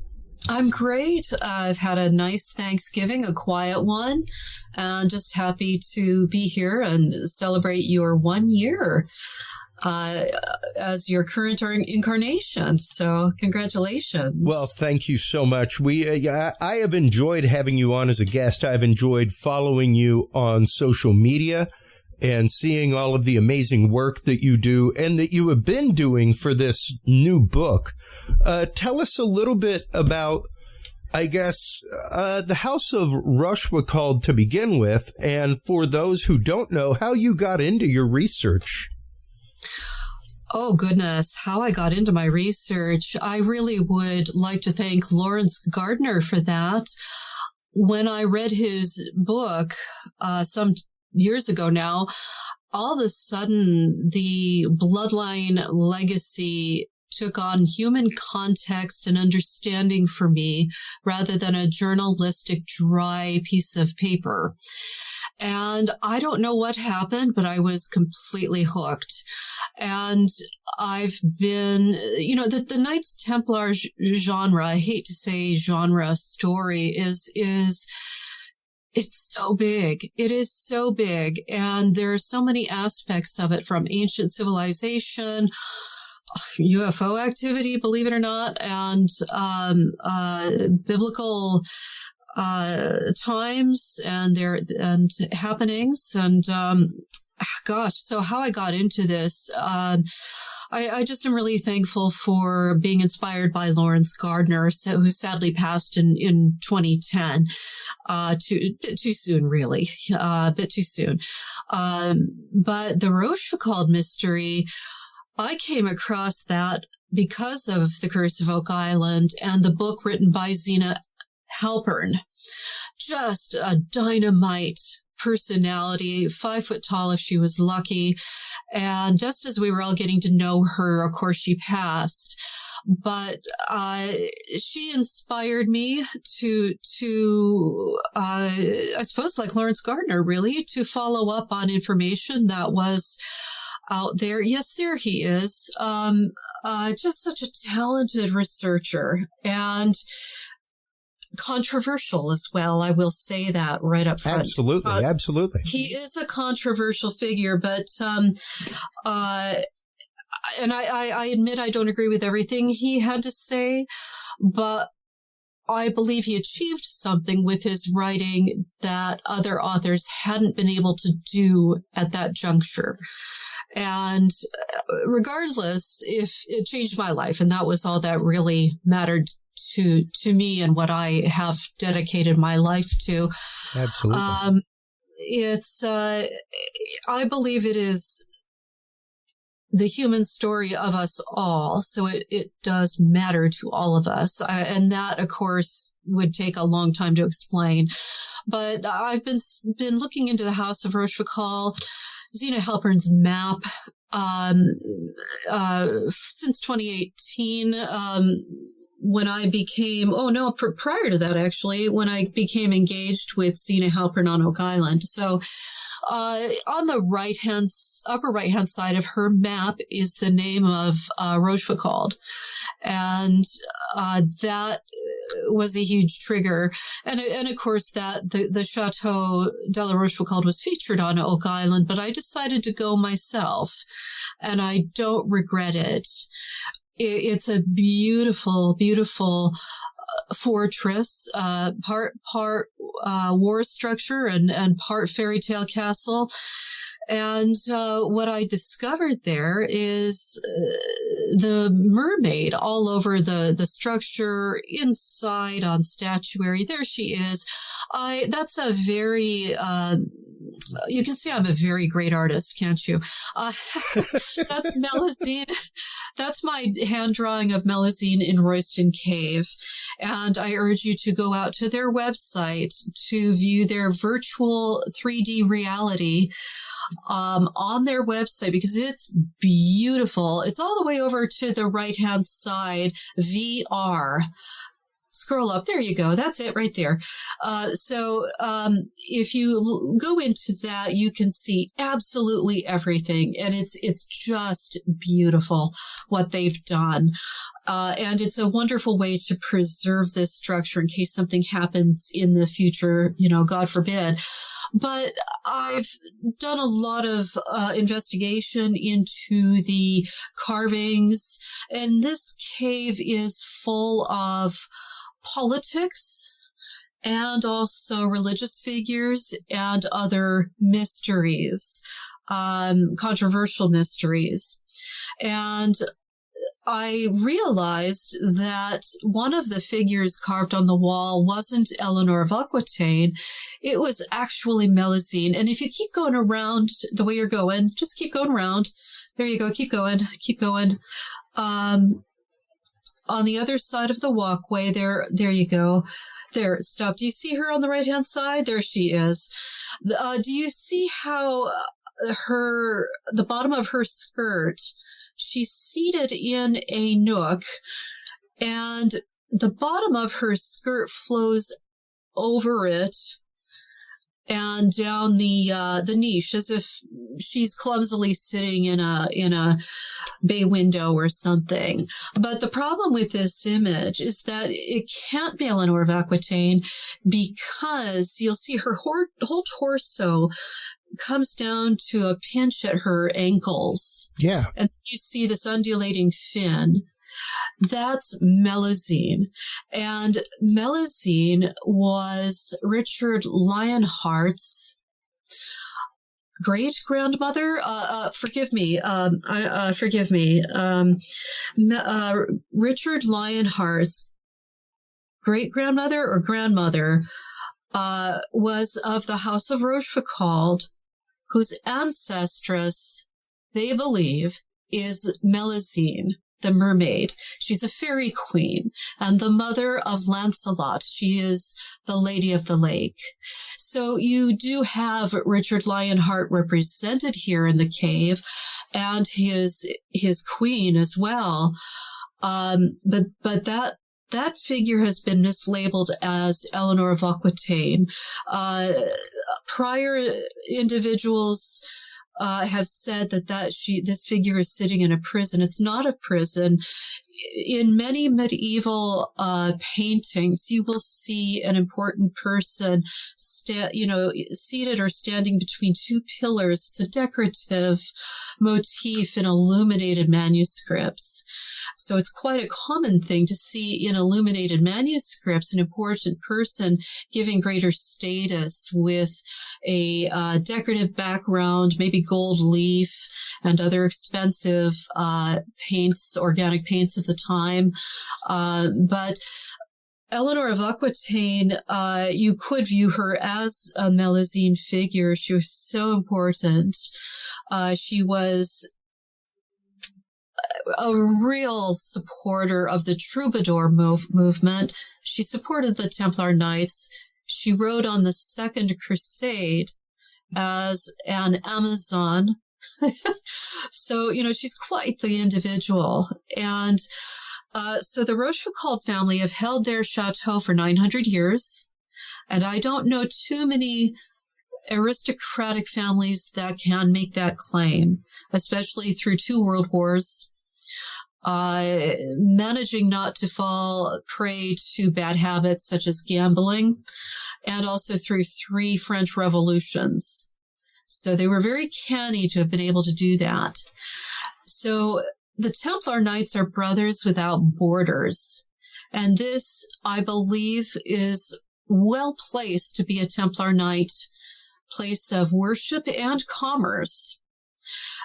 And there would have been French Templars, there could have been English, there could have been Portuguese there, maybe even from further afield, because they traveled and they were often moved around the Templar network. Individuals were to serve in a particular outpost. So who knows, who we had there.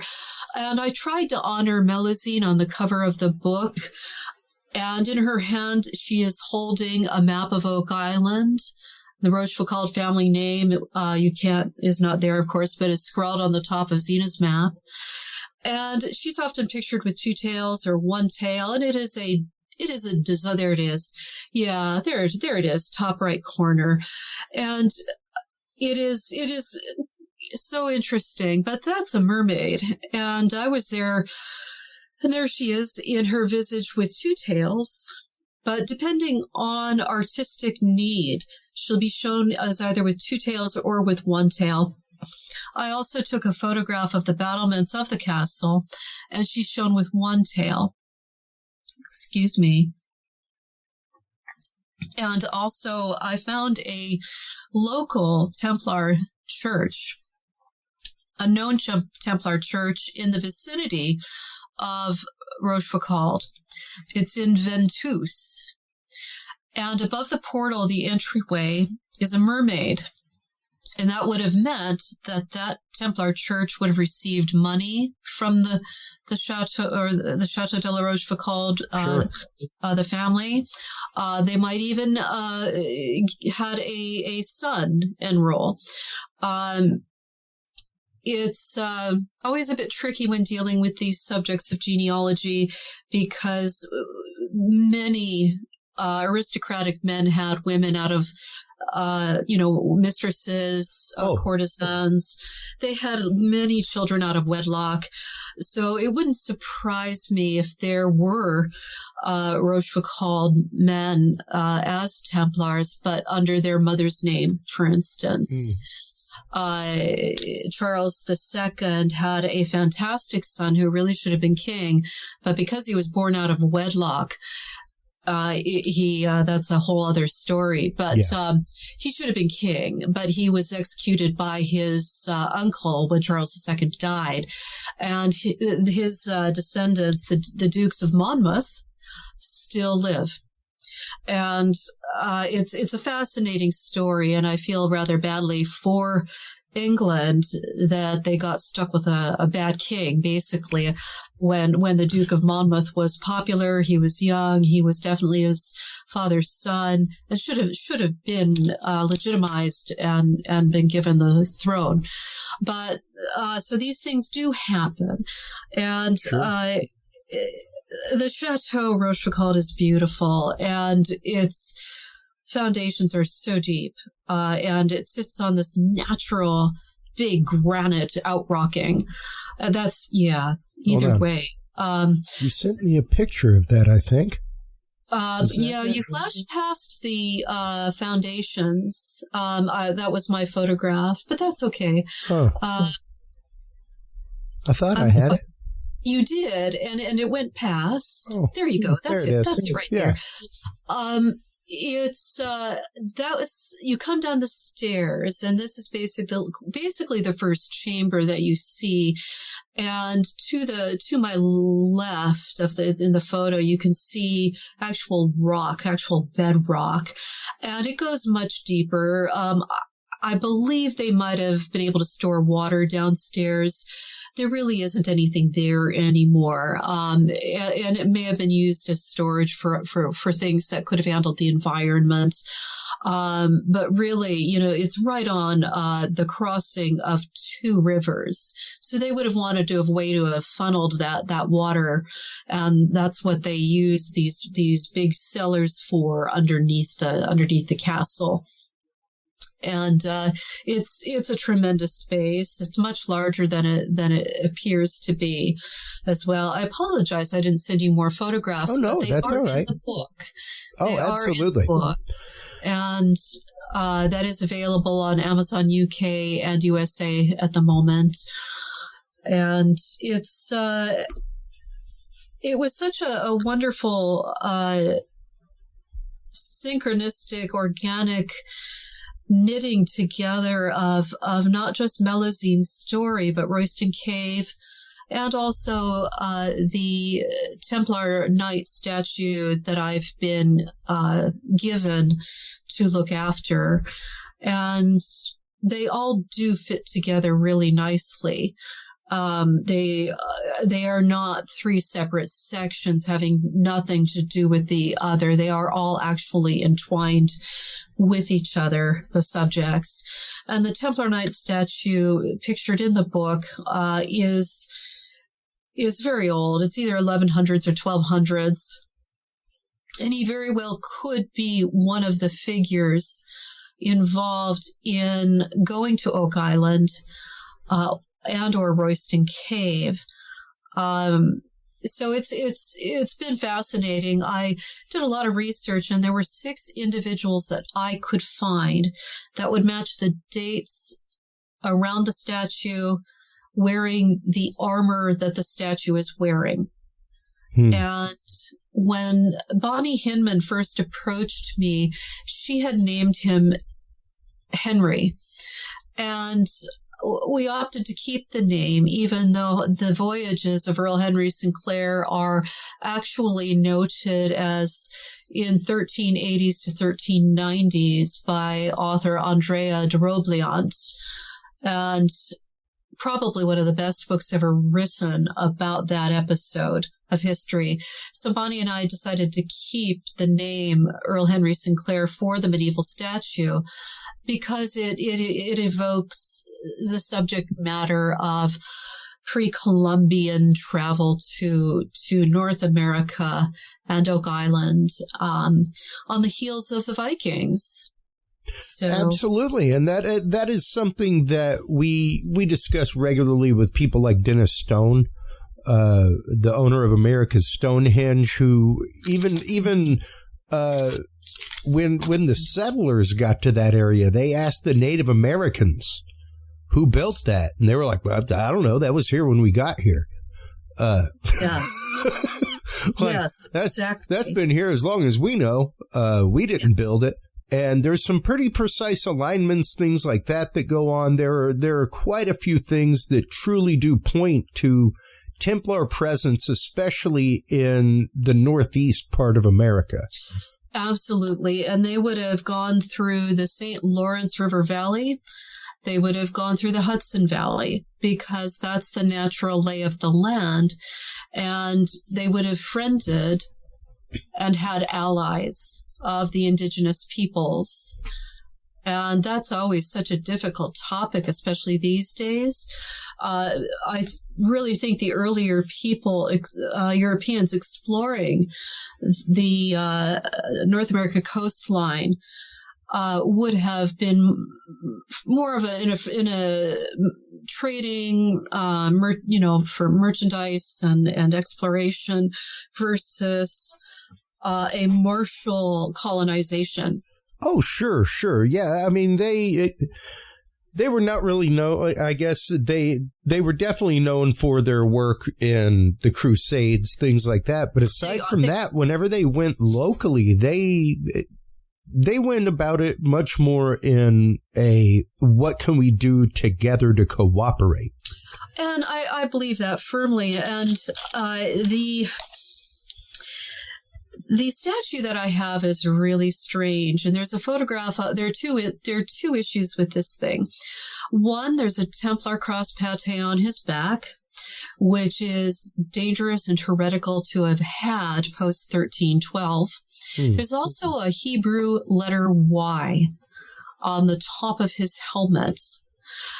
Now, what's a Christian statue of the 11 and 1200s doing with a Hebrew letter Y? And, it's been, Bonnie did her due diligence. She bought the statue from an antiques dealer, and he didn't know what he had. She did. She grabbed it, and she took it to 3 different individuals who are academics and used to handling objects like this, and they were all just dumbfounded by it. So that's proof right there with the Hebrew letter Y of respect, acknowledgement of the Judaic culture and scholarship. But what's really going to trip you out in Royston Cave is the date, 1347. Yeah. Now, it should have been, if it were completely European in content, written out as Roman numerals. So, the X, Y, X111, that kind of thing. But it's not. But that, by the way, is on Zena's map. But what it is up there is 1347. And our numeral system came from the far exotic east. Yeah, it's an Arabic from India, system. and then it flowed into the Arabia, and then from there it flowed into more controlled Spain, and then further north. And stylistically, it would have changed over time, and it would depend on who's writing it, their education, their bad habits, their good habits, their artistry skills. And the thing is when you're carving into to an object like stone or a brick, you're not going to be able to give the flourish to the number 7 that would have been present when you're writing it on a piece of vellum.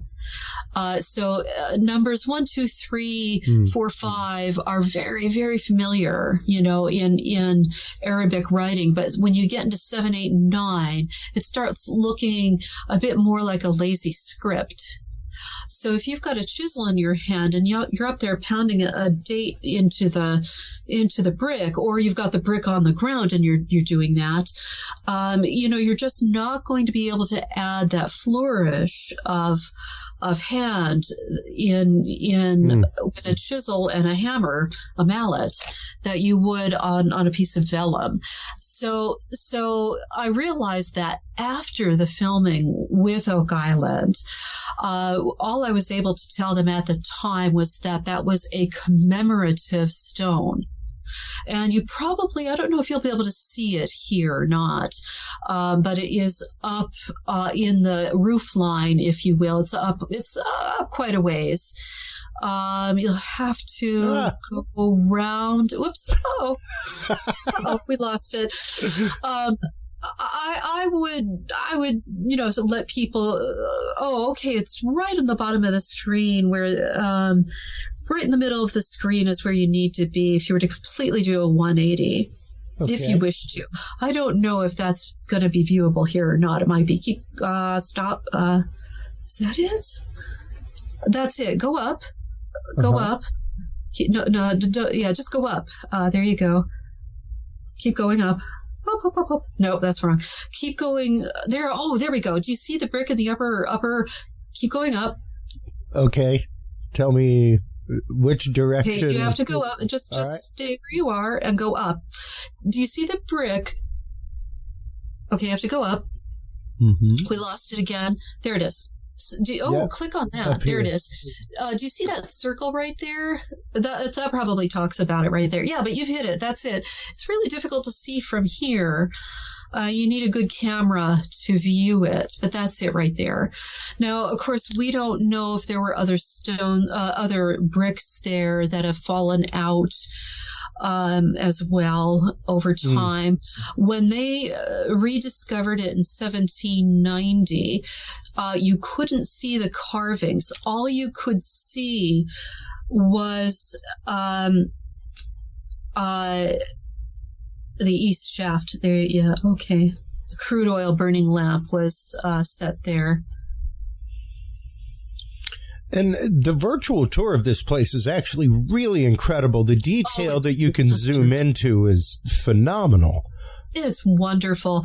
It's just fantastic. Yeah. And not now, but they also have a 3D experience where this is a different feature where they can take you on a ride. Oh, wow. It's really fun. Like a slideshow. Yeah. Only they've put it together, and it's really fun. But I'd be happy to talk to you about any of the figures. There is more in here. Honestly, the one that blew my mind the most when I saw it was the image of the mermaid. Do you know, I was there years ago, and I didn't clock it, and I did a recon before the interview, and that's when I saw it, and I went, "Oh my God!" Well, what gets me is, once again, here is a close up of the Rochefoucauld family coat of arms. Now, in our previous conversation that we had, Gretchen, I mentioned the Knights Templar connection to things like tarot cards and esoteric knowledge and their search of esoteric knowledge, and especially their time spent in the Middle East. Now, if you go back beyond Hebrew history, there is Dagon. Dagon is actively one of the gods of the Sumerians, and he is the person who brought knowledge to man and technology to man. There is also another fish god of the Mayans in North America. Oh my! This tradition of a half man, half fish coming out of the sea with knowledge for mankind. Yes, is all over the world. It's an Indian tradition, Vedic tradition. Like it's really phenomenal, and to see this carried on, even in the theme of the Rochefoucauld coat of arms and their connection to an esoteric society like the Knights Templar. And, the more recent Rochefocaulds in the 1800s were associated, some of them were associated with the Rosicrucians. And I know they were involved with the Templars. They don't acknowledge that, but I think that they were. You mean the modern family Rochefoucauld? Correct. Well, they're a pretty modern family, and they're Catholic as well. And they were so gracious when I was there. But they are, I think they're on a fence about all of this, to be honest, and perhaps don't want to be in the limelight. Sure. And I don't want to make assumptions, but what I can say is I liked them. No, you especially have to consider a family with the historic prominence that they have, a family with the connections that they have, to acknowledge because there's still a lot of people who are not quite as enlightened as you and I are, Gretchen, when it comes to the Knights Templar and what they were about and what they do. So I could understand a family wanting to shy away from some of that possible history. They have to protect themselves, and it's people. You could become economically persecuted in that you would lose a job. They're in high society in France, and their family has always been close to the French crown. And as dukes, they are one step away from princes who could inherit the crown. They are of a senior branch of aristocracy, and with a twist of fate, could have ended up as kings of France. So I totally don't blame them, but they were very patient with me. They unlocked the archive, unfortunately. So, I just feel a little bit devastated. It's, the castle was ransacked, and there was a lot of book burning. They don't have anything prior to the Revolution period in France. Everything comes after that. So, when you're looking for history, as per usual, you have to look at names, places, and architecture, statuary, paintings, and the stairwell in that castle. Oh my word. It's a design by Leonardo da Vinci, and there are only 16 of them left in Europe that they know of, France that they know of.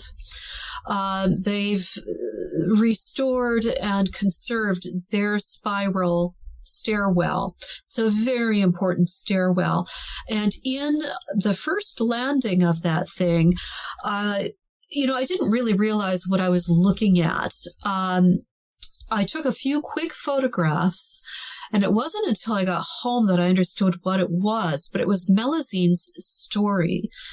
And this huge chest, a wooden chest that had probably held the wealth of the chateau in it, with a good heavy lock on it. But it's empty now, of course, and placed in this niche on the first landing in this Leonardo da Vinci stairwell. And I believe he may have been there, and it very well could have been. This wooden chest is so old, by my reckoning, it might be from the same time period. But there are triangles in it. And Melusine is, just in brief, if you've got time for me to absolutely, please elaborate. She hails from Brittany in the north of France, which is a very Celtic. It's a Celtic base, and you can still. Oh, wonderful! There you go. It's such a beautiful castle, and it's so she originates from the north of France, and she is the mother of Lancelot. She's the Lady of the Lake. She's a water fairy queen. So she's sitting by her fountain in the forest, an enchanted forest, of course, and in struggles Raymond, the Count of Lusignan, and he's been injured in battle, so she tends to him and heals him, and he's fallen in love with her at first sight and says, "Marry me." There it is. Yes. Isn't that marvelous?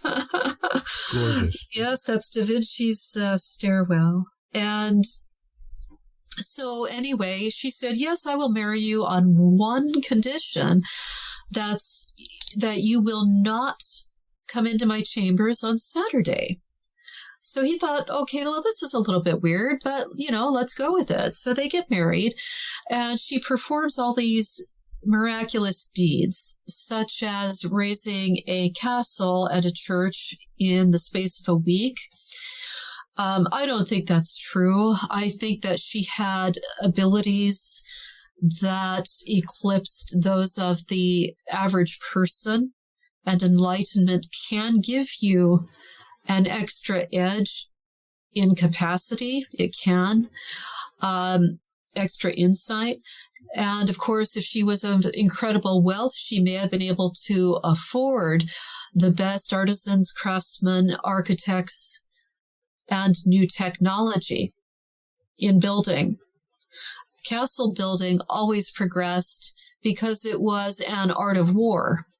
So they had to keep up with changes in defense strategy, as well as being able to launch attacks. So she always credits each miracle she pulls off with, none of this is possible without Jesus, without God. And during their wedding, royal families from all over come to stay, but there are too many of them. So she magics up all these beautiful tents in this field fit for kings and queens. And she's graceful, she's beautiful, she's humble, and she's married to Raymond for many years, long enough to have 10 sons. Some of them are not very beautiful, and they are discussed in legends as being deformed, physical deformities. And of course, go back then, if you had a physical deformity, it was believed that you brought it upon yourself by you did something bad, Yeah, familial sins of the fathers, what have you. But we haven't seen children born with cleft palates for many, many years, many generations. The medicine around the world, by and large, has come to the point where we just don't see birth defects the way that our medieval ancestors would have lived with. And early death, diseases disfigured because of disease, etc., or just jealousy. So here she is. She's got 10 sons. They all go on, despite their caveats, and become successful. Ruthless, yeah, but show me one kingdom on the face of the earth that at one point in time wasn't or isn't. Even Tibet, 500 years ago, Tibet launched an offensive and invaded their southern neighbor.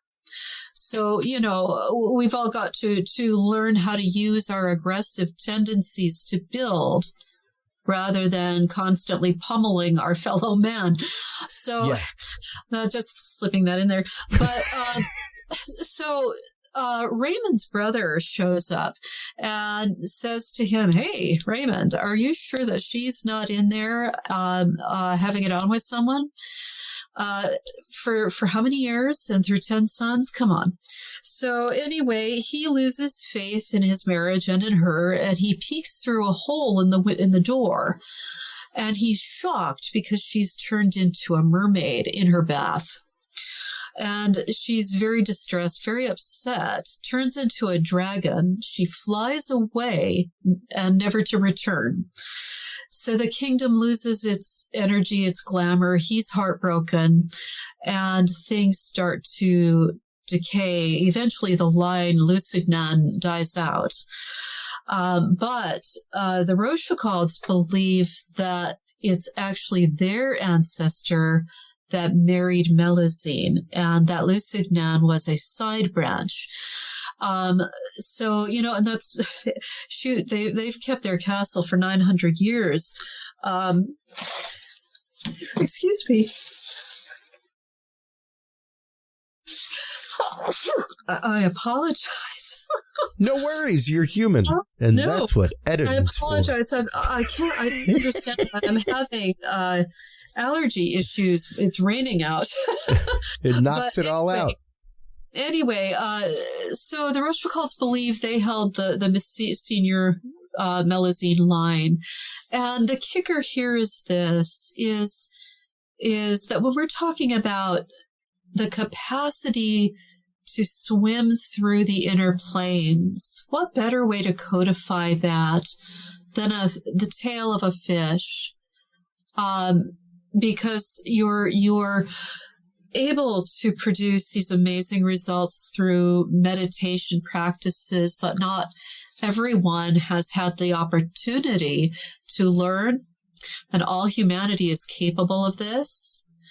And there are certain houses where this has been transmitted. It did eventually get out into the population base. You don't have to be a royal to become well-versed in exalted prayer, exalted meditation practices. Absolutely. And all cultures around the globe have their individuals who have achieved such grace, such levels of grace. And it does give you the capacity to stand back from the mundane difficulties of life, see things a little more clearly. Yeah. And if you're in a position of leadership like she was, her husband was, then you benefit by that because you can transmit that to your community. So she's quite the figure. But the other clue is Saturday. Now, Saturday is the Jewish Sabbath. Yep. And that would have been considered heresy. And it's very sad. So basically, this is a coded story of the origins of the House of Rochefoucauld.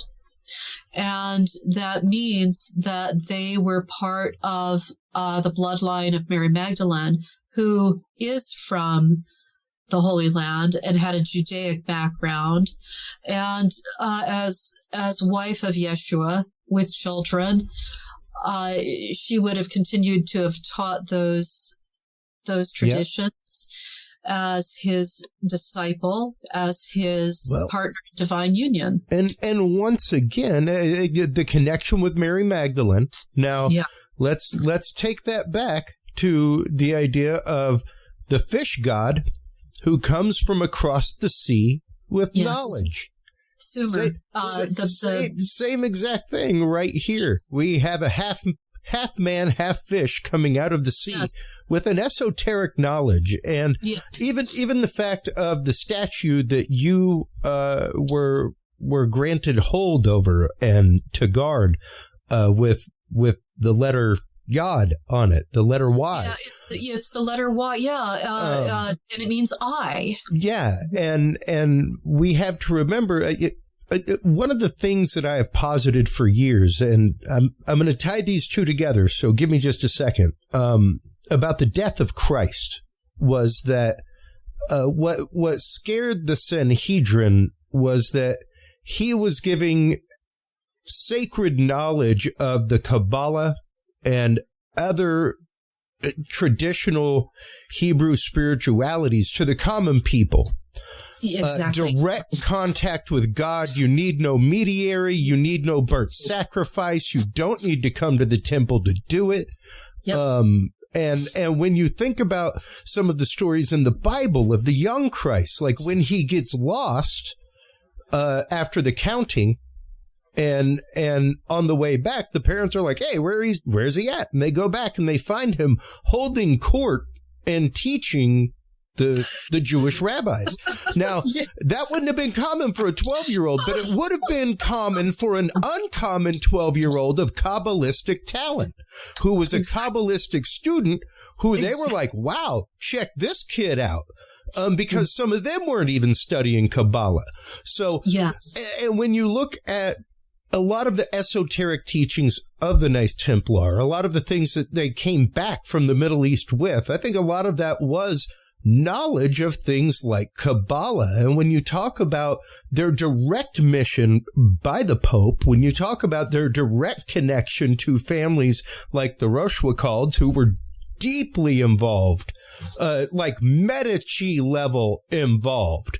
Exactly. You know, and you can't walk around Italy or Spain, things like that, without seeing anywhere in Southern Europe, really, without seeing Medici symbols on buildings, because they're the ones who built it. Whether it's a church, whether it's a castle, what have you. They were the ones who financed that, and they were the ones who gave their sons to go to the Knights Templar, that kind of stuff. Yeah. And those connections run deep. And when you talk about the reasons why the Knights Templar were eventually, was it Pope Innocent? Pope Clement? Clement. Who persecuted them and who called for the rounding up. I wish he'd been braver. It's one of those that, if you are about to give this sacred knowledge, whether it's the fact of Mary Magdalene coming from over the sea with whether it's a bloodline or even the direct knowledge of Christ and his teachings. Exactly. Which were different if you go and read the Gospel of Mary Magdalene. Far different than what we follow in the Catholic Church. So, either way, that's an anathema teaching and something that is really going to once again give that direct connection to the common man. And, exactly. That's what made them dangerous. To the hierarchy, same way as it made Jesus dangerous to the Sanhedrin. Yeah, and not everyone involved in the hierarchy of Europe, the kings, the queens, knew of this or could, were good students, I suppose. Some of them were. But it's in the book, I talk about how it breaks down into the population base. What was really interesting about Royston, the guild system in England, like anywhere else in Europe in the Middle Ages on up into modern times, was very hierarchical, very strict.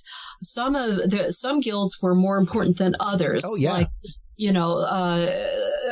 But I discovered that there were guilds that women were in as well as men for the protection of spirituality, if you will. And you even get guilds with the head individual being called Grand Master. But to invite women into a guild, it just wasn't done.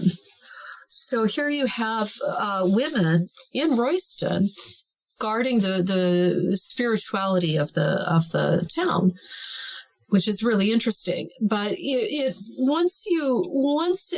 think the Templars were a great funnel for dispensing Templarism into the general population base, into the merchant guilds especially. They were trading with the merchants. And I believe that they would have adopted those who were inclined and could see that these prayerful practices that were evident in the Christian mystic movement of the great abbesses of Europe were available to them, and that they adopted sons, they adopted daughters, and it did get out to the population base because it couldn't remain in a single family, especially if there is war, if you're being arrested and executed. People died of disease. And because it's our natural innate ability anyway, it just makes sense to adopt sons and daughters with that capacity. So. Oh, absolutely. And with that intent as well. So yes. Now, the Staircase by Leonardo da Vinci brings to light to me another staircase here in the United States. Now, granted, New Mexico, I don't know, do we have a lot of, I know that there have been possible tablets of Hebrew origin with Hebrew lettering found in the American Southwest. I don't know if we have any show necessarily of Knights Templar making it out that direction or anything like that. But when you look at the work of the Da Vinci Staircase, and of course, the master craftsmanship of people like the Knights Templar, to look at the Loretto Chapel spiraled staircase, it is almost an exact echo of the same angular use, everything else. Really phenomenal work, and to see things like that, and to see things like we've mentioned previously, and like has been mentioned on Oak Island, the similarities between the Templar battle flag and the Mi'kmaq flag of the Mi'kmaq people up in Nova Scotia. I mean, it's literally a mirror image of the same flag. It is. And we know that integration was possible because the lost Roanoke colony, I mentioned it in my book, Oak Island's Mysteries of the Map, because recently, I don't remember the name of the doctor, but she's listed in the book. So you get the Elizabethan colony, the first one, that they disappear. Is it North Carolina, I think? So it's really sad because one of the men who spearheaded the colony leaves his pregnant daughter in the colony and goes back to England, has trouble raising money, and it took him. The colonists are gone. And there's only these three letters, CRO, carved into a tree and, or, somewhere. But this doctor, she was able to go kind of upstream to a different island and figured, well, what if it's this tribe? What if they didn't die out? What if they weren't killed? Maybe they did live, but they just became part of an Indian tribe. And sure enough, the Croatoan tribe, if I've pronounced it correctly, share DNA with the known descendants of the organizers of that colony, those that remained in England. So they were adopted. They married into the tribe. They had children. I believe there might have been 50 colonists left by that time. And they have also, it's a great episode. I think it's National Geographic that did a 1 hour special on this. And they did pull up artifacts at this archaeology dig that were English. So, so it's to me, the resistance against these ideas that the Templars did not go to North America, it's hubris. It's silly. Well, I mean, to a point, it really is, because how much evidence does somebody need to? If I were a detective at a murder scene, of course you would go chase down X, Y, Z piece of evidence. You wouldn't dismiss it as being innocuous, having no import. And, that it's, so I feel quite passionately about this. I want academic rigor to remain. We must throw as much academic rigor as possible at any subject. Yeah. But when it gets to the point where you ignore evidence to support your career, I just finished watching Graham Hancock's Ancient Civilization on Netflix. Yep. And he literally says they don't want to hear this at the academic level because it pulls out their foundation base of everything they've worked on. But as a true scientist, as a true historian or archaeologist, they should be going, wow, what's this? Yeah. That's amazing. Let's go chase that down. Yeah. That's you. Well, and it's interesting because I was going to bring that up about Graham Hancock's new series, but I was really going to bring up the fact of he has put out, and a few people have been sharing it. He has actively been locked out of his Facebook account. Oh my word! He's a hero, and he's a hero. There are a lot of articles coming out about how it's not true. None of this. It's all like it's pretty wild. The extreme reaction of the media right now, and I mean Guardian articles, all kinds of things about how his research is horrible, flawed, and it's like. He's out there talking to other researchers. It's not his research. He even says that. He's like, I am not a scientist. Yeah. I am an investigative reporter.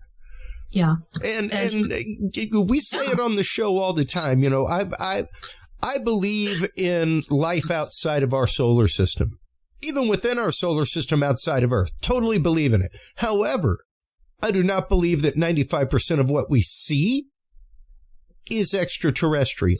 I don't. More than likely, our military, foreign military experiments being done by contractors, what have you. I do not immediately jump to the extraterrestrial. Now, I'm a lifetime MUFON benefactor. All right?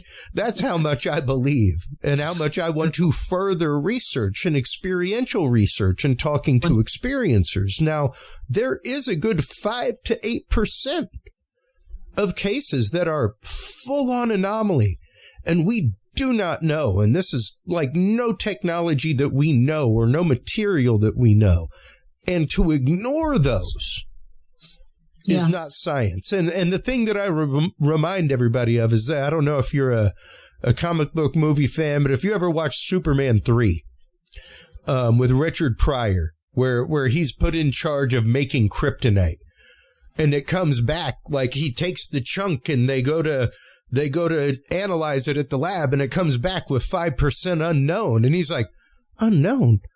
What the heck am I supposed to do with that? Unknown? And he looks at his cigarette pack and he sees tar and he's like, put in tar. And it's like, that's what you're doing, scientists. That's exactly what you're doing by not actually investigating the 5% and just, we'll just say it's this. Like you're putting in something that's not there. And that's just as dangerous. And at that point, when science is static and science or history do not change, don't forget, within the last 100 years, we have discovered Troy. That was myth. That was a story. It did not exist by all archaeological means. By all means of actual history. Didn't exist. Just a story told in a couple places, Iliad, Odyssey, stuff like that. We found it. It exists. you know, and we have to be willing to, it took a long time for that to be accepted, that it was Troy and that's what it was. But people in the local area were like, oh, well, you're looking for Troy? It's like over there past John's Goats. Like, It's where it's been forever. I mean, all you got to do is stop by and ask. We'll let you know where it is. So, yeah, we have to be willing to explore the anomalous. We have to be willing to literally get outside of our comfort zone when it comes to things. We have to be willing to let our paradigms be shut down by new sources of information. I can't say it any better. Thank you. Perfect. I'm not passionate about it, Gretchen. No, you're not. Not at all. But I mean, literally, like, I just got done with what we call Friendsgiving, my family of friends from college. Hey, everybody. About every 5 years, we get together and, you know, all from different backgrounds. I went to the same college, you know, University for Independent Thinkers, and on occasion we parry and spar and thrust intellectually. But it's interesting to see every 5 years this demographic kind of change a little bit, but there is an undercurrent of understanding and open conversation to begin with, you know, and we really do have to get to a point where we have a trust with that, and we have a trust with the fact of being open to new opportunity and new information and being able to grow as people. Yes. You know, looking at I love your starry field here that you have in the background on the screen. Watching the images come back from the Webb telescope, and I've got a photograph in the book that NASA freely, you know, said, yeah, please share it. And they tell you, you know, here's this incredible image with this huge field of galaxies. And the instruction is take a piece of sand, grain of sand, stand up and hold your arm at arm's length. And that's what you're looking at. Teeny tiny little bit of the, you know, what we can see. So how can we say what's possible, what's not possible, when we're just a tiny little, you know, speck in this impossibly vast field that takes care of us as well as lets us make mistakes. Well, yeah. But, you know, we can't be the only ones. That's impossible. And it was interesting to start to hear scientists say about 20, might have been 20 years ago, maybe 50, 20 years ago or so, scientists starting to say there might be life out there. Yeah. They're talking about amoebas crawling out of the water or whatever. But to people who have had experiences, to people who have been contacted, they know. Well, and it's a conversation that we've had with numerous guests. A prime example is Dan Duke. Dan Duke is a researcher into Jesse James. He came to find out that he was a great-great-grandson of the outlaw Jesse James, and that Jesse James may well have not died in the manner that we were told, that his death may have been faked, and that he came down here to Texas and lived out his final days and hid gold for the Confederate Army. Wow. Through the, you know, Knights of the Golden Circle. Right. And, when confronted, when the town that for years, like since the death of Jesse James, has had a sign on a door that says, "This is where Jesse James was shot." You know, like that's how that town makes their money. They still aren't a huge place, you know.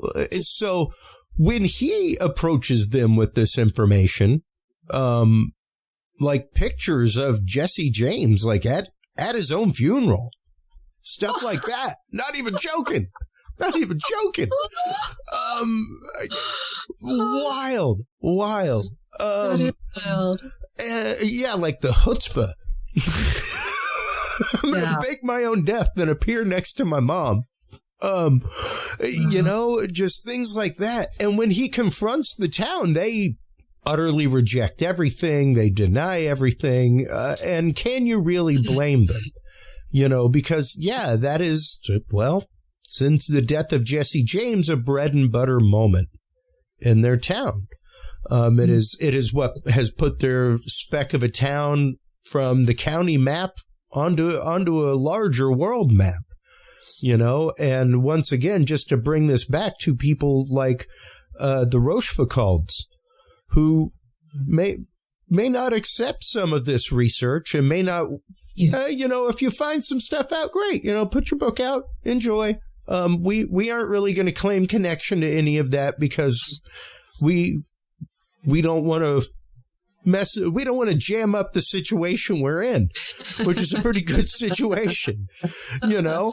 And yeah, that is somewhat what the scientific field is like, whether you're talking history like this, whether you're talking, you know, burn pits in Pennsylvania being dug up that date back to way long before people were supposed to be in Pennsylvania, you know, showing human presence, human settlement, all kinds of stuff. It's hard sometimes to get that to the forefront because of the veil of science and what's there. And I'm not discounting science. I'm all about science, folks. No, but we need it. You know, we have to keep. We have to be balanced and level. Yeah. And try not to reach for extremes. Yeah. But certainly, you know, chase something down if there's something that's a little bit weird, and see where it goes. Not everything plays out. Oh, most definitely. And it shouldn't. But on occasion, it changes, Gretchen. It does. It does. Yeah. And like prime example that I give on the show all the time is I've got my high school astronomy textbook. I graduated in 93. Pluto's a planet. It ain't on my son's planetary chart that I bought him 3 years ago. Yes. It's not listed as a planet, but it's in my astronomy book as one.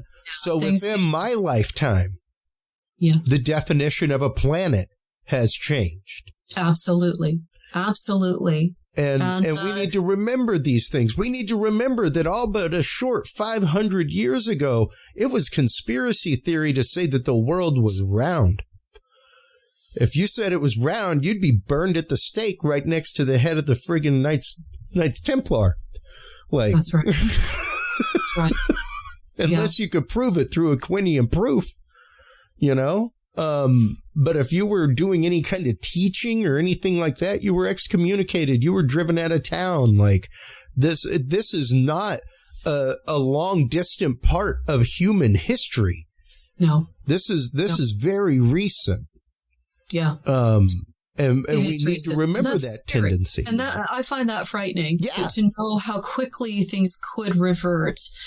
Yep. And just for myself, you know, women were given the right to have a credit card in 1972,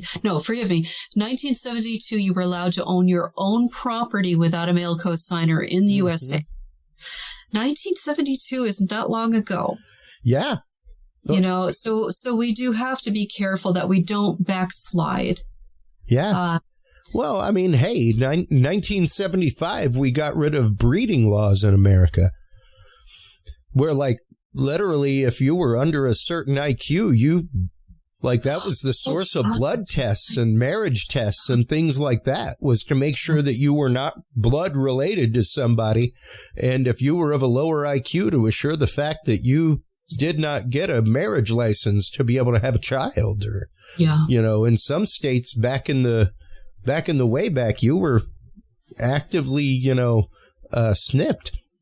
Yes. So that is very recent history, and that is the mindset that we have of dealing with the situation. And it's no different when it comes to knowledge of the esoteric, when it comes to knowledge of lost histories and the things that you're digging up. even the fact of finding images for your books, even if you're the one who took the image. Wow. Pretty wild. I wouldn't say it's a full-on suppression, but it's definitely one of those that it's different. It's I find that many places of historical significance that are open to the general public have very strict rules on photography. Yes. And they will never be anything other than neutral if it's a mystery site, because what they want is people to come and put their own impressions on it and walk away with their own impressions. The Margate Shell Grotto, for instance, you know, I'm a member of the Friends group, the trust group for the Friends. So as a trustee of many years, you know, the owner's done an incredible job of conserving, protecting a very delicate structure, and she has to stay open as a business. So people come in, they pay their entry fee, they go downstairs, they see something that's Phoenician, they see something medieval, Renaissance, they see something that's a garden folly of the Victorian era. So it's about, for the owners, it's about stepping back and being neutral and letting people see what they want to see. For myself, I will always honor that on behalf of whoever owns a particular structure, but I will certainly not be, you know, it's important to be gracious. Oh, so absolutely. You know, I will certainly go out afterwards and in a fashion that is, diplomatic and academic, write about what I saw. This is what I saw. This is what I think is happening. And you've actually, if you could stop for a moment and go back to the left, stop, don't do anything. Do you see those two men at the bottom of your screen? So, those two gents are missing their legs, and it's a very distinct possibility that that's the Templar symbol right there, the two knights on horseback. Of course, there's no horse. He might have been lost over time. But, you know, this cave is overwhelming in content. But it's really hard to, you know, they're standing next to each other. No other individuals in the cave look like they do. They're actually even carved to a higher standard than most of the carvings in the cave. Yeah. So anyway, I just wanted to share that, that is significant. And trying to think of what else might be helpful. Richard the Lionheart is in there. You'll have to go out, everybody, to, you know, the Royston Cave website and there's St. Christopher. Yep. And the over the top, do you see that hand? That's the long arm of God, which is on the Smith Cove cross. Oh. And it's literally on the Smith Cove cross. And the ore from the Smith Cove cross was found in Gard, France. And it is a Roman to medieval era mine that closed in the mid-1300s. And that's why I was able to entice the Curse of Oak Island to film with me, because the crucifix there that you're looking at, you see the hand of God is releasing the dove of the Holy Spirit towards the crucifixion in preparation for the resurrection. That's what that's for. And all three of these design elements are on the Smith Cove cross. They cut that out of the episode, but it's very possible that they will introduce that film footage in season 10 goes on, but that is in my book. They didn't include it in the film, but that's St. Catherine, and she is always the poster girl for navigation. She's holding a wheel, which is the compass. And she's wearing this exalted crown. She's just as important as the Christ figure here. And she is an important saint, of course, as well. But what we're looking at here is the symbol for Templar navigation. And that's really important. Interesting. Yeah, yeah. And I did not realize that is why the wheel. She was actually martyred on a wheel. Pretty brutal way to go, but she's perfect for transmitting information. So if you're a Templar and you see St. Catherine, it's about transmitting the knowledge of navigation. And she's often in paintings portrayed with her wheel and often with a quill, the transmission of information by writing. So she's the muse of navigation for the Templars. She's one of the saints that has always been important in their lexicon. And so she's broadly pictured here. And that's the royal family. A young Christ with his mother and the father. Wow. As well. And again, the research that you have done here at Royston for this new book, absolutely awesome, Gretchen. Thank you. Thank you. And again, if you stop right there, don't move anywhere. Okay. Do you see a figure to the left of your mouse? That is Jacques de Molay. Yep. And his hands are tied. He appears to be in flames. The cross on his chest. He's wearing the heretic cap, and the images behind are either Templars, grieving, or they're the crowd being displayed there, because that was quite the dramatic public scene when he was executed. Yeah, he was burned at the stake publicly. Yes. And according to legend, there were some 2,000 Templars running around France at the time and in Paris, and if there was a curse uttered by Jacques de Molay, whatever happened, the king was dead within a year, the Pope was dead, and also the prince was dead within the year. Yeah, and business was handled pretty rapidly. It was, and also, the Pope's body was set on fire. Yep. So, it's not rocket science. Well, and it's like we said in our last conversation, even prior to that Friday the 13th rounding up, the idea of them, especially as the military order that they were, and being as endeared as they were to so many members, not just of the royal family and royal kinship, but of the royal court to begin with, of many countries. Well, it was so important. To be a Templar had such cachet, and you had to be noble to even join, be 21 and already a knight. So you would have already proven yourself. And over a period of a couple hundred years, what developed in families was a tradition of supporting the Templars financially or with sons. They were proud of their tradition going back. Here's our track record with the Templar Order. We did this, our family did this, and contributed, and we're really proud of this. So when they were arrested as heretics, the shock was just unbelievable, and it's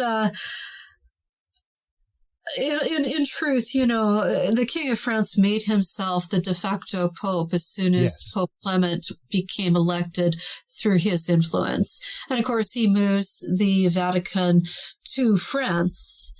And those are called the exile years. Yeah. Eventually, the Vatican moves back, but it's quite the story. There have been wonderful popes, and there have been some pretty sad popes, and it's terrific that he wrote the document, the Chinon parchment.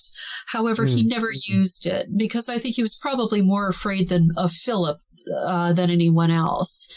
and probably right to be afraid of him. Well, and once again, though, I absolutely with that point, but as opposed to most knights or groupings of knights, most armies, things like that, who definitely had spies, all kinds of stuff across Europe.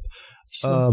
The Knights Templar were not a nationalistic group of knights or army. They were, no matter where they were made up of people from all over Europe. They were, and they only responded to the Pope. He was the only one who could, but they did so much to protect people on the road. They did protect people on the road by most definitely through their banking capacity. Yep. And if you hired a ship, their ship to take you across the Mediterranean, you knew you'd make it. You wouldn't be tossed overboard. The same problems we're having with people trafficking today, they had then. Humanity hasn't changed. No. We're just better looking because we eat our vegetables. Yeah. and we've hit our genetic potential because we have better medicine and food and etc. So nothing's changed, maybe a little bit, but not a whole lot. So the same issues keep repeating, the same cycles. And that's why we probably needed wise individuals from ancient Sumer and individuals to, that they all that is the great divine, the force, God, the energy that holds us all together. Whoever you follow, whenever that force energy that holds us all together wants to, they're going to put somebody down where they want to. And to kick things along a bit. Yeah. Well, and once again, I think, just to echo back, I think that's where the Knights Templar became dangerous. I think that, I'm not going to say that there is not, I'm not going to say it, folks. I'm not going to say that there is not a treasure buried on Oak Island. All right. I'm not going to say that the Knights Templar didn't stop at the place, camp, hey, bury some booty, what have you. However, it was their esoteric knowledge that they were about. That was their true treasure that they found in the Middle East. I don't know if they found the Holy Grail, the Spear of Destiny, the Ark of the Covenant. Who knows? They were definitely on the Temple Mount. But also on the Temple Mount were the high priests of Israel, as well as the Kabbalistic order of Melchizedek, things like that. So things like the breastplate and the means of connection through crystals, vibration, the idea of the Kabbalistic tree of life that's used in meditation all over the world. I think that is the treasure that they came back with. Absolutely. I will say this, that the stone wharf and road on Oak Island is quite interesting. It dates to 1200, and it is of a style that the Romans would have built, and that Europeans refurbished as time went on, and those roads continued to be used. Yeah. So what is that stone wharf that's taller than a man? I mean, if you're standing in the trench next to this thing, it's huge. The effort to have built this thing was incredible. You would have had to have been incredibly driven, had a lot of men, and it was for a purpose. So I think Oak Island has been a treasure cache for different types of treasure by different groups over the centuries. Some of them have been discovered and have been taken away. Others have not. We learned last year by some of the drilling that they did that there was such high concentrations of silver in the water that they, and I didn't know this, apparently silver melts over time. Yes. Silver can degrade. So I didn't know that. So that was interesting to find out. But so we, I want to get to the bottom of this as much as anybody else does. And I'm gripped by the story because they keep coming up with objects that are clearly European, and they've been dropped there in situ, according to Gary Drayton, like the Smith Cove Cross. So there's evidence there that goes all the way back to early medieval. It makes perfect sense for it to be a waypoint, especially if you're traveling around it, to go beyond it, to stop off and talk to the Mi'kmaq. Yeah, it's and then you've got the Nolan's cross, and the stones on the Nolan cross are chiseled into a bell shape or a beehive. So is Royston Cave. Royston Cave is in the shape of a beehive. You've got all these little things that kind of tie together. But what Oak Island, I think a strong pull there is Gold River, right across the water. So they had gold they were mining. They were, timber and fur. But I do, for myself, think that it was a sacred place and also a useful place. I think something's there. Oh, yeah, most definitely. I do think there's something there. And the energy readings are on the island. There was an episode, I can't give you the year or the name of the episode, but it was a drilling down special or a side special, and it was paranormal. And, you could see a couple of the guys talking about their experiences of the paranormal on the island that they were very uncomfortable talking about. Yeah. And the one thing that they talked about, too, were the energy readings that they got on their equipment. Oak Island energy readings are off the charts. It's as if something that is highly charged is there or was there, and it left its mark energetically on the island, which gives their equipment a lot of false positives, false negatives, don't work. It's just fascinating. What happens there. And then there are the specters that have been seen over the centuries of a giant dog, getting into the supernatural side of it. But it's quite the strange place. And what I find amusing, the program is a phenomenon in itself. Why have we continually for 10 years we keep turning on the TV?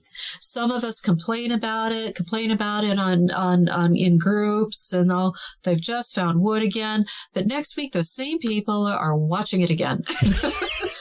What's up with that? So bless them. And but for me, I'm a detail person.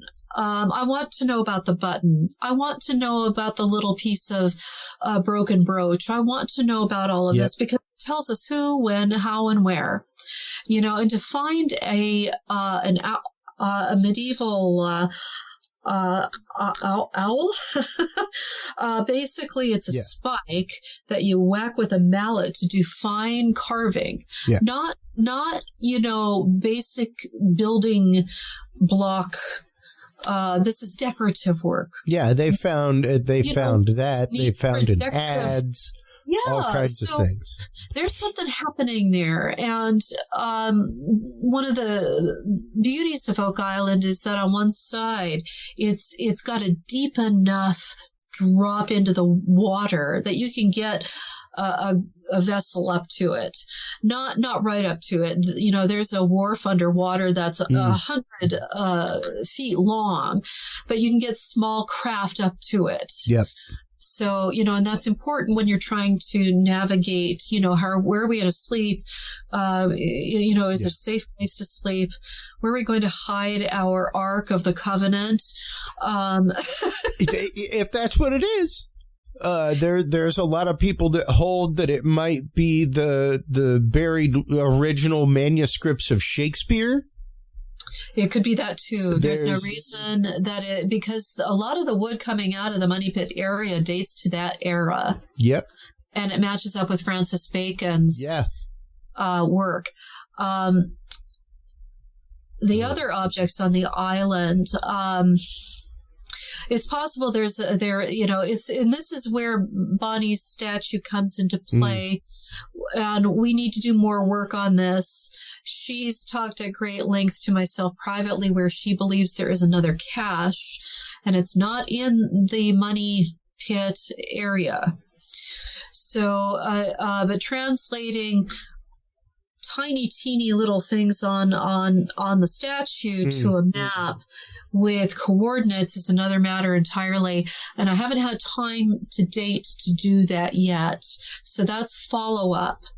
And, they are continuing to work in Lot 8, and we've seen that play out in the last few episodes. And that's where Bonnie Hinman would like to see action happen, is in a triangle feature hinged to the bottom of Nolan's Cross. But I need another coordinate pin. So I've got 2 pins. But, you have to have at least 2 to make something happen. There he is. There's Henry. But I've never seen anything like him. Forgive Oak Island completely when it comes to Henry. I've never seen anything like him. Yeah, it's a pretty phenomenal piece. It is. And, that you can see he's outside in nature because the ground is sloped. He's leaning towards a felled tree. And, the invisible ink on the top of his helmet that's activated by bright sunlight and activation, and my continually drilling down with macro photography was what brought the Y out. And in the images that we have, you can faintly see that there might have been a phrase, but the only thing we can see is the letter Y for the sacred eye, that God sees everything. So it's been fascinating to have him in my hands. It truly is. And how has the exposure of things like Oak Island helped your research? Have you gotten more leads from other people, made contacts with other researchers through that? Yes, actually it has. And the final bit in the book, I actually wasn't really sure how to end the book, but somebody online helped me. The whole thing was synchronistic. I posted an article about the 9 worthies. And it's a fascinating concept from a humanist movement of the medieval era, where you had 3 notables from the pagan world, Alexander the Great. You had 3 notables from the Judaic world and 3 notables from the Christian world. So the 9 worthies. And so I posted that, and one of my Facebook friends or followers said, "Hey, that reminds me of the 9 levels in the money pit in Oak Island." And I went, "Oh my word, there's the number 9 again, the only number that can reference back to itself." And so that's how I chose to close the book out. And he was right, but I've run into things like that from Jake Roberts, who's heavy into the Francis Bacon thing, John Edwards, and also Jason Mercer. Just some fantastic things. Linda Lewis-Simpson has been amazing. She runs the Facebook group that I frequent on Oak Island. It's just amazing how people come to you and say, "Hey, I really appreciated that. Have you thought of this?" Yeah. And it's fantastic. Yeah. It truly is. It truly is. And you never know who you're going to meet. So these are all organic things that have just synchronistically come together in a pattern that we as human beings couldn't possibly construct ourselves. So it's when it happens, when something comes together organically, it's such an enjoyable research moment. I live for those moments, and it always feels as if there's a higher hand in these moments, which is just a joy. It is. With that in mind, especially the higher hand, with the Knights Templar and yourself and missions, what does this bring you to as far as your research, your beliefs? Do you feel like your work is a higher calling? I do. That might be too much for people to hear, but yes, and that's what keeps me going as well. It is what gets me up and out of bed. It is. And I am endlessly fascinated by all of the topics we've discussed. And I've got a few projects on a back burner for the last few years I've not been able to touch, because you have to go with what's happening at the moment and what's important at the moment. I was contacted by somebody here in the UK who knows of a cave he believes is medieval, not a folly, and has said that he could give me access to it. And I can't wait to go look at that. Apparently it's closed to the general public. It's not Cainton Cave. That's privately owned, and it's on a farm, privately owned, huge mansion on site. And basically the people that are able to get photographs of the interior are trespassing. So for me to go in there as an author, I would have to get permission. But it is Templar, and I know it is. A Crusader sword was found nearby. That's been publicized in the news. I also found Templar properties in the area, and Cistercian as well. Whenever you get the Cistercians, they're the cousins. They're the scholarship side. They're the contemplative. They're the monkish side of the Templar order. The Templars are the Cistercians with swords. But it's fascinating when someone tells you it's not Templar and that it's a folly. But a folly is created by a wealthy man who's built a mansion and wants to beautify the countryside and impress his friends. Cainton Cave is underground, and you have to get down in your stomach and crawl into it. Yeah. That's a secret. That's not beautifying the countryside and trying to show off to your friends. And you're certainly not going to get a lady down there in her expensive dress either. So these structures have to be thought of in a different way. And who's in the area? Are there Templars in the area with above ground structures? Are there Cistercians? Were there any artifacts found in the area? So those are the kinds of questions you have to ask. What is the architect of the structure? The architecture of the structure, its compositions. Now, the confusing thing about the Templars is that Templarism continued into Rosicrucian, into alchemy, into Freemasonry. So that's where things get confusing. Do Templars ride around on horses anymore in armor? No, of course they don't, because it's foolish to do so when arms and war have outstripped the man on the horse.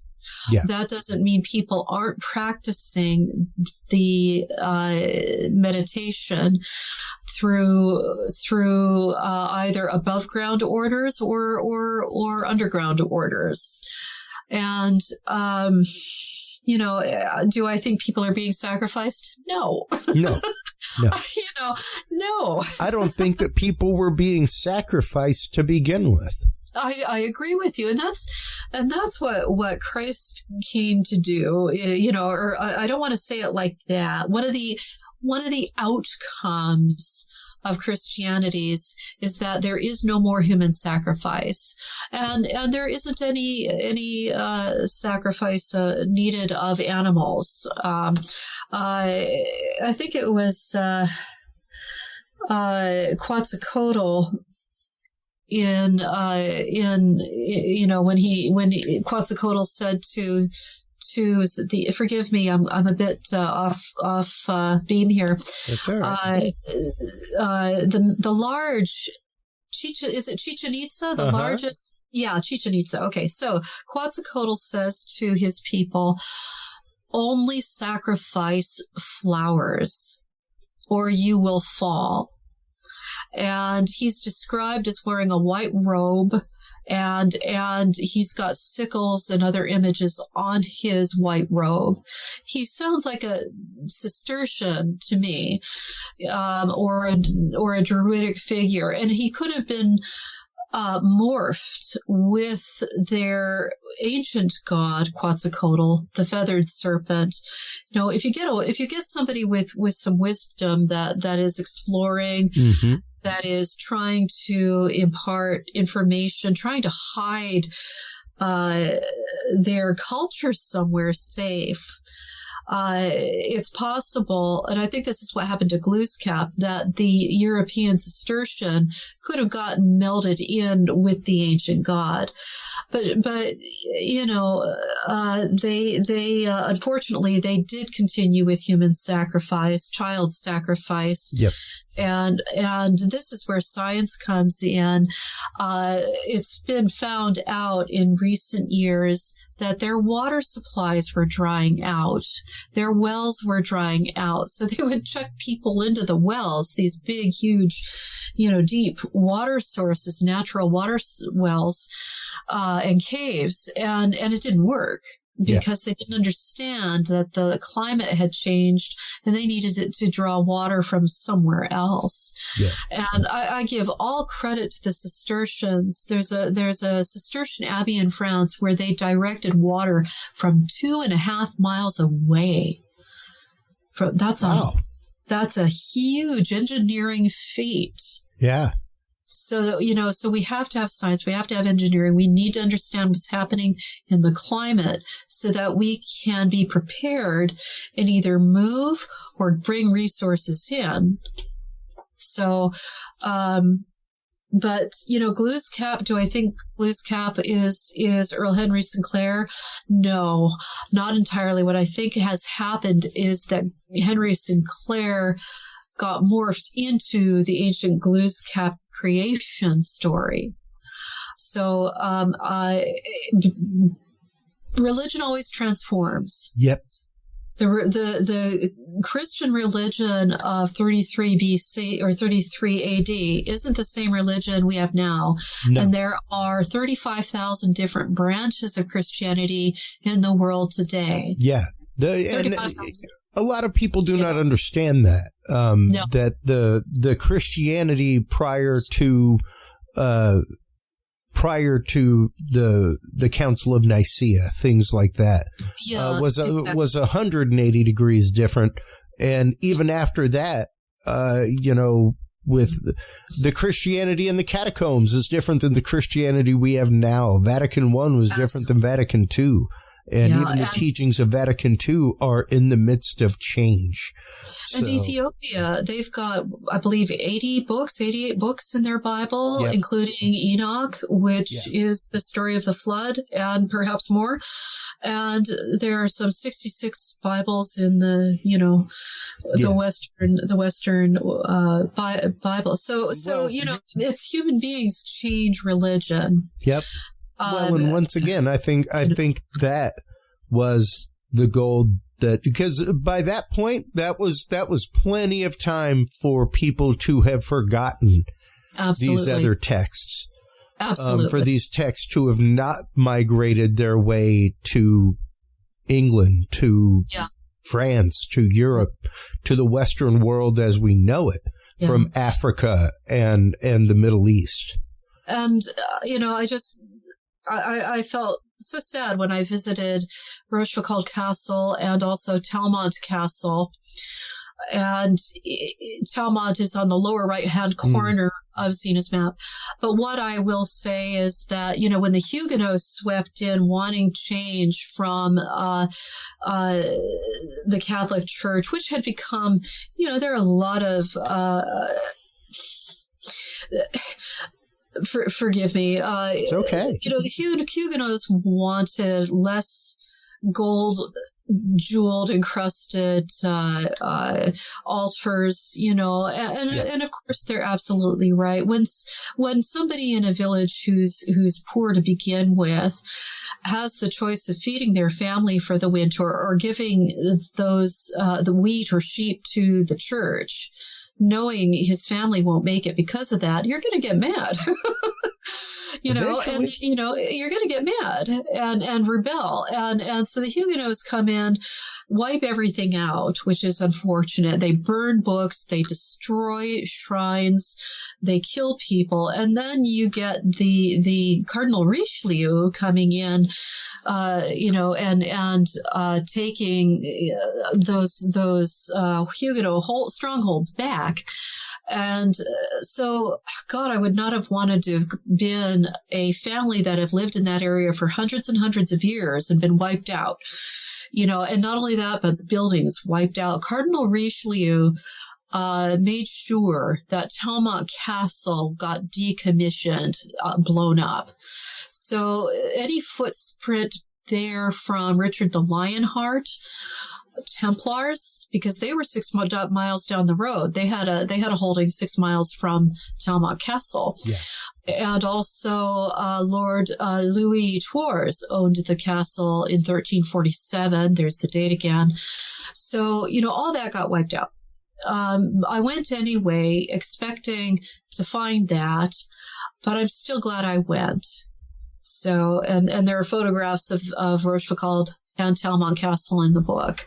But, human beings are so good at saying, I'm right, you're wrong, I'm going to blow you up. And it's just so sad because it takes longer to train an artisan, train a scribe, train a computer engineer, a doctor, and only seconds to destroy it. Well, and we all lose. I was having that conversation all of a few episodes ago with Stephen Myers, who just came back from Egypt.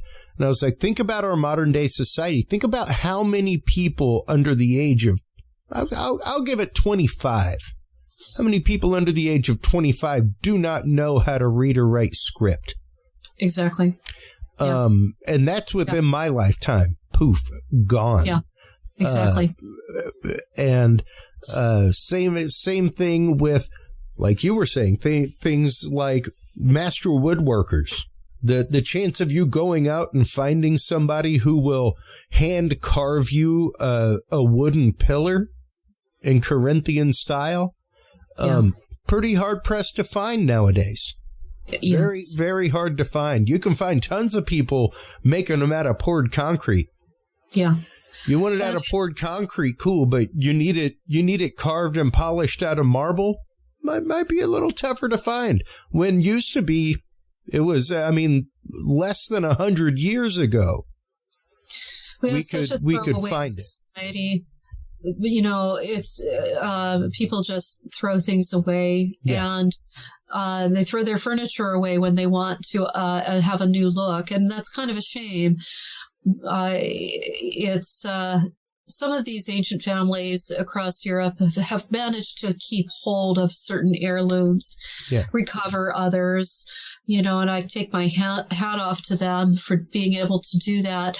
Henry VIII was quite the bruiser too. He practically destroyed the carving guild here in England by burning all the rood screens, pews, anything to do with the Catholic Church. He ripped it out and he burnt it. Yep. And unfortunately, the church was the one that employed a lot of these people. So when he went through, a lot of these people, lost their craft, their skills. With that said, he did embellish churches with the new Protestant faith with himself as the head of the church, but he destroyed a lot and burned a lot of books. The Cistercian abbeys that were here in England alone that were raided and the properties given to his friends. That's why you end up with noble houses living in a place called John Smith's Abbey, because it had been an abbey prior and had been stripped and given to a favorite. So the cycle of humanity of building and then destroying is one that seems to continue to repeat. We're certainly on a knife edge right now. Which is a very worrying time for people in Europe and for America and around the world, really. We need to come back from the brink, respect ourselves, respect others, and have some manners again. Some manners, and to bring it back home, to respect new thought forms. Gretchen, to respect new research, to respect new angles at which to look at history, the research at hand, the evidence at hand. Don't rely on dogma. That's dogma right. Is that's the danger of static science. Once you make science static, now it's dogma. The other side of that coin is ignorance. Yeah. And that's something to fear, as you said earlier. Absolutely. I can't thank you enough for this incredible amount of time today for this conversation, Gretchen. It has been truly no holds barred about your research about the Knights Templar, what they stood for, what they were about, their histories, alternative takes on their histories. Thank you for everything that you do. I greatly appreciate it. I cannot wait to dig into Oak Island's Mysteries of the Map, House of Rochefoucauld, Templar Statue, and Royston Cave. I have already gone through and read Secret Dossier of a Knight Templar of the Sangreal, and that is a fantastic book. Some of the research in this, especially with the mermaid, things like that, I can't wait to get into. So before we let you go, time for shameless self-promotion. Let everybody know where they can go to get your book. Let everybody know where they can follow your blog, where they can get signed copies of your book, see interviews, everything. Thank you. I spend most of my time on Facebook. You can friend me, Gretchen Cornwall. I do have a Facebook page. I don't use it that much. I find it's more fun to interact with people, chat with people on my profile. Yeah. You can also go to GretchenCornwall.com, and I have signed copies available. Order them ASAP because postage to click on, if you go up and just hover your mouse on signed books and shop, click on that. There you go. And I've got quite a few other things. I've got, I've taken I've taken thousands of photographs since I've lived here, and I've turned some of them into mugs, ornaments, magnets, stickers, but I've got paperback copies of them. If you want to give a book to somebody who's a Templar aficionado, I'd be happy to personalize it as a Christmas gift, a solstice gift. So, and if you click on that, that'll take you to the book section. There you go. That's what's available right now. You can find my new book available on Kindle on Amazon.com, Amazon.co.uk. The Powers That Be will soon have my paperback and hardback out, but they won't tell me when, so I don't know. Yeah, they literally tell you like, oh yeah, by the way, your book's available now. I know. I'm just like, oh my God, where is it? Where's my book? And I try, I said, I do have an interview on Oak Island coming out on Tuesday, and just nothing, So So I'm just chewing my fingernails. Please get my book out there on paperback. But I can't do anything about it, unfortunately. It's there on ebook. Pretty matter of fact, I don't gild the lily. I just pretty much state things because there's no time, really. You've just got to say things as they are. And there is my years and years of research have gone into all my books. And I state in the body of the text where I've gotten a particular piece of research from or who I would like to thank as being a part of my research and encouragement. So I hope you enjoy it. But yeah, I'm on Facebook. Send me your friend request. I have a YouTube channel as well. You can find all of that information on my website. And message me through the site if you'd like to communicate something privately. Or on Facebook. So what a great conversation. I've truly enjoyed myself today here. Same here. I love having you on. I love our private conversations on Facebook. Thank you so much for the connection to your friend. I cannot wait to have her on to talk about the Templar connection to Brazil. That was hard for me to take on board. I thought, no. I spent a little bit of my time over the holiday on my tablet looking through some of that stuff. I cannot wait to have her on. I really had to bend my head to get, and that's saying something for me. But if you think I'm out there, Dr. Kathleen Anball, I do count her one of my friends. We met on Facebook, never in person, but that's what happens to the wonders of the internet is you meet people. I've met you. I've met Michelle Freed. Absolutely. It's just all the, I'm glad you two got along. Oh, great. And I have yet to put out my edited half an hour of the session on Henry from butterflieseffects.com. But that's only due to a lack of time on my part. But I will get it out there. So, but Dr.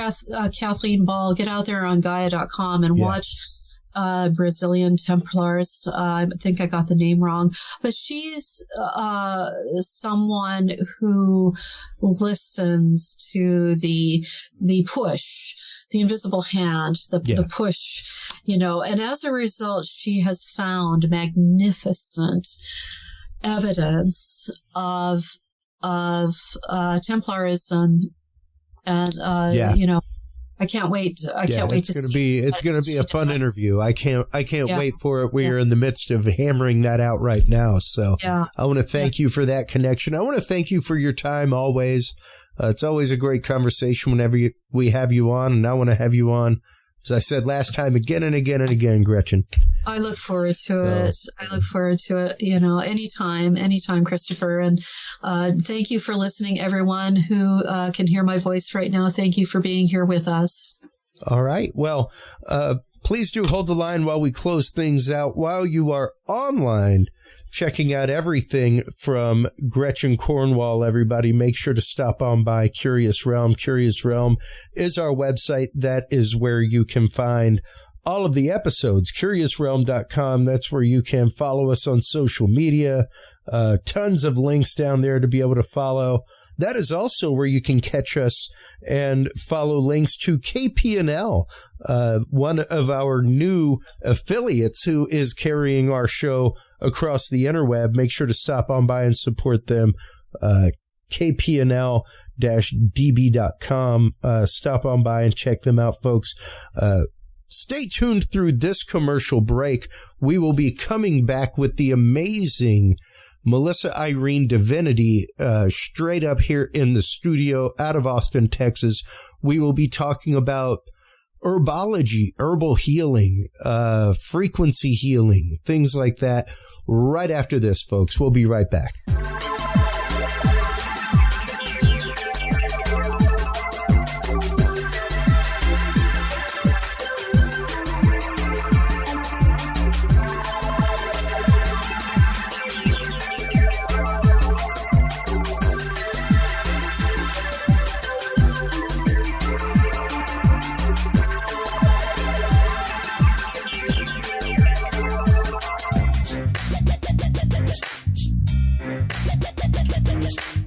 With the rise in attention to the health benefits of cannabis and cannabinoids, including CBD, True Hemp Science has become one of the premier providers of full-spectrum CBD and CBD-related products. Using a proprietary spagyric process, True Hemp Science extracts maximum benefit from the whole hemp plant. Buds, leaves, stems, seeds, even roots. Every part of the plant is used and then reused to formulate a rich, complex profile of CBD, CBD derivatives, and terpenes guaranteed to provide the relief and benefits you need daily. Visit TrueHempScience.com to experience the best CBD oils, edibles, and topicals on the market today. And use code CURIOUS7 to save 7% off your entire purchase of $50 or more and get 2 25-milligram CBD cookies or brownies free. That website again is TrueHempScience.com and the code is CURIOUS7.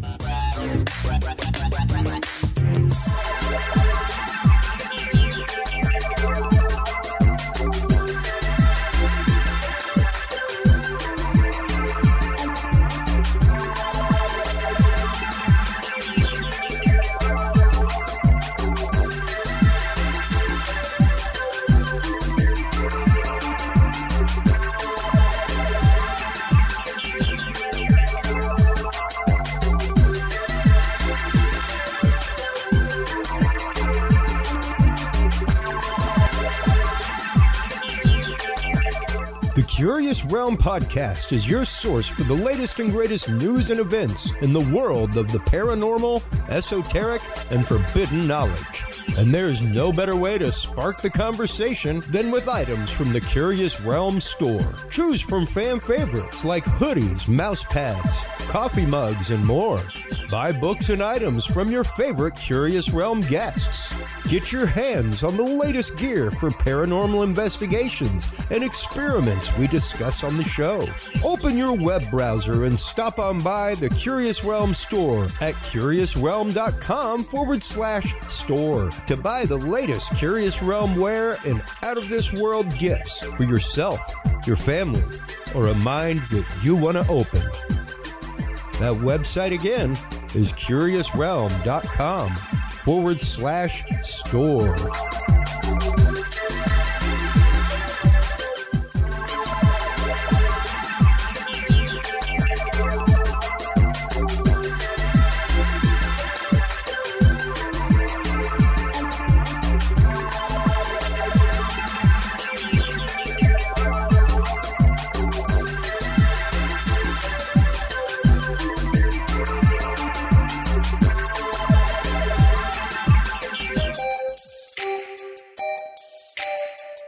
Have you considered starting a podcast?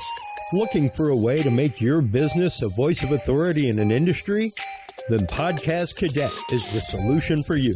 Whether starting a podcast for yourself, your brand, business, school, church, or just plain fun, Podcast Cadet is here to help you navigate the waters of the podcast industry. Specializing in one-on-one consultation and training with industry professionals in fields ranging from podcast technology and editing to distribution, monetization, and even social media strategies. Podcast Cadet tailors their services to the specific needs of you and your podcast. Do you already have a podcast and trying to find ways to engage and grow your audience? Sign up for your Podcast Cadet audit today and let us help you explore new and exciting ways to leverage your content and elevate your podcast brand to whole new levels. From consultational workshops to affordable podcast production and maintenance packages, Podcast Cadet is your one-stop shop for everything podcast related on the internet. Visit podcastcadet.com today to sign up for your consultation or training and use code CURIOUS20 to save 20% off your entire purchase. That website again is podcastcadet.com.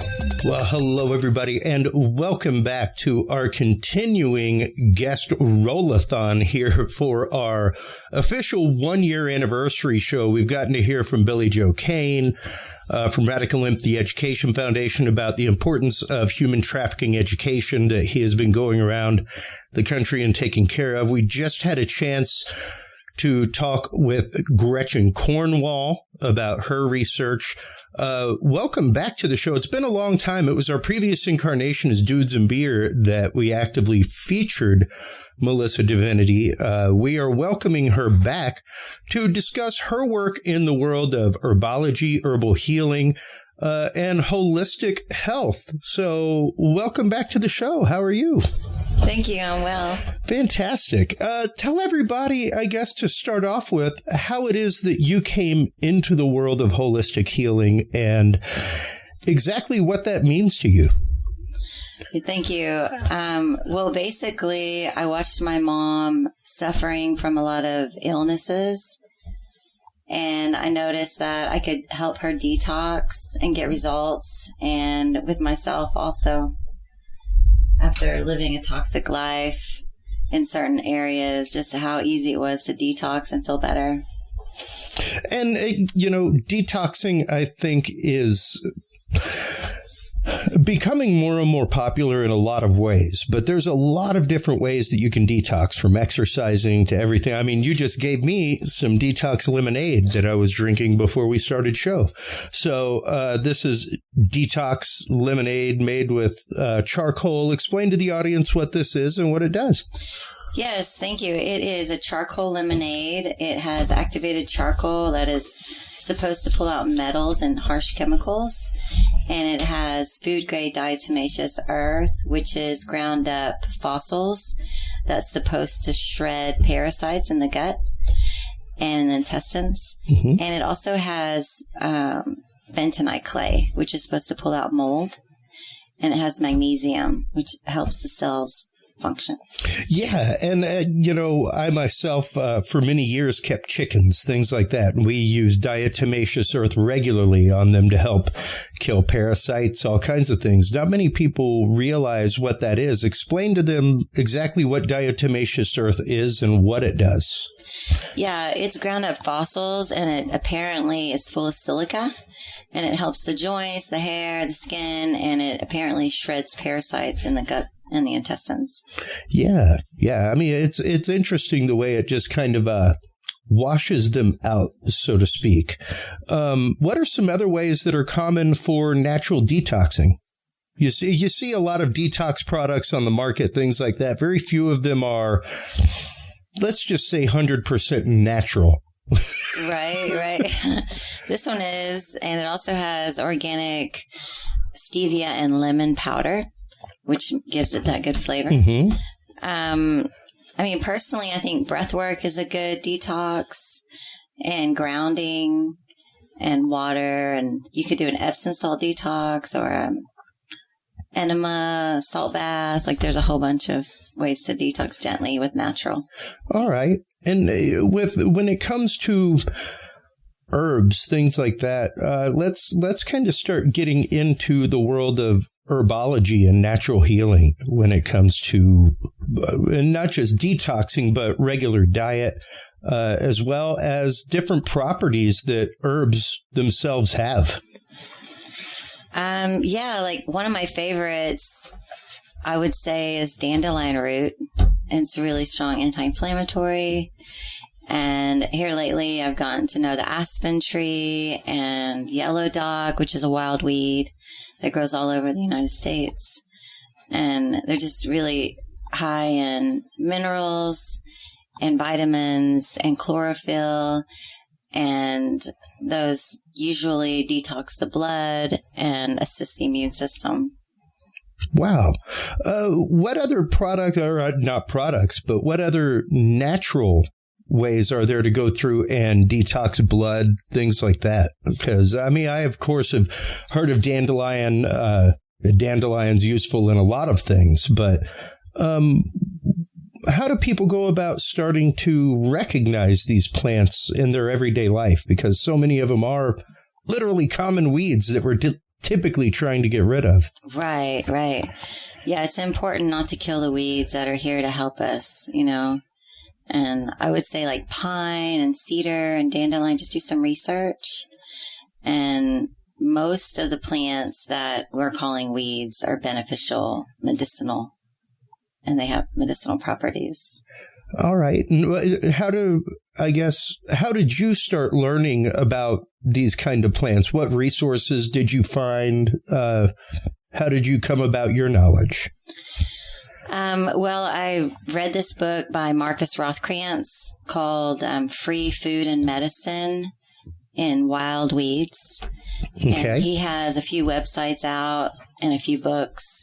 And I studied that, and I would just go on nature walks and identify the plant and then make a tea out of it or a tincture or eat it raw, depending on what it is. Mm-hmm. And the more I got to know and commune with the plant, the more that I could feel the benefits of it.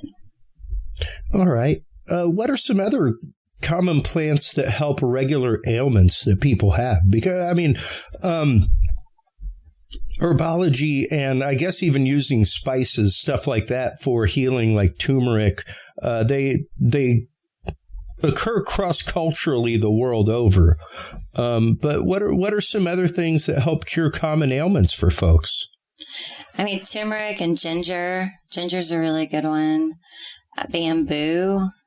Oh, wow. Yeah, bamboo is prolific. What is it good for? It's high in silica, and it's good for the joints. Okay. It's good for your hair, skin, like levitation, And now, granted, I know you can go out and buy like bamboo slivers to put in food, things like that, like softened bamboo. But how would you go about preparing? Is it like bamboo that you can go like find growing down on the greenbelt? Yeah, for sure. And how would you go about preparing that typically?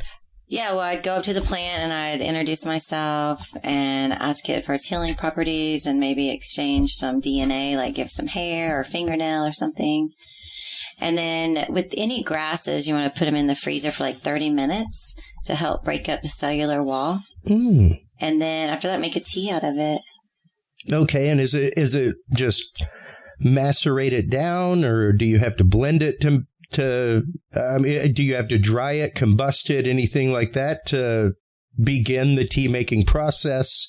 You can dry it. You don't have to. Basically freeze it for 30 minutes, then put it in a pan with clean water and cover it and boil it, and then simmer for 20 minutes. Okay. And then drink when it's cooled off enough. All right. Yeah, and I see you regularly on Facebook with your pine needle tea, things like that. What is your typical process for making a tea? Do you have herbs that you use on the regular with stuff? Yes, I love rosemary and sage. They're like a cure-all. Basically, in the book from Marcus Rothkrantz, he refers them as herbs that can cure any virus. And I know that they're both really good for helping memory, like reversing Alzheimer's. And my favorite is probably the pine needle and the pine bark. Okay. And I'll just go around and see what's local and wild and in a clean area and talk to it and exchange energy and collect it and then make a tea daily. And then if I want coffee, I'll use that tea to make a coffee. Or if I want a smoothie, I'll use that tea to make a smoothie. All right. And I guess, how do you go about identifying plants? Do you have a field guide that you recommend, anything like that? How did you go about learning which plants were which? Sometimes they can look pretty similar. Yeah, there's a few toxic lookalikes, like with clover. There's a toxic lookalike. It's like vetch or something like that. In the book by Marcus Rothkrantz, Free Food and Medicine Guide, that's a book I take out with me when I'm harvesting. And mushrooms, I'll harvest them and usually do like art with them or something, and I'll order organic mushrooms online because I know for sure. Yep. Because mushrooms are a little bit different. Well, and actually, we are very fortunate right here to have the Texas Mycological Society right here in town. Nice. They were giving away blocks of mushrooms at Halloween to just put inside your pumpkin so it would just grow oyster mushrooms I love when you were done with it, things like that. There are some great resources like that around for mycology, especially. You won't often find a deadly toxic plant that's looks similar to an herb, but boy, howdy, when it comes to mushrooms, you really do have to know what you're looking for. I saw just on Facebook that you were showing off a big bunch of turkey tails that you'd found out in the woods. And that's a lot of what they do. I'm getting ready to have them on the show to talk about how to safely find mushrooms, how to go out and forage with your family, how to grow them at home, because there are a lot of those like that once you start them, they'll just kind of self-propagate and keep coming back. So interesting, the identification of plants. How do you go about identifying, I guess, the healing qualities of plants? Yeah, that book by Marcus Rothkrantz, he outlines most of the healing properties. And I have met this one little girl. She's like 6. She told me a secret that you get barefoot and you dig your toes down by the roots and you close your eyes and you connect with the plant and it'll tell you, wow, its healing properties. And interesting. Now, how much of this, because you can probably see my esoteric book section over there as opposed to just like my Bigfoot and UFO stuff. I've got a lot of books on magic, a lot of books on a lot of topics. How much of this, I guess, dwells in the realm of really old school witchcraft or magical study? Right. I mean, I would say like whenever you connect, like grounding, your feet on the earth and the sun on your face, and you go within, and I mean, you'll get a yes or a no pretty automatic, when you connect with a plant. And if you've done your research, you're probably at the right plant. Okay. And, and typically if you take one bite and you spit it out, even if it is poisonous, it's not going to hurt you. Yeah. Yeah. So, and then the mycology, society, I read about that. Yeah. And so that kind of eases the worry about mushrooms there, like just tasting it and then being able to spit it out and not really have any repercussion. But with the herbs and the natural grasses, most grasses are edible. And just with your studies, you feel more confident and take one plant at a time so that if you do have a reaction, then you can identify. Now, it's interesting, especially that you say one plant at a time. Do you ascribe to the fact that somebody should try to study one plant at a time for an extended period of time, not only for its qualities, but for its effects? Yeah, for sure. Yeah, and connect with it. And then whenever you know that you have a good relationship and you're harmonious with that one plant, you can start to add other plants that you have the same relationship with. All right. Eventually. All right. And are there plants that share traits? How do you go about knowing what to mix with what? Yeah, I mean, depending on what your ailments are. And also, like, I like to get like root from one plant and a flower from another and a stem, or a leaf from different ones, like to try to make a complete whole plant. Sure. It's just fun to work with each aspect of the plant. Sorry. It's okay. And seeds, for sure. Well, and it's interesting that you mentioned that because we have a sponsor that produce. Sorry. I'll make sure to edit that. We have a sponsor here locally, a CBD sponsor who uses a spagyric process, basically the same process that alchemists used, where they use every part of the plant as opposed to most CBD suppliers who use flower only. He uses flower, stems, seeds, leaves, root, everything, extracts all he can, and then takes what's left, combusts it down, extracts from that, and keeps going and going and going until he is able to literally extract everything out of every part of the plant. Pretty thorough in the way it's done. is that possible with all plant matter to follow that process? Mostly. I think that's genius. Yeah. Well, and once again, he leans a lot on old alchemical study with what he does, things like that. It's pretty interesting. I've used a lot of CBD, and his is probably the best that I've found, where it actually has a terpene profile. It's not just like, oh, well, that tastes like olive oil and glycerin put together. What are some of the means that you go about extracting? Because, of course, there's a difference between a tea, which is a tincture, and extracting something. So how do you go about naturally and holistically extracting the goods from a plant?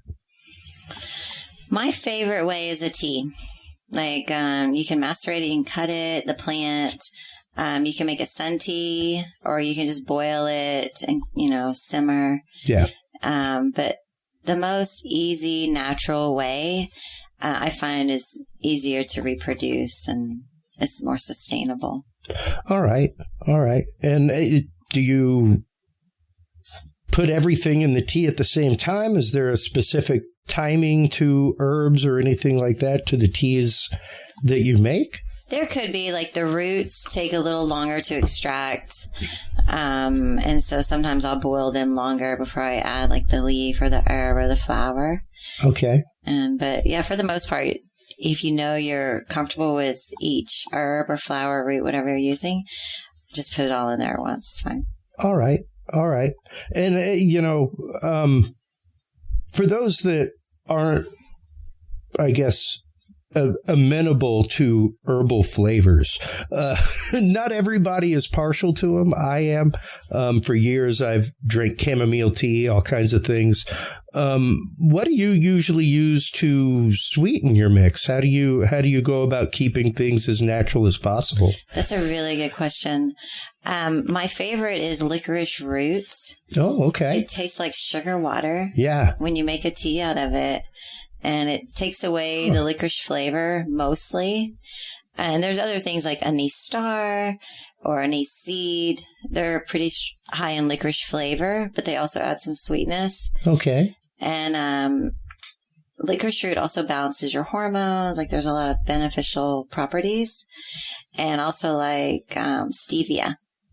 Okay. Mm-hmm. Yeah, that is a all-natural sweetener.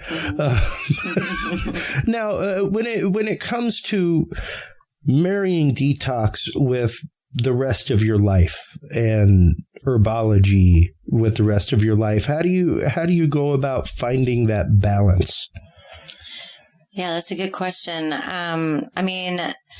Usually one detox bath a week. It's not an everyday process. I'll try to do a charcoal lemonade at least once a week. More if I feel like I need a detox.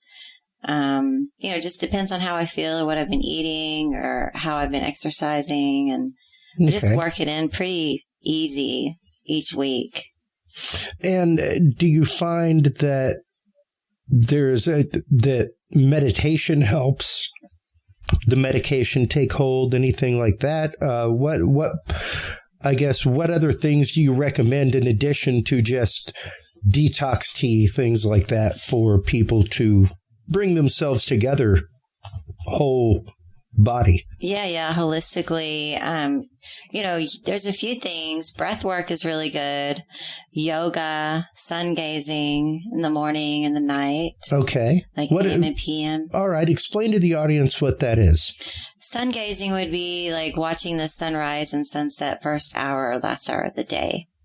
And grounding your feet barefoot on the earth, preferably on wet ground, and then the sun on your forehead. All right. And what does that actively do? That regenerates your body's connection, because you're basically electricity. And so having wet feet, Pisces is a water sign. It represents the feet, and Aries is the higher mind, which is the crown. It's a fire sign. Okay. So taking the macro and the micro, you are the little of the big, you're the small galaxy in the big galaxy. So knowing what things represent and how they can pertain to you, like Aries is a higher mind, it's a fire sign. So the sun on your face, and Pisces is a water sign, represents the feet, water on your feet. Grounding it like helps the magnetism in the body and electricity in the body flow better. All right. And what are some general practices that people can do to ground themselves and keep themselves grounded? Because that can be hard.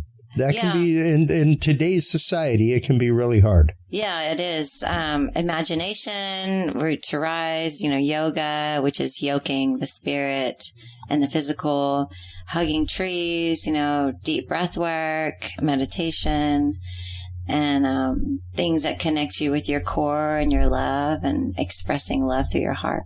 All right. That is a great way to put it, expressing love through your heart. Because we in our society right now tend to kind of breeze past that most of the time, what we actively feel, as opposed to what we have to do to just kind of get along.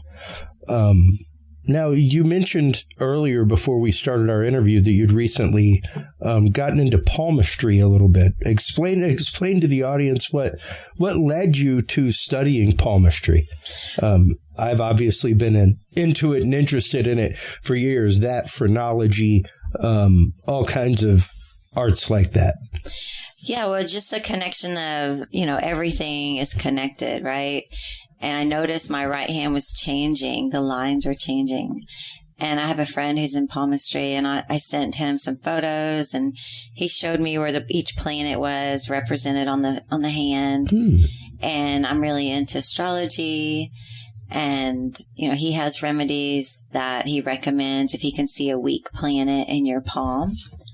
And it just really intrigued me, just the connection between everything and your body and the planets. Well, sure, absolutely. That was one of the last things that we had you on about, was the astrology book that you'd come out with for children. Mm-hmm. But not a lot of people realize that astrology and herbology go hand in hand. Like I am a big user of rocks and minerals in my meditative studies. Those as well have association with planets and certain signs of the zodiac. So explain to the audience some of the connections between herbs, the plants around them, and how they even influence zodiacal signs, things like that. Oh, yeah, for sure. The planets are connected to the plants, and colors and tones and chakras, and like everything's connected.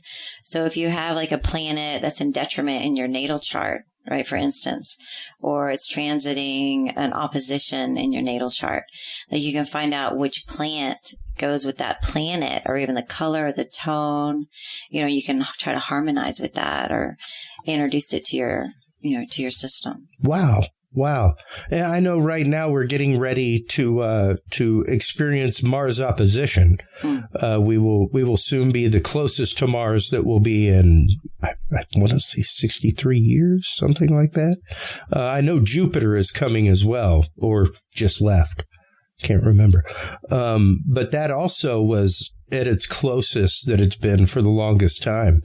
What kind of things astrologically do you see lining up in the future for us? Yeah. I mean, whenever there's a planet that's in transit, if it's positive or negative, just like connecting with that plant that goes with the planet and meditating, and focusing basically on the positive aspects of that energy, because Jupiter can bring like growth and expansion and learning and tests. And Mars can be like passion or war or desire or focus, like, focusing on the positive aspect of how that relates to you. Well, yeah. And I think that's highly important to consider, because not many people realize that there is a flip side to both sides, that just because a planet has a characteristic doesn't mean it doesn't influence the opposite side of it as well. And you have to be willing to see that and accept that. Like you said, be willing to see the the good things that come from the strife in your life, Right. As tests, what have you. Now, when it comes to your spiritual work with people, how do you normally start taking on a client? Yeah, I appreciate that. Normally, I'll read their natal chart, and then we'll go through their aspects and their transits and how they could be feeling when they were younger, and then how that evolves, with their age, and then what their elements are, like if it's in the chart or if it's not, and then how do we reverse that, and how do we find the minerals basically that would help enhance their life, and the plants, that go along with that. Okay. And by natal chart, that is the position of the planets at the time of birth. Mm-hmm. Yeah, we work with that, and they get to know themselves on a deeper level. And we find out what minerals are missing from their chart. Okay. So everyone's missing like the cornerstone of the 12-month. They get the 9 months from their mom, the minerals from their mom, and then the last 3 months that they're out of the womb, those are the minerals that they need to replace in the body to complete the cornerstone. Interesting. Wow. That's pretty remarkable. I had never heard that before, and I have studied magical use of minerals and rocks and crystals for years and years. I have never heard that, but it makes perfect sense, because of course every month, every sign has a birthstone attached to it.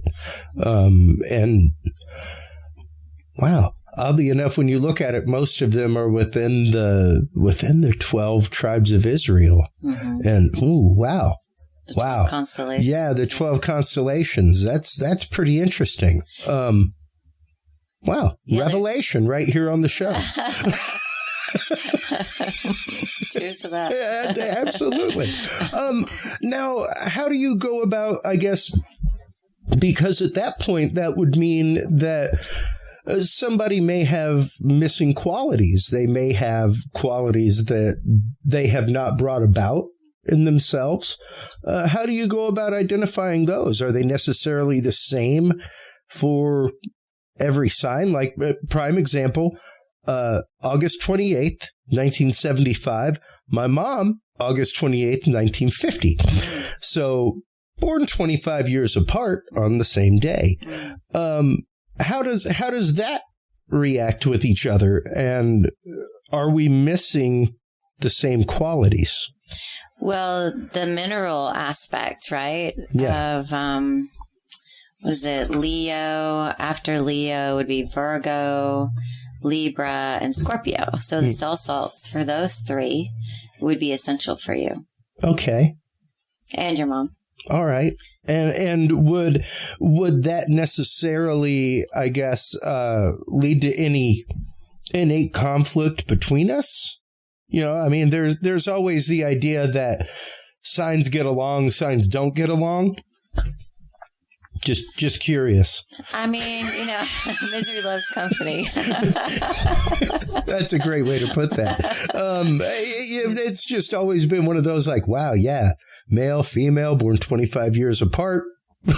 But yeah, I've had that discussion with numerous people as to whether or not they still ascribe to the idea that there are signs that get along and signs that don't get along. And it's been a pretty mixed answer amongst people that do astrology and astrologic chart work. Well, she must have loved herself a lot to give herself a son on her own birthday. Yeah. Like, that's deep love right there. Yeah, it is. Yeah. It is. So maybe you both are just missing the same minerals, but you're a different Chinese astrology. Oh, most definitely. Yeah. I am a rabbit. Nice. Trying to remember what she is according to the Chinese zodiac. I can't remember offhand. It would be 25 years removed from that. So, 12-year cycles. So it's probably just one. Yeah, one before me. Mm-hmm. And even that's interesting to go through and see, because even in the Chinese zodiac, there are herbs attached to each zodiacal sign. So it's interesting how all of these things tie together. How important is it are there herbs that people are missing in their life the same way that they are missing minerals? Yeah. The minerals are in the herbs. Okay. Okay. And it's also in the sunlight, and finding out what those are and incorporating those into your day to help, raise your levels. All right. Because if you're naturally depleted of those would be good to focus on to help complete the cornerstone, according to syncretism. Okay. And is there anything, of course, poisonous things. Are there any general herbs or even minerals that people should avoid that are bad or bad in combination? Yeah, for sure. Yeah, especially if you're having a health issue, like if you have any ailments, like you'd want to make sure to not take anything counter-indicative of what you're, going through or needing. Okay. Like if you had a hyperthyroid or hypo, or if you had diabetes, or, there's certain things that you want to stay away from and other things that you want to take more of depending on your, holistic need. All right. And how do you go about, I guess, finding the dosage for holistic use? Yeah, most dosage is a palm full, is like a serving. Okay. And you can only... The person's palm full, whoever's being treated. Yeah. So, like, I wouldn't give a palm full of peppermint to my son, who's 5 years old and has a very tiny palm. That would be too much. Yeah, for sure. That's a serving size, typically. Okay. That's interesting, the whole fact that your body is telling you exactly how much your body needs, just by the whole physiology of your body itself. What other things like that are there that coincide between your body and recognizing what is good for you, either mineral or plant? Yeah, mostly whatever you have access to, whatever you're needing, finding it in the environment, is probably the first, access point. Right. And so if you didn't find it, maybe finding the cell salt, purchase the cell salt. Okay. Or find out what food it's in. It's not just in herbs, but it's also in food. And all right. And your sessions that you have on your website, I guess, how do you go about what are the steps behind a healing session, and what kind of healing sessions can people get? Yeah, we do a natal chart, and then we'll do, if you're on medication, we'll talk about that and find out what minerals you might be lacking that you might be needing. I do sound therapy, and I do Reiki, and I have a light program. Ooh. And then a detox program. Like we can detox your home, your body care products, your food. We can alter your recipes and, basically align your awareness to what your chakras are and how to harmonize the body and the chakras for your health. It's not just about what you eat, but it's also about what you do and think and say, your virtues. The think is so entirely important. That is something that we covered a lot over the pandemic. I won't use the C word because it'll ring up on algorithms and content will be muted for a few minutes. That's how that works. But during the pandemic time, that was something that we focused on regularly, was the idea of mental vibration and what you actively allow to enter into your head, whether it be from somebody else or from within your own head, even your own echo chamber, and the importance of keeping a good mental outlook. It's okay if things go wrong. Things go wrong all the time. That's why it's called an accident. You didn't mean for it to go wrong. Unless you're a self-sabotaging type, which absolutely exists. We tend to self-sabotage ourselves psychologically when we are afraid of the success that we may experience. So how often do you see that start kicking in when people start this journey of self-discovery really with you? Yeah, going with the flow is really important, not needing like a specific recipe or a certain amount, like for the detox bath, and just eyeballing, being okay with like adding a cup or 2 cups or 3 cups of Epsom salt. Not getting stuck on, I need a certain recipe or, I need a measurement, that's usually the first, jumping through the hoop that people have, to get used to. Because they're used to recipes and exacts, and it's more intuitive. It's like, how much borax do you want to put in your bath? How much baking soda does it feel like you should add, And just going through the different salts. And there's no real wrong answer to a detox bath. And then just putting the blessings and the herbs and even crystals. And it's like just being intuitive is usually the first step. No. And once again, to go back to the idea of positive vibration and positive thought, how important is the blessing upon any of this? I'm one of those folks that I love cooking. And I thoroughly believe that my love of cooking is a lot of what makes my cooking taste good. It's not the fact that I'm like some amazingly trained chef. Even this weekend at our Friendsgiving for Thanksgiving, a friend of mine put off the banana cream pie for the fact that somebody else was helping her with it. And more hands in the kitchen means more love in the food. How important is it to maintain that good thought process when I guess imbuing either your tea, your bath, your crystals, your minerals, whatever? Yeah, I think it makes a huge difference. It's like reading the benefits of what the plant does, and then while you're making the tea, just thanking the tea for, the cleaning the lungs or cleaning the blood or, what it is, and just maintaining that intention of gratitude and knowing what's happening. And I think it enhances the process. Oh, absolutely. And for me, I guess I have a process that I go through to prepare myself for meditation. What process do you give your students to prepare themselves? Yeah, self-discovery for sure. And we can also do journaling and forgiveness practice and gratitude practice. And then we talk about what they're going through and what plants might be able to help harmonize their health and back to the state of health that they're looking for. And I think that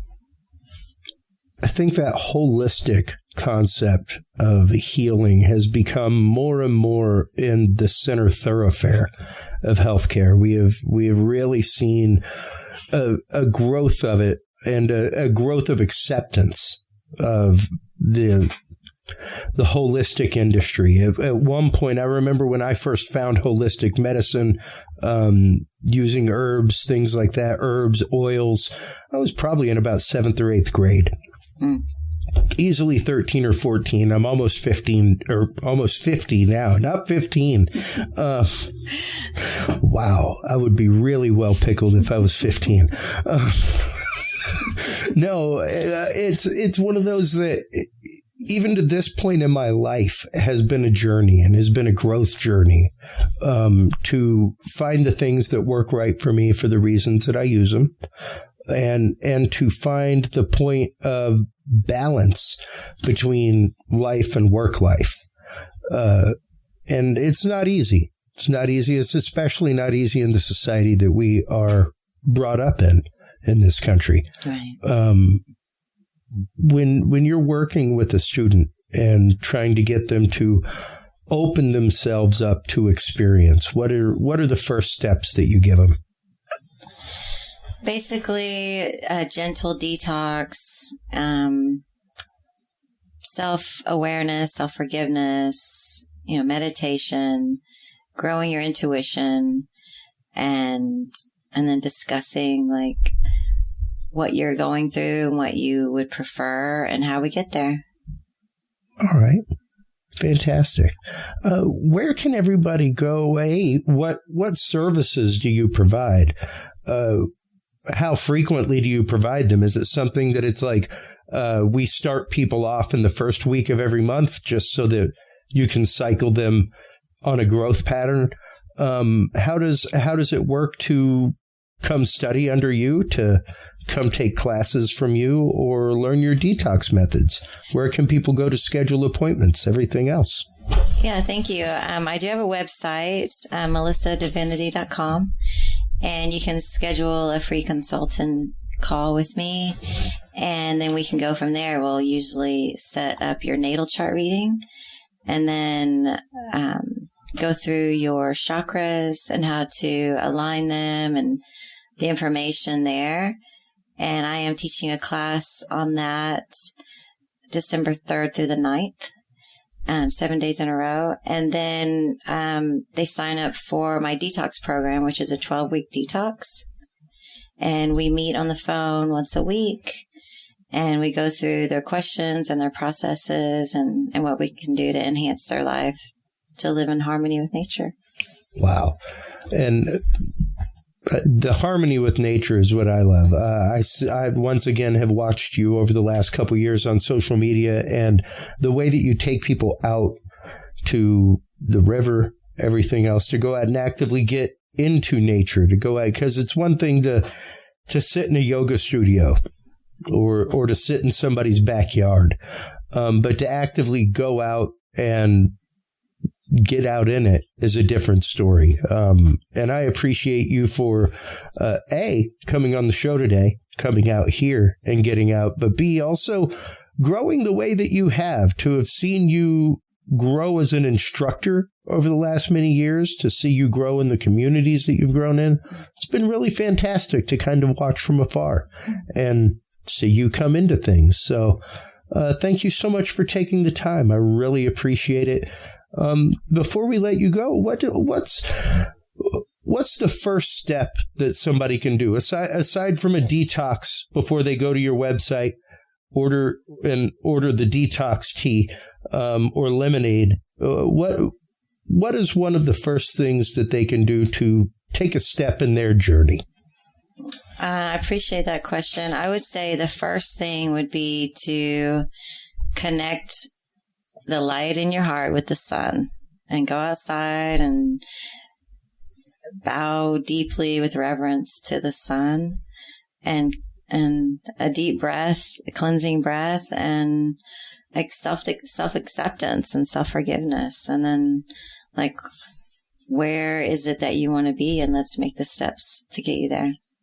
Awesome. Well, thank you so much for the time. I greatly appreciate it, and look forward to having you on again to talk more about healing, herbology, how to take care of yourself, how to bring yourself to more of a spiritual center in life. Thank you. Absolutely. While you are online checking out everything from Melissa Divinity, everybody, make sure to stop on by Curious Realm. That is where you can find all of our episodes. That's where you can find all of our content. That's where you can find guest bios. That's also where you can go to share your paranormal story. If you have had a paranormal experience, if you are a targeted individual, you can stop by, fill out our experiencer form, leave your evidence if you like, and we can keep it anonymous. We can use your name, but we will bring up your story to our experts, our authors, our researchers here on our show. So stay tuned, everybody. When we come back from this commercial break, we will have more amazing guests right here on the Curious Realm 1-year guest extravaganza. We'll be right back after these messages.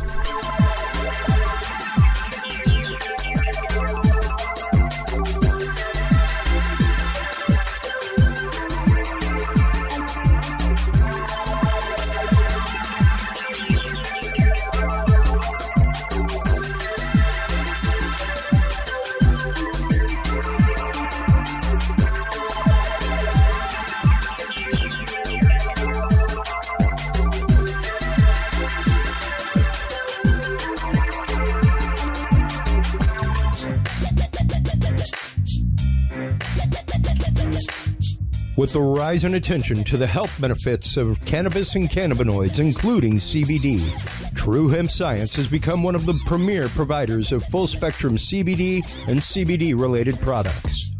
Using a proprietary spagyric process, True Hemp Science extracts maximum benefit from the whole hemp plant. Buds, leaves, stems, seeds, even roots.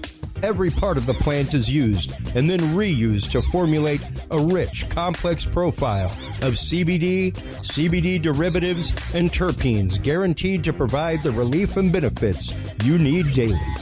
Visit TrueHempScience.com to experience the best CBD oils, edibles, and topicals on the market today. And use code CURIOUS7 to save 7% off your entire purchase of $50 or more and get 2 25 milligram CBD cookies or brownies free. That website again is TrueHempScience.com and the code is CURIOUS7.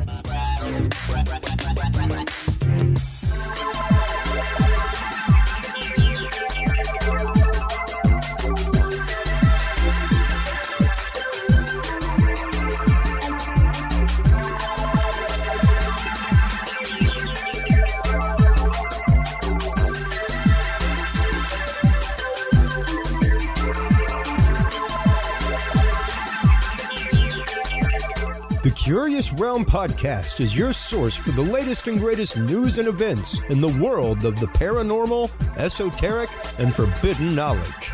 And there's no better way to spark the conversation than with items from the Curious Realm store. Choose from fan favorites like hoodies, mouse pads, coffee mugs, and more. Buy books and items from your favorite Curious Realm guests. Get your hands on the latest gear for paranormal investigations and experiments we discuss on the show. Open your web browser and stop on by the Curious Realm store at curiousrealm.com/store to buy the latest Curious Realm wear and out-of-this-world gifts for yourself, your family, or a mind that you want to open.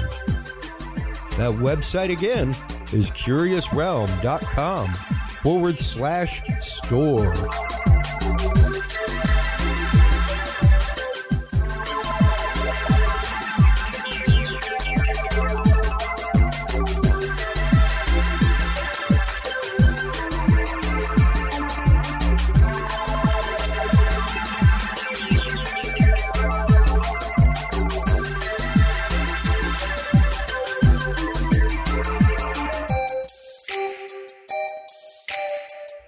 Have you considered starting a podcast? Looking for a way to make your business a voice of authority in an industry? Then Podcast Cadet is the solution for you. Whether starting a podcast for yourself, your brand, business, school, church, or just plain fun, Podcast Cadet is here to help you navigate the waters of the podcast industry. Specializing in one-on-one consultation and training with industry professionals in fields ranging from podcast technology and editing to distribution, monetization, and even social media strategies. Podcast Cadet tailors their services to the specific needs of you and your podcast. Do you already have a podcast and trying to find ways to engage and grow your audience? Sign up for your Podcast Cadet audit today and let us help you explore new and exciting ways to leverage your content and elevate your podcast brand to whole new levels. From consultational workshops to affordable podcast production and maintenance packages, Podcast Cadet is your one-stop shop for everything podcast related on the internet. Visit podcastcadet.com today to sign up for your consultation or training and use code CURIOUS20 to save 20% off your entire purchase. That website again is podcastcadet.com. And welcome back, everybody, to this final bit of coverage for our incredible first year extravaganza. I cannot thank everybody enough for this past year, for the years before that, especially our upcoming guest. Our final guest for the evening is good friend of the show, amazing researcher and author of the book Guinea Pigs, Technologies of Control, as well as Satellite Weapons, A New Breed. The amazing Dr. John Hall is here to talk about Havana Syndrome updates, laws that have been put into effect, all kinds of things. Welcome back to the show, John Hall. How are you, my friend? I'm doing good, Chris. 1 year, it's hard to believe, huh? Yeah, it really is. Like the year of rebranding really flew by fast. I did not expect it to go by so fast, and even just assembling the guest list that I read off earlier in the show, where it's like, wow, we have had a lot of people on the show. It's been really great. And I'll tell you what, just for your listeners, I mean, obviously I've been on your show a lot, and you and I have become really good personal friends. And one thing I will say about your show, it started as under a different moniker, started as Dudes and Beer, and was a really pretty informal show, very enjoyable to do when it was Dudes and Beer. But I mean, it was kind of, by the seat of the pants kind of thing. But what it has morphed into, over the last year especially, is just incredible. And I know for a fact that you have a lot of really loyal listeners, including myself. I mean, I tune into a lot of the shows that I find really interesting, and just, I guess, kind of the direction you've gone, and being willing to cover a ton of stuff that just, the big box network shows and stuff that are, on AM radio, and even most of the other podcasters just absolutely are scared to kind of cover.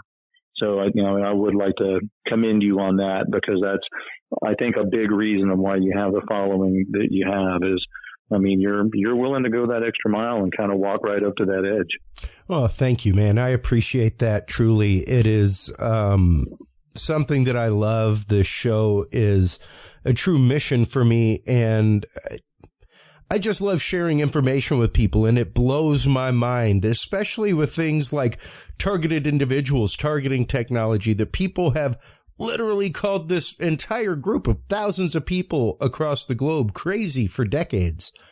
And until we have a few embassy members that are targeted, then suddenly you start hearing about, CIA doctors who have gotten the syndrome and now have Havana syndrome, things like that, Doctor. It's pretty wild.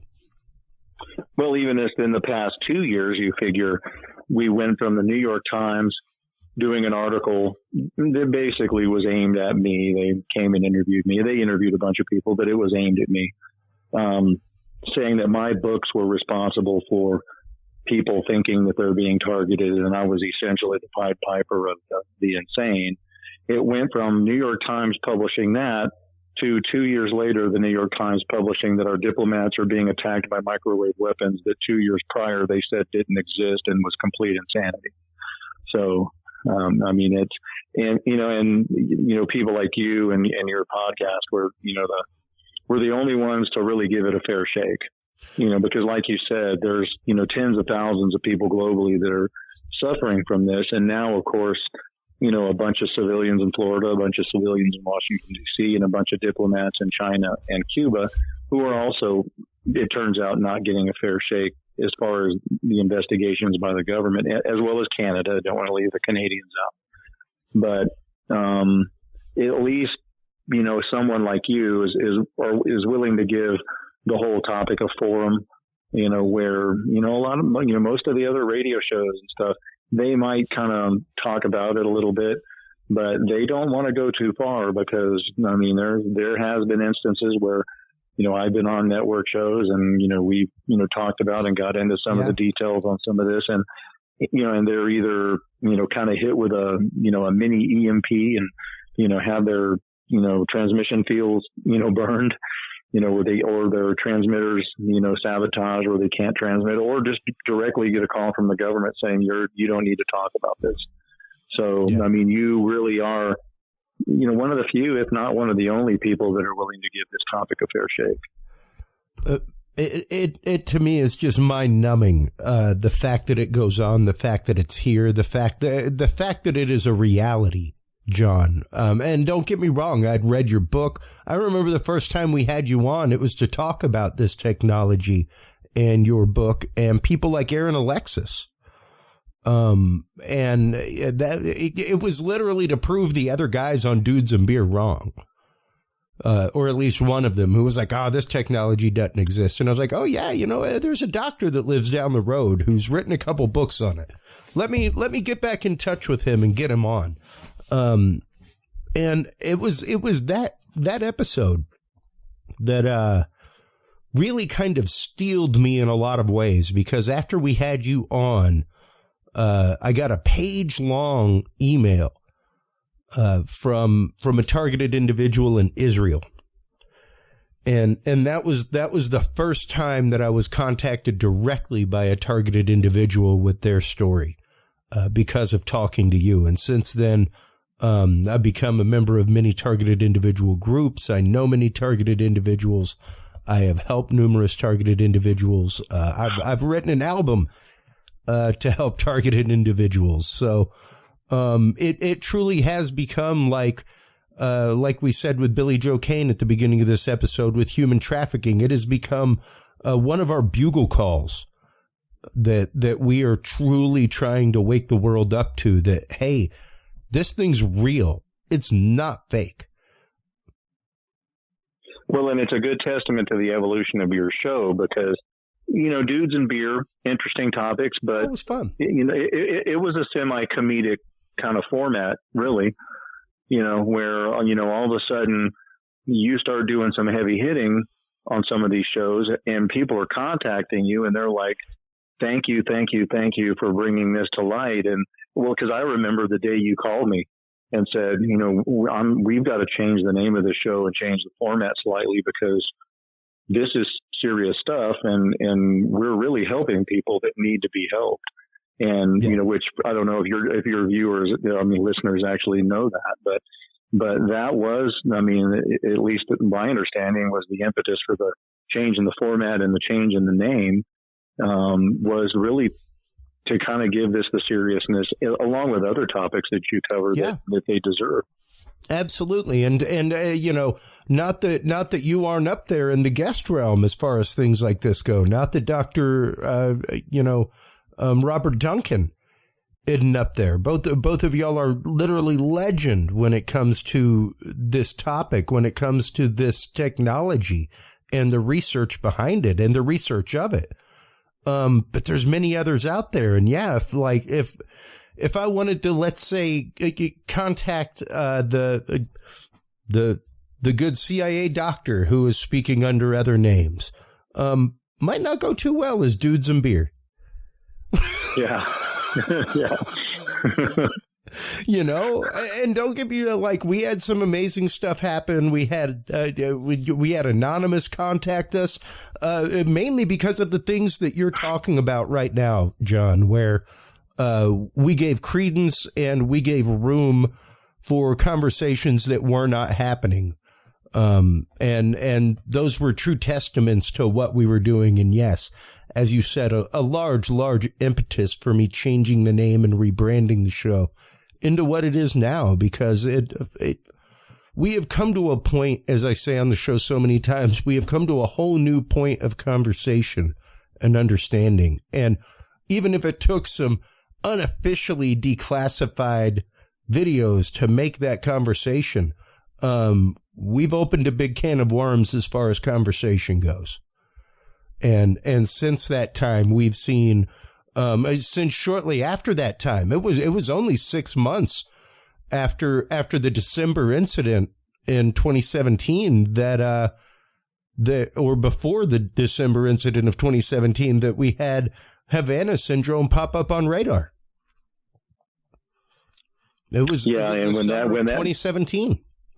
And when that happened, I knew immediately when these people described what was happening, and the government was trying to say that it was acoustic weapons. And because I remember us having that show, and me telling you, this is not acoustic weapons. This is going to be microwave based weaponry. And sure enough, what they're describing, the clicking and popping in the head, the immediate headaches, the nausea and vertigo and vomiting, those are all symptoms of microwave attack, especially the clicking and popping in the head.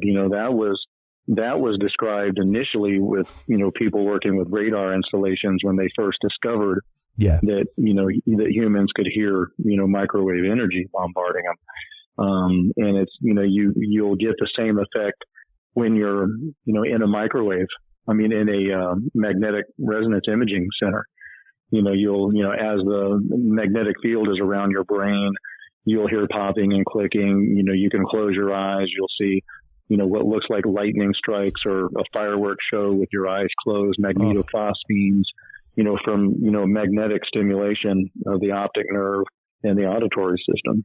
And as soon as I heard that these people were having popping and clicking, and for your listeners that are wondering about that, I was talking to a government official today. I to this day get people that come by the office that want to talk about these things. And, some of them are victims, some of them are, more official.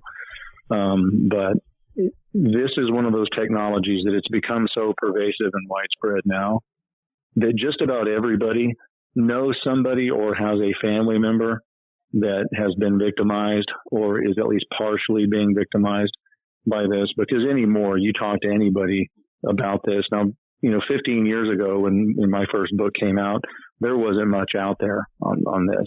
Yeah. But now just about everybody you talk to goes, oh yeah, I know a guy, or I have a daughter, or I have a cousin, or, my son was talking about, being victimized by technology like this. So it is, the hand of this technology is already circumferentially touching just about everyone. Now, not everyone is victimized, but, one of the things I talked to Robert Duncan about is, well, what if everyone is kind of semi being controlled by this technology, but the people that are voicing the complaints as victims are the ones that are semi-resistant to the control measures? And it really kind of seems to be pointing down that direction, because when you look at some of the decision making that's being made in, by communities or by groups, it seems so, counterintuitive to and it seems so opposite to the decisions that anyone with common sense would make. So, and again, if you've noticed, we've been having mass shootings again. And, this last mass shooting at the Walmart, that guy mentioned that he felt like he was being semi-targeted by some of his fellow employees, and he had a manifesto. And it sure seemed like he was probably a targeted individual. And not everyone that's targeted is just harassed. Some people are controlled, and they can be controlled to do these things. In the government sphere, they call that a controlled assassin. And, right now, the branch or the wing of the government that wants gun control is who's in power. So, and the way you do that is you keep having controlled assassins. You have shootings like you had in Uvalde or in, the Walmart in Virginia or wherever, until eventually you hope that people will clamor toward passing laws for gun control. And if you notice, the Biden State Department came out immediately after that Walmart shooting, and no longer are they satisfied with just wanting to ban AR-15s. They want to ban all semi-automatic weapons, which means pistols as well, and shotguns that are semi-automatic. So, don't ever just blindly accept the crazy explanation, because, sure, there's mentally ill people out there, but when you keep having one after another of these shooters, and they all kind of have the same MO, they all seem maybe like they're a little crazy, but they're all complaining somewhere along their line that they're being targeted or they're under some type of mind manipulation. Well, eventually you've got to look at it from that angle and not just write them off as crazy. You have to delve deeper and say, well, was this person being manipulated? And if you remember, 5 or 6 years ago, we had a guy in Alaska, former Iraq veteran, went to the FBI in Alaska and said, somebody's in my head. They're talking to me in a voice that I can respond to with thought. And they're wanting me to do these dastardly things. And I think I'm being controlled. And the FBI said, well, we don't know what to tell you. So, just, go back out in the world and make the best of it. And he showed up in Florida and, shot up the airport until he was shot dead by police. So, some of the people that are being targeted with this technology know damn well they're being controlled. And eventually the control does work. And then you have these controlled assassins, that there's a larger agenda for why they're being controlled to do that. Oh, absolutely. And you know, even the gentleman that we played probably about a year and a half ago now, who was into monster trucks, everything else, a fully functional, normal human being, until one day he just flipped on his social media and started talking about the voices in his head. And this is a guy that had no mental illness history, like that in his family. Just flipped, went missing, and ended up in a police shootout where he was literally talking about the voices that he was hearing that were coming out of his phone. Well, and my favorite part of that is you can hear the sheriff that's on scene tell him before the shooting starts. He says, well, just come on out and give us your phone, and I'll show you how we're doing this to you. Yeah, I'll show you how to make this stop. Yeah, and none of the press mentioned anything about those comments. You know, of course, the press still, you know, and the press is essentially a propaganda wing of our government. Well, you know, it's hard to deny that when we actively fund offices of anti-propaganda propaganda. Yeah. but you know, but when that's actually on the tape that they rolled and nobody questioned it, and the story still came out that, well, you know, we guess he just went crazy. You know, I guess it's another case of a mentally ill person somehow getting a gun. You know, well, I mean, it's, you know, there's more to it. So. Yeah. Well, and much like the young lady who, this was shortly after Aaron Alexis and the Navy Yard shooting, who heard the voice of Obama in her head telling her to go out and do things, and ended up being shot up by the Secret Service outside the White House. Just a block or so away when she came to a dead-end barricade. There is more than one case of this, and you know, sonic weaponry that can do so. There are, I mean, 2008. Here's the Pentagon paper about Pentagon reported to be investigating lasers that put voices in your head. The technology for this is out there. Our heads are literally just a resonant chamber waiting to happen.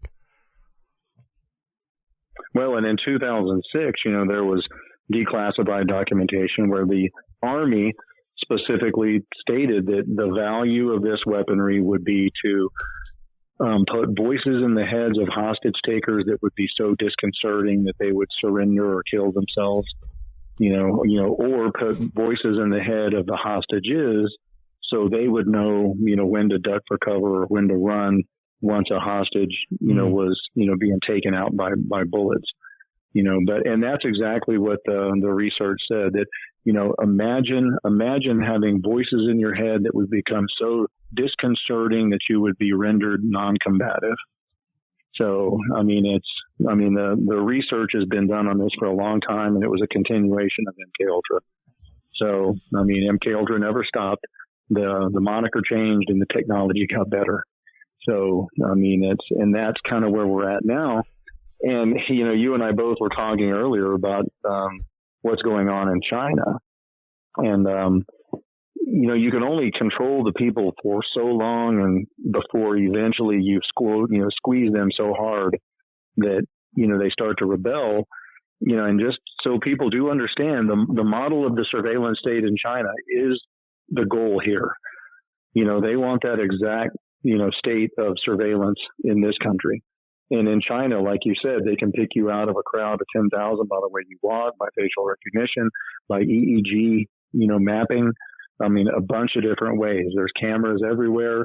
There's cameras in the sky. There's cameras on the street. I mean, there's no way. And their whole point of doing that was so as soon as the first, you know, whisper of possible revolution what comes out, they can come in and stomp it out. Same way they're still locking people up and starving people to death to try to, they say, to control COVID.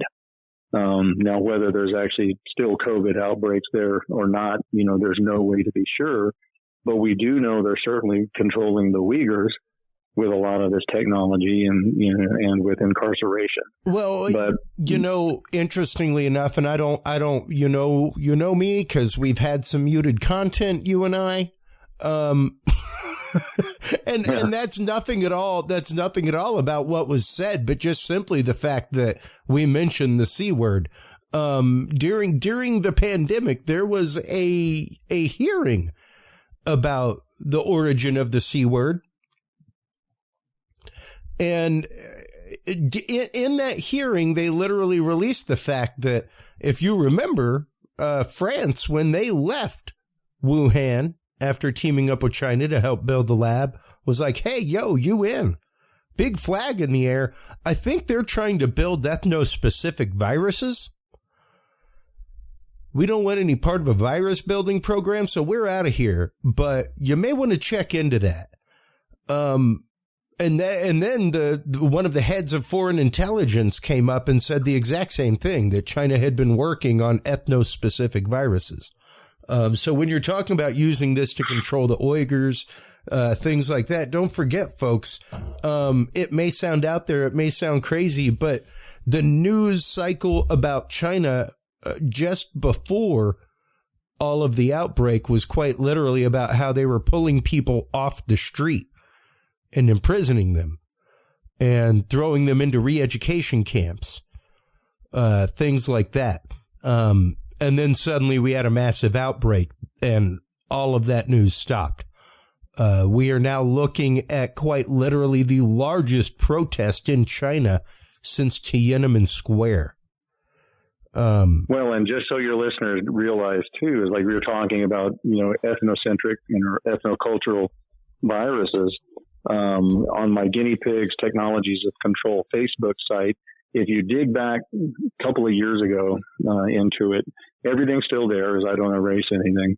But I actually reposted an entire article from about 2010 by our own intelligence community here that talked exactly about that, about the fear that they were working on, designer viruses that were targeted to specific DNA, whether that be, cultural, ethnic, racial, but, so they could culture just very specific, target very specific populations within a race or a culture with viruses that were manipulated to just attack Black people, just attack Uyghurs, just attack, Hispanic people. I mean, that is possible, and it's been worked on since 2010, because that's when it was first voiced as a fear by our own intelligence community.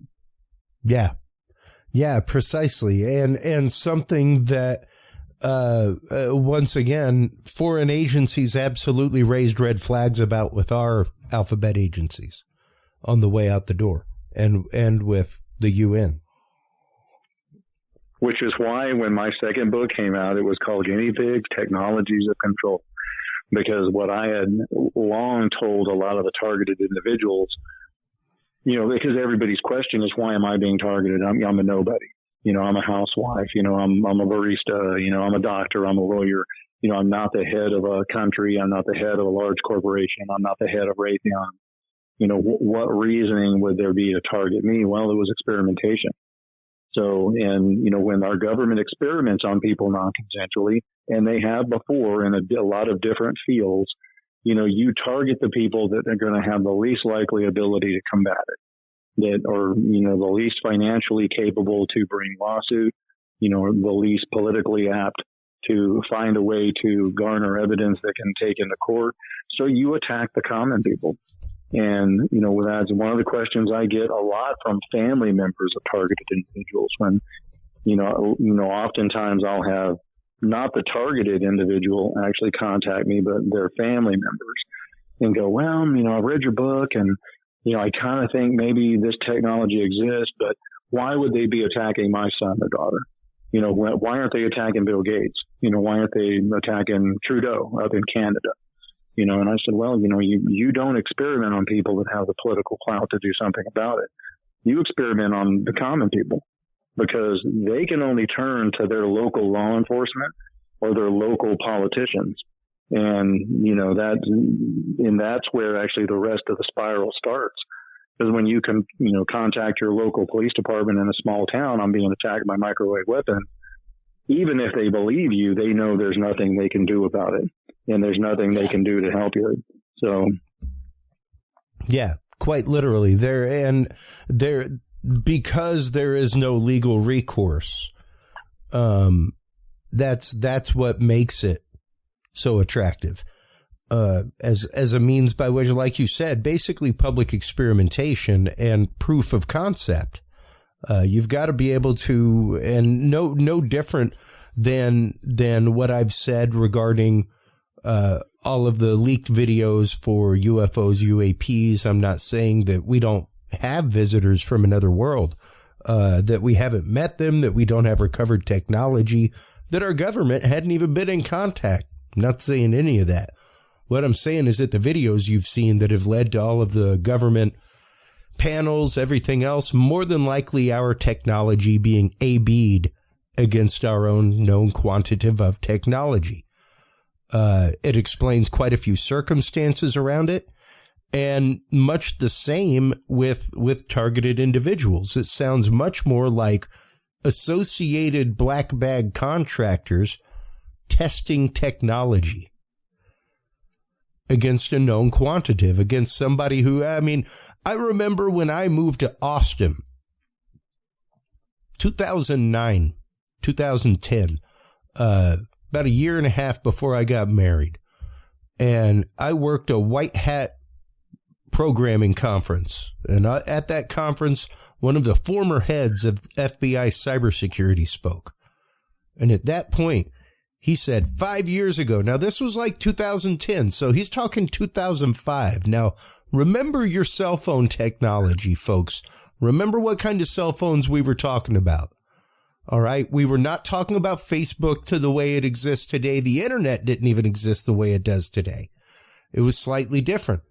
So these algorithms have been built. And he was like, 5 years ago, we could accurately predict where you would be in 5 hours with an 85% accuracy. Predict where you would be in 5 hours.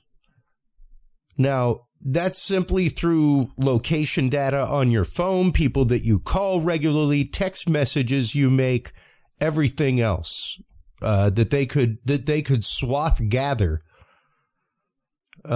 through programs like Stingray, things like that, without your knowledge. So, yeah, that's simply what they could do with a phone that didn't have the camera that we have, that doesn't have the location services that we have, without the social media algorithms existing the way they do now.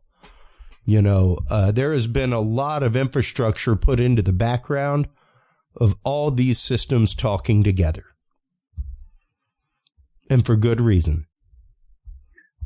And that's why my book was called Technologies of Control, because I saw kind of where this direction was coming. With the people being experimented on, there was only one reason, and that's to open this technology worldwide and try to control everyone. And then when you see how far it actually went in China, and now the people resisting it, Godspeed to them. I hope they find some success in the resistance, because the plan is to bring it here in its entirety, just like it's done in China, and it's happening at a pretty high rate of speed. So, if you look around, you can see, when you're online, the data is followed pretty closely. If you look up, Dooney and Burke purses, your feed is going to be inundated with ads from companies that sell that type of purse or any other item. And even to a point now where you can just have your phone near you and be thinking about what maybe you're interested in buying for Christmas, and the ads will show up. So, it's, that's just one form of control. The other form of control is having media platforms that are so tightly controlled by the government that you're only fed what they want you to know. You just about have to listen to podcasts like yours to really get the other side of any story, because what you're going to get at Yahoo News or Facebook News or CBS or ABC or CNN or Fox is still going to be pretty much a controlled outlet. So, I mean, even outside of microwave technology, like the diplomats are being attacked with, we're being controlled from every avenue. And the goal for that is eventually to create hive mind, within a global population. I mean, because the globalists at heart want a one world government and they want a one world economy. And, you either have to have a global boogeyman for that to happen, or a combination of a global boogeyman and control to get that to happen. Well, and one of the, and not to stop you, because the main reason I am is because a lot of people tend to say that, like, Dr. John Hall gets very political. Number one, like we're saying, this ties directly to politics, and without a law to protect people from experimentation, period, by the government, this will continue. Now, the other reason is because we need to remember the extremes through which we are living right now. And the same people that follow the political extremes tend to follow religious extremes.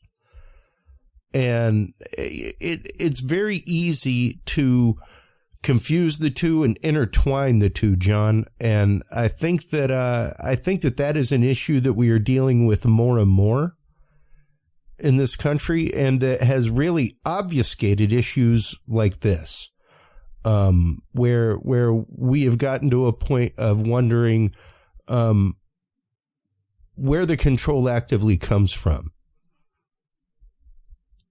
Much like in religions, things like that, and the fact of using a religious dialect to control people. Same way that they are using a political dialect to control people. Well, and it's funny you mentioned the political rant, and I did get a lot of complaints on my second book that, it's more political than it is solutions. Well, and that's because, the solution is going to have to be political.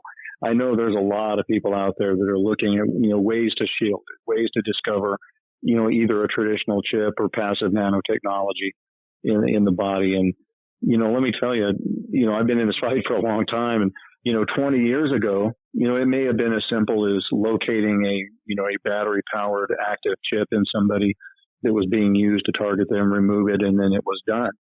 But you have to remember that the general public is never going to have the billions of dollars to do the research, and figure out ways to actually shield or discover some of this. And as technology changes, so is the targeting going to change. And it's going to, it may be satellite one day, it may be 5G another day. It may be having been done with a standard, small battery operated Verachip style chip 20 years ago. It may be nanotechnology now that's passive and activated by magnetic fields, or activated by Wi-Fi. There's very few places you can get away from Wi-Fi now. So, I mean, it's a player now. So looking for solutions as far as shielding, which I've talked to a lot of victims about, you can't walk around, in a suit designed to, block out, every aspect of the electromagnetic spectrum, because then you look crazy just for doing that. And the ultimate thing with most of these targeted individuals is the diagnosis of psychosis, and once you get that, things spiral downhill pretty quickly. Just like, you'll never be able to shield your entire home to where it operates like a skiff, not affordably anyway. So, the solutions ultimately will have to be political. It'll have to be having another church committee or having another Rockefeller commission, having, people with enough honesty, compassion, and truthfulness to get into government and say, you know what, this was happening to all these people in the civilian world for 20 years before it started happening to these diplomats. We need to put it in front of Congress, and we need to put the intelligence community's feet to the fire. Because what if it's not Russia? What if it's our own CIA attacking our own people? And actually get to the bottom of it that way. And, the reason I say that is if you look at every other, MK Ultra or radiation experimentation or bacterial experimentation that was done prior to World War II, experimentation by weaponizing syphilis or gonorrhea.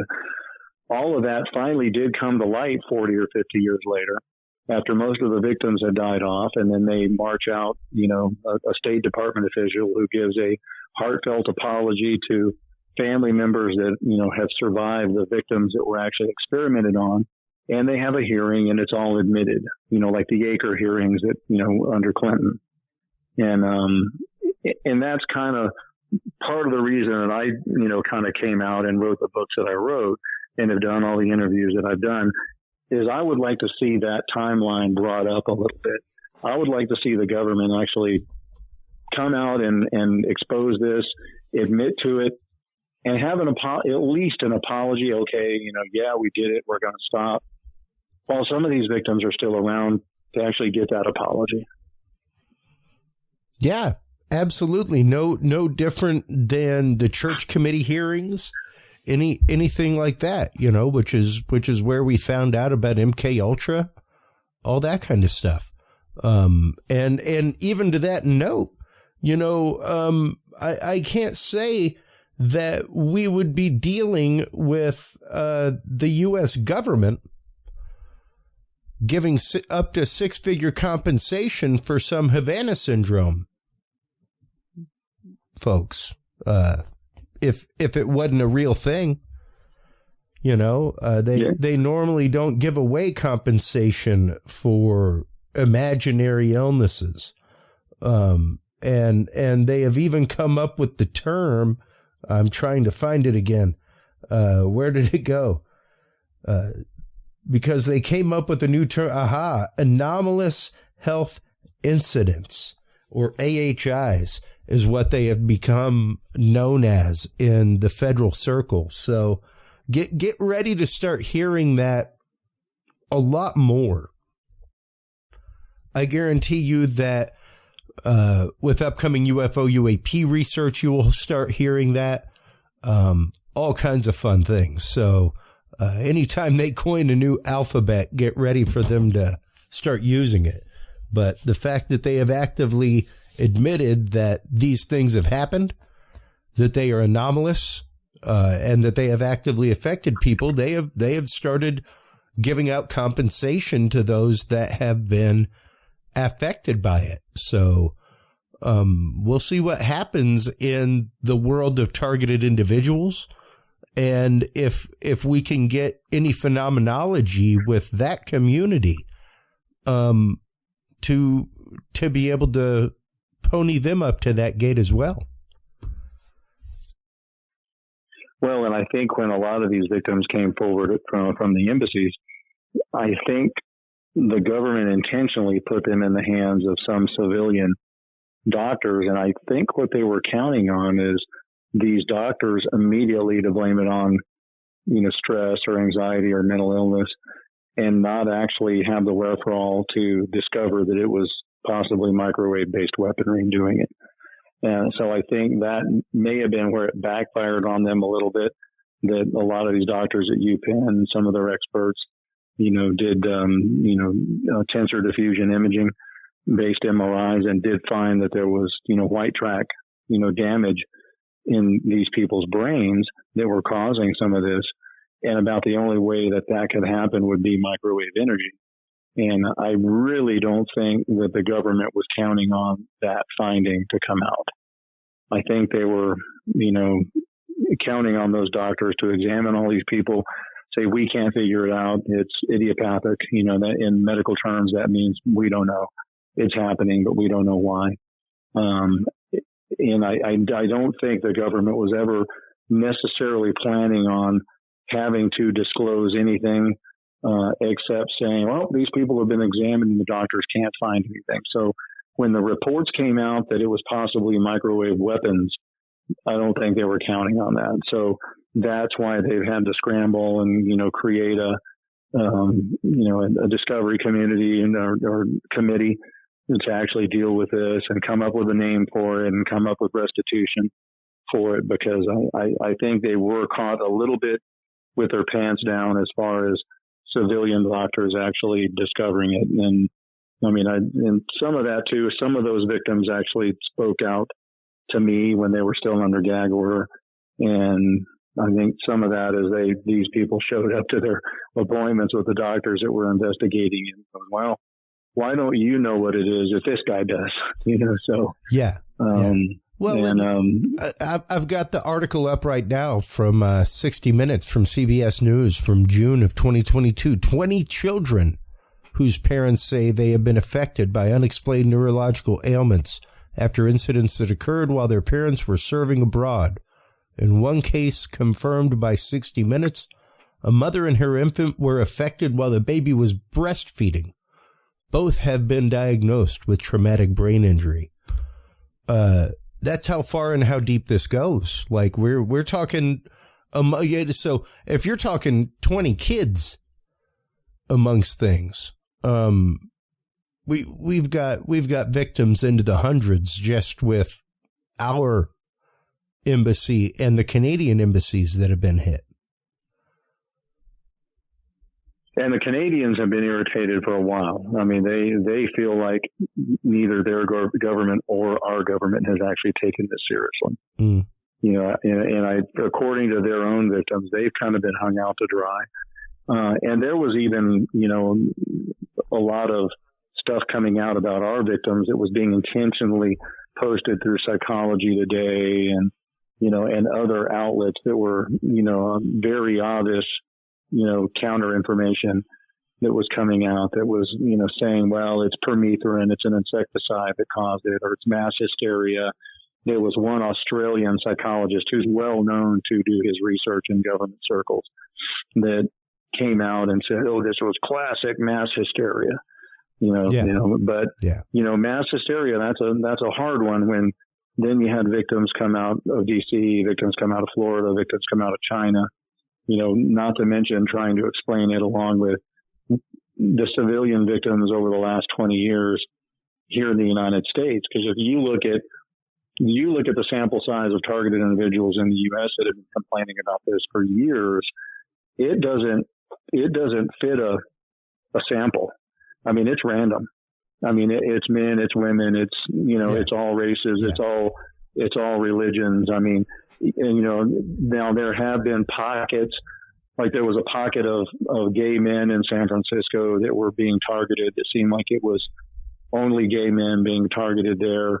There were other cities where it seemed like it was being used mainly, for sexual targeting of women, including in San Antonio. The group that was working out of San Antonio was mostly using, this type of control to sexually traffic people or to rape women once they had them drugged. But if you look at the broad numbers of all the victims and you start talking to people and making a list of who all is targeted, holy smokes, it really looks like it's a pretty good random sample for experimentation. Yeah. And that's exactly how this has been done in this country. It's been done by government contractors, usually masquerading as private investigative services, or former NSA or former FBI that have access to the technology and who are allowed to basically randomly target whoever they want to target as long as the data goes back to the appropriate agencies that are measuring to see how effective it is. And I've even talked to some people who say, well, why experiment on the public when there's plenty of GIs and people who would volunteer for the experimentation? When here's why. If I brought you in and said, okay, Chris, we're doing this experiment, I need to see if you can hear these voices in your head and if you can respond telepathically by thought only back to these voices. Well, once you hear the voices, you go, yep, I hear them. And I go, yep, well, I can hear your thoughts coming back in return to the questions that you're being answered.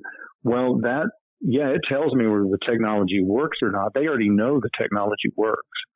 What they needed to know was how well it worked to degrade someone to joblessness, homelessness, and despair, as quick as they could do it. Yeah. And you can't do that test with someone who knows what the technology is and is expecting to hear voices in their head. You can only do that on the unwitting. Yeah, exactly. And, it's mind-blowing to me to see the fact that this technology is out there and so readily available.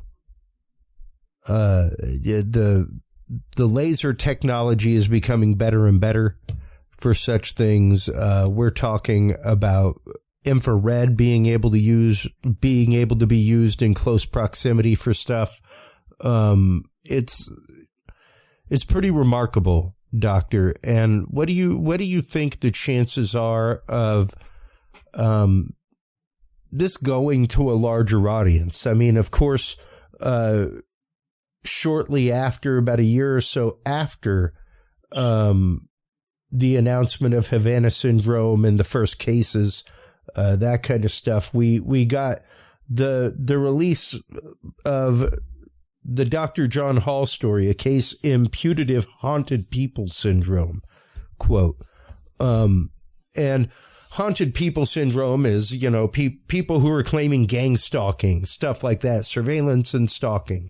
Now, a lot of the symptoms that have been claimed by targeted individuals are claimed by the same thing with Havana syndrome. So it's interesting to me to see the ties between the two, and I am hoping for the fact that we will have some sort of vindication over the next few years to show the fact that, yeah, targeted individuals as well are suffering from anomalous health issues, AHIs, so to speak, from technologies, be they radio wave, microwave, what have you. And not being targeted by the Hall effect, huh? Yeah, not the Hall effect. Although you gotta love the fact that you have an effect named after you.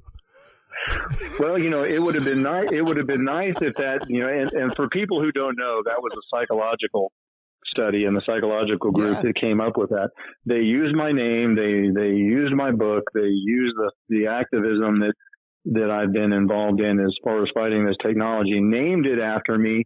Never once called me to interview me. All of it was based on reading my books alone. Now you would think, even if you look at where this was filed, ResearchGate, you know, stuff like that, but under the heading of mental health, religion, and culture. Once again, note that religion thrown into there. Because what a means of control. When used properly, when utilized properly, it can truly be a way to drive an individual. And yeah, to be able to put voices in somebody's head, it was called the voice of God weapon when they used it in the Gulf War. And if you remember, they were trying to use it as the voice of God weapon at the Waco debacle too, the David Koresh and the Branch Davidians. You know, and if, you know, people don't believe me, look that up. That was in Newsweek, you know, where, you know, we didn't have access to a full amount of that technology at the time. So they actually brought in Smirnov, who actually, you know, invented a lot of this technology in Russia, and we're going to use the Russian voice of God weapon to actually put voices of Charlton Heston's voice as God into David Koresh's head to try to get him to surrender. But the Russian software wasn't compatible with FBI computers, so they had to scrap it. But it went as far as having representatives from Russia here and talking to U.S. representatives to try to use that technology in Waco. So, I mean, and that made it into Newsweek. So, you know, there's a lot of people out there where unless they hear about this from a major news source, they're not going to believe it. Well, there's one of them. You know, technology was talked about then, and I don't know exactly what year that was, but it was a long time ago. That was 1992, 93. That was my senior year of high school, because I remember driving to Dallas up 45 and looking at the exit that went to Mount Carmel and going, wow, like that happened right there. And yeah, you know, we have had numerous instances since of like we were saying earlier, just to bring it back around, of mass shooters both military and non-military, who had these complaints of voices in their heads, had these complaints of gang stalking, had these complaints of being targeted. And, you know, despite what you may think, folks, of targeting technology, I mean, feel free. There's patents all over the place. We have the patents on our Knowledge Vault. There's articles all over the place showing the fact that this technology does exist. We have government relief packages for people who are victims of this unknown assailant. So it's not there, as Paul Rubio says. I refuse to believe that it's an unknown anomaly. You know, it's there. It's repeatable. There's more than one person complaining about it. There's more than one person that has reported it for decades. So we really do need to get down to the bottom of it and truly address it.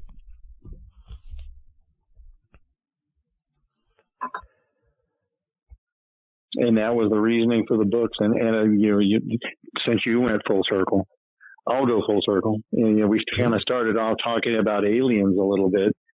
You know me, we've talked about this. I'm a little bit on the fence as far as alien technology and alien contact.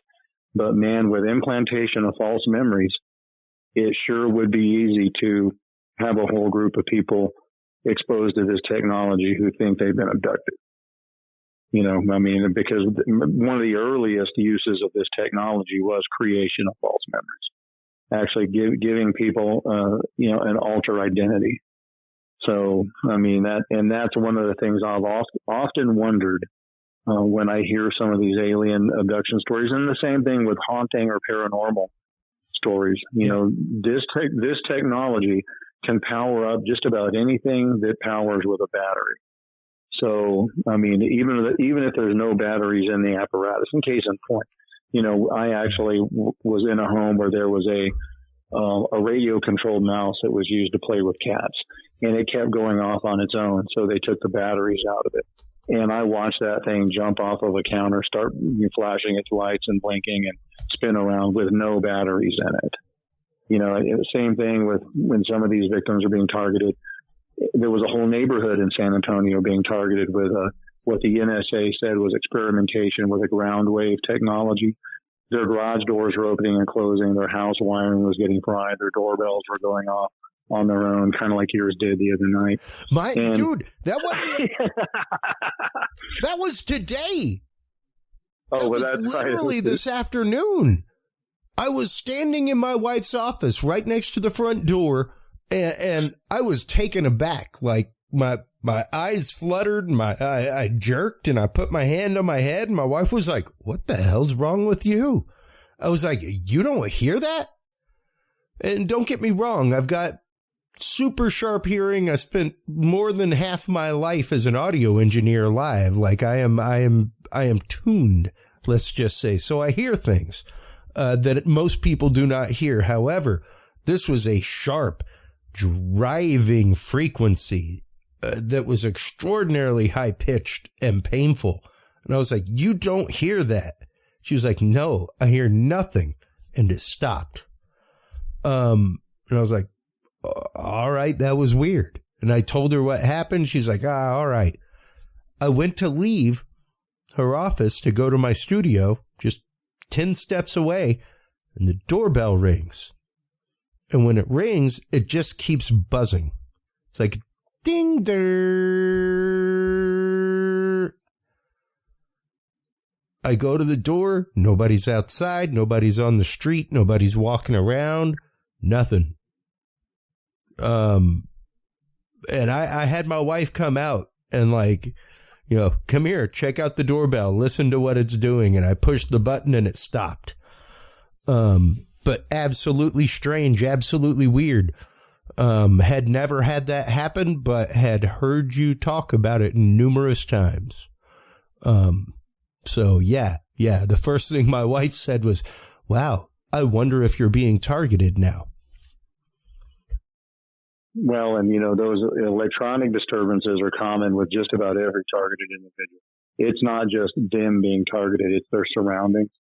And just about everybody will talk about hearing footsteps on the roof, their doorbells going off and on, their TVs being turned off and on, and radios, garage door openers, specifically the garage door lights.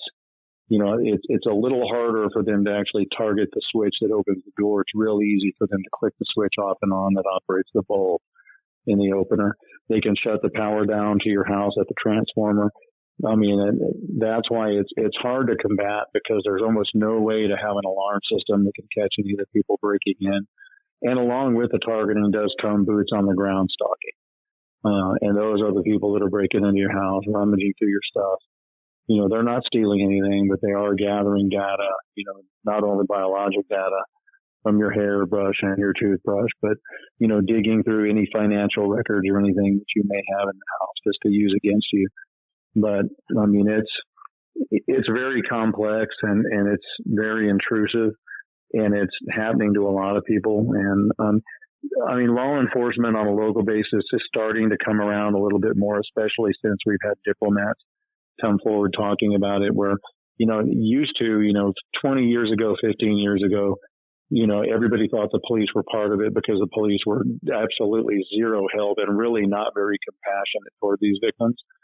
But more and more, I'm hearing stories where people are calling the police and reporting this. And I've even here in San Antonio had some police officers tell victims, you know what, I've heard of what you're talking about. I believe you. I don't know what I can do to help you. Because the bottom line is to take anything to court, like a lawyer will tell you, it's not what you know, it's what you can prove. And that's why this is such a perfect crime. Yeah. Yeah. It is, once again, one of the scariest and most stealing topics I have talked about on this show, and will continue to talk about. It's even the spawn of our contact page, our experiencer page, because I have been wanting to find a safe space and a safe way to share these experiences that targeted individuals have had. I do not want to make them a target of additional ridicule. I do not want to make them an additional target of targeting. So I definitely want to be able to share their stories, share their experiences, but do so in an anonymous way, be it a disguised voice, or reading their account on air. But that is literally why I came up with the curiousrealm.com/story page on our website. So, I want to thank you, Doctor, because of you. You helped change my show. You helped drive it in a new way. You helped drive my life and why I do this in a new way. And as a friend, you have been there through numerous things for me. So thank you. Thank you for everything. And it's always been a joy being interviewed by you. And, it also kind of helps that you're local, for people who don't know, Chris is in the Austin area. I'm in the San Antonio area. So, it's been possible for us to meet in person to talk about some of this stuff when we have to. But yeah. Man, congratulations on a great year. And what an excellent platform. And hopefully everybody out there will, start tuning in, religiously to listen to some of these fascinating topics. And for the listeners that don't realize, this guy travels the globe doing this show too. It's like, I don't know what kind of frequent flyer miles you have, but I'll talk to him in Austin one day and then call tomorrow. Oh, I'm in Fort Lauderdale covering this or that, or I'm in Las Vegas. 100,000 of them, I can tell you that. Yeah. How you stayed married amazes me. Bring her with me. Oh, do you? That's the secret. Hey, baby, you want to go to Denver for 3 days? You'll be working my table, but you want to go to Denver for 3 days? That's how. I love you, sweetheart. Sincerely. You are my inspiration and my enabler. No, like a lot of people do not realize that whenever I'm on the road for work and everything is pre-recorded, I am not in studio firing that off. My wife is in studio firing that off and running our live stream and everything else. So, mooey tilts of the hat to Mrs. Jordan out there, the host of the Yes But Why podcast. But, big props to our guests like you, Dr. John Hall, who have really brought hard topics to light for our audience and in an approachable way, because a lot of these things are really hard to talk about it. And when you talk about them with a lot of people, it's a Swiss cheese or rabbit holes. You know, it's not hard facts. It's not hard data. It's not news articles, things like that. So I want to thank you for always sticking to the fact of the matter and always being willing to talk publicly about such a hard realm of research. Let everybody know where they can go to pick up A New Breed, as well as Guinea Pigs, Technologies of Control. Both books, Amazon, Barnes and Nobles, online. There's a lot of secondary sellers now. There's a third book that I'm working on now called The Fourth Branch that kind of sums up both of the first ones together, along with some other new findings coming out. Trying to get that done. Some of your listeners may know I've been going through a divorce and a custody battle, so that's kind of put that behind. It was supposed to have been done at the beginning of this year, but it will eventually be out. And of course, my Facebook page, which has been down for some time. It's back up now. Guinea Pigs, Technologies of Control. Cool. Well, and of course, you can always stop on by the Curious Realm website, folks. That is where you can pick up your copy of Guinea Pigs, Technologies of Control, as well as A New Breed, Satellite Terrorism in America. John Hall, thank you so much. Please do hold the line real quick while we close things out on this amazing first year extravaganza. I'll be right back with you, bud. Thank you so much, everybody, for tuning in, for continuing to tune in. It truly means the world to me. I have been at this for about 6.5 years now, about 5.5 years as the previous incarnation, and now with Curious Realm, with well over 6 hours, about as of tonight. At the end of this, well over 6 days and a few hours of content just in the first year, and many more days and months of content to come, folks. Thank you so much for everything. Thank you for always tuning in. Thank you for believing. And remember, take care of yourselves, take care of each other, and stay curious. We'll talk to you soon. Bye-bye. Thank you for tuning into this episode of The Curious Realm. Stay tuned for more guests, forbidden topics, and hidden truths. Download the official Curious Realm app and view the Knowledge Vault on our website, curiousrealm.com. Follow us on social media by searching Curious Realm. Curious Realm is available on your favorite podcast services, as well as YouTube, Roku, Amazon Fire, and Apple TV through the APR TV app, available on all app markets. Curious Realm is a proud member of the HC Universal Network family of podcasts. For more great content or to become a sponsor of Curious Realm or other podcasts, visit hcuniversalnetwork.com today. Thanks for listening. Stay curious. And remember, the other side is always watching.